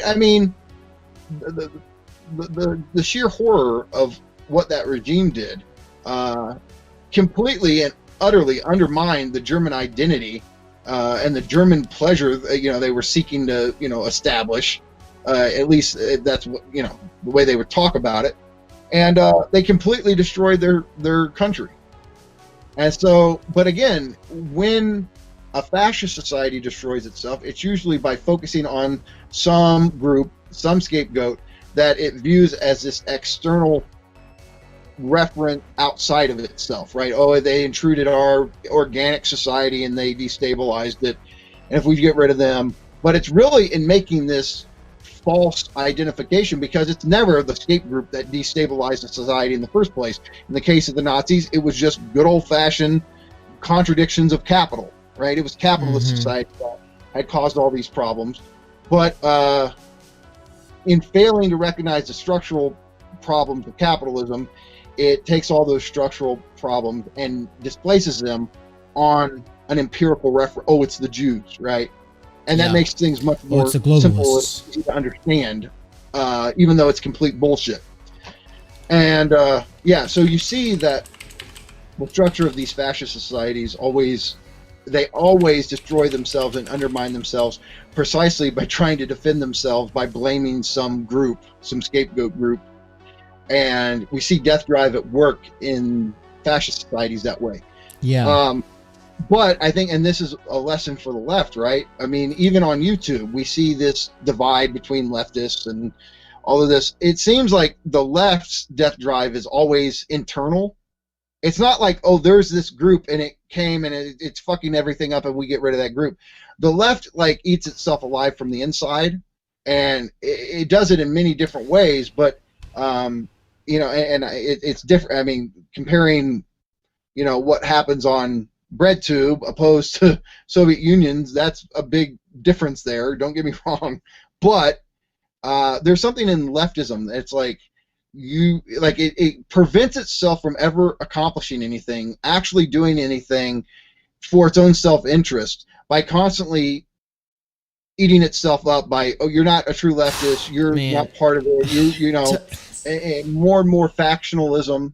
I'm gonna get because tomorrow I'm doing the big stream, and I'm gonna be doing all these chapters by people who organized Occupy, talking about why they think it failed, and all these other people doing kind of reflections on it. It's like, and then some stuff about the 60s and some stuff about social change theory and stuff like that. And it's like, anyway, point being, it's a hard place to be in when you're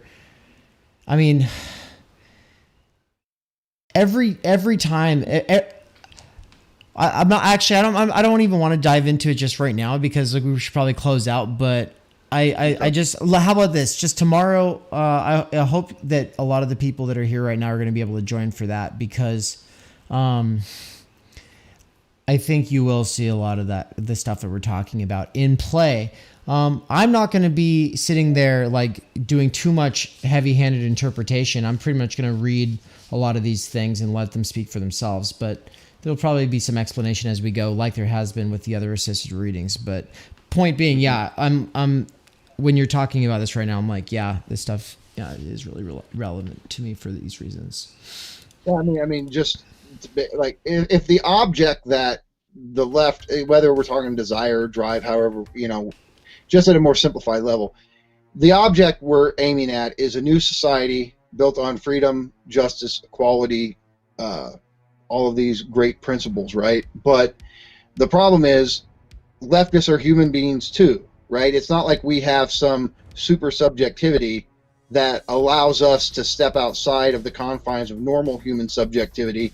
And because we know that, and I wholeheartedly believe this, if the left doesn't get power, if the left doesn't truly get a position in society to make effective changes, we're all fucked.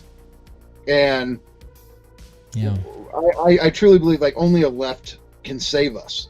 But there's so much infighting that I think so much of the time leftists, their libidinal economies get fixated on just saying to somebody, you're not a real leftist, you're not in the group, you're canceled, like all of these kind of things that actually prevent widespread solidarity across all kinds of different types of people, right? yeah. It's like more and more like Well, you have to do this people's like, well because your political identity is one that is set up in juxtaposition to other people, right? And so you're held together by the fact that you hate the liberals or that you hate the megas or whatever, it's Yeah. like so it's like these groups in a sort of way like feed one another their sense of self, and it's just like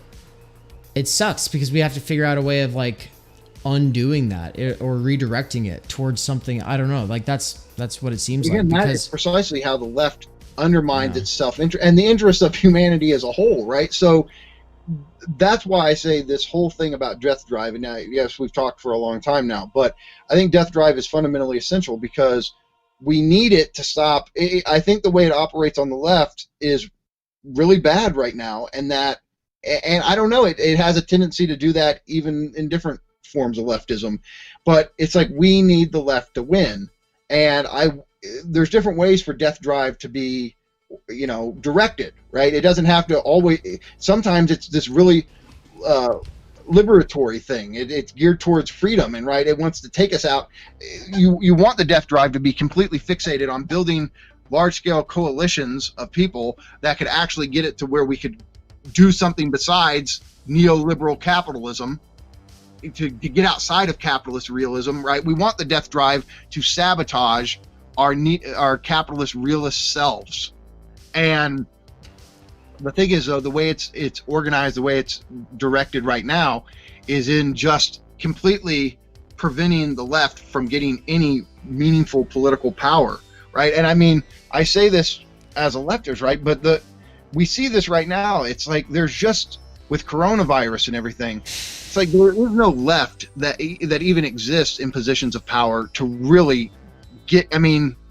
Yeah, like you said this to me before. Like you've got, there's a bunch of churches you could go to actually, like if you kind of get in, fall in line with them, then they'd be able to help you out when you're on hard times.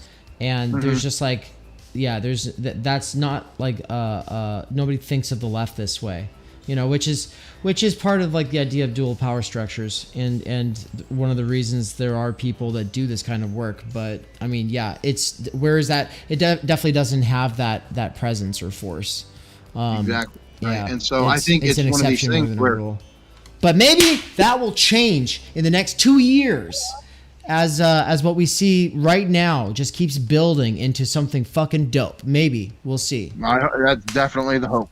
But no, I think this is why, again, just to kind of tie it all together, this is why libidinal economy or psychoanalysis is essential to Marxism, leftism, whatever, anarchism, the various types of leftism, where we realize that there's something besides self-interest going on, and we have to realize that we very well can be harming our self-interest as leftists or Marxists or whatever we are, and the more we realize that, at least you become aware of it. You can start to try to shift it or realize like, oh, I'm adding to this, or that's the whole point of Zizek's famous "I would prefer not to," right? Is it's death drive minus the enjoyment you get from the situation, right? So part of it is Zizek's always talking like we self-sabotage because we enjoy it, but if we could free ourselves, if we could like free ourselves from the enjoyment we get from resisting, then we could free ourselves up for all kinds of new things. And so there's all kinds of ways that we enjoy self-sabotaging, and it on the left, it's just as true as anywhere. And I said this earlier I was saying earlier in chat, I was like, it seems like just being aware of how these things are either operating or possibly operating in any given situation can be good for just relationships in general. Also just for like looking at social situations in a way that I feel like gives you a little distance from like this sort of reductive essentializing of the people involved, and to just kind of lets you see, oh shit, there's a lot of complex bullshit going on right now, Well, and Zizek, his whole point, and he emphasizes this, it's like, of course, making things conscious has some effect. He's not saying that every aspect of ourselves it can be fundamentally altered just because they become conscious, but he thinks a great deal can, and that's part of psychoanalysis, right? Is making the unconscious conscious.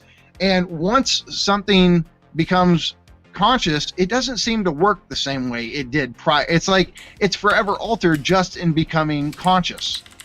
And so the more we're aware of this stuff, the more it like forces death drive to have to go in different directions, because it can't get the same enjoyment precisely because you have figured out the game. And it's weird. It's not that we change ourselves just by totally transform ourselves just by making these unconscious mechanisms conscious, but it's like it forces the unconscious to do something new because the old game's been spoiled. And that's where we create ways to free ourselves from certain forms of enjoyment. Sniff, sniff, my gut. This is how ideology functions today. Yeah. So I think that's a good place to end it. And yeah, I know it's been a long one, but I'm just like, I don't know. I just, okay. So so for the people who've been following along with us on this series, or for the people who've just arrived for the first time, make sure to check out the first and second in this series, because they give a lot of the background. Right now, we're kind of riffing off of, or just really elaborating on a particular section within a much broader sort of framework that's been established in the last couple. And so a lot of people were asking, when's the next one? I have to say, I'm really, really, really, really excited for the next Lacan one, but also just for the ideology one, because Michael has said, or expressed interest in doing one that's just on ideology and would draw off of not just Lacan and Zizek, but also Baudrillard and Marx and others as well, because people throw this word around a lot, and there's definitely a lot of people who think this word just means a belief system, right? I've heard ideology and philosophy get used interchangeably. That's not what it is. Oh my fucking god! No, don't do that, please. I'm a philosopher, and by that I mean an ideologue. Yeah.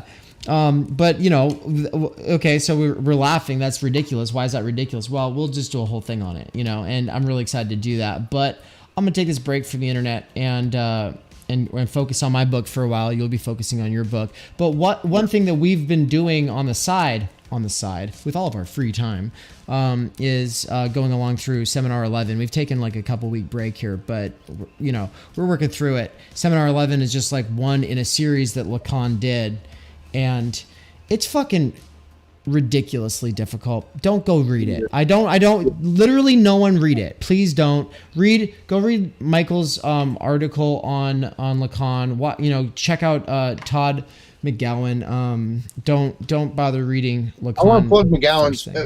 McGowan has an amazing podcast, and you can learn so much about Lacan and Zizek and Hegel. It's called Why Theory, and he does it with one of his former students named Ryan Ingley. And these two, it's just it's my favorite podcast right now. So go check out Why Theory if you want to learn more about Lacan, Zizek, Hegel. It's amazing. Amazing. All right. On that note, we're going to close out. So everybody, thank you so much. With whom do you discuss? Who is this voice? I can't find the info in the description. Oh, thank you for, before I go. So you can kind of see it on screen, but it's not that easy to see.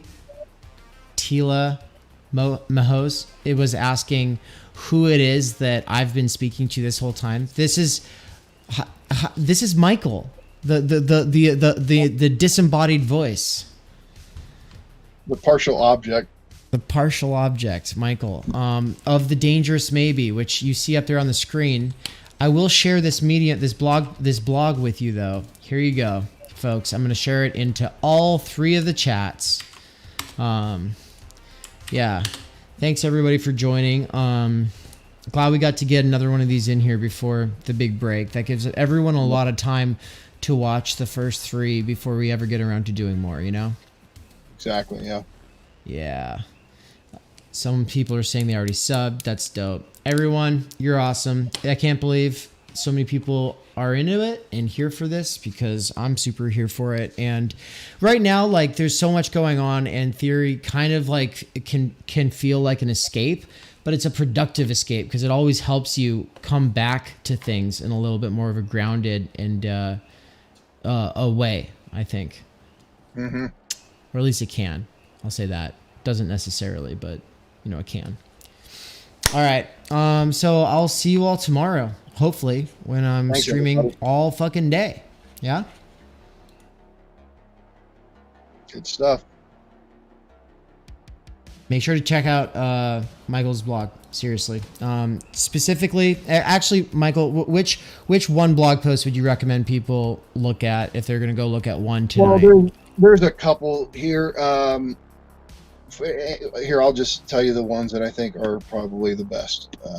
I mean, the OJPD, but that one's long. It's long. So that's Lacan's key concept. It's called objet petit a, and that's the blog post of mine that has easily gotten the best response. People really seem to like that one because it's a difficult concept, but it's also long.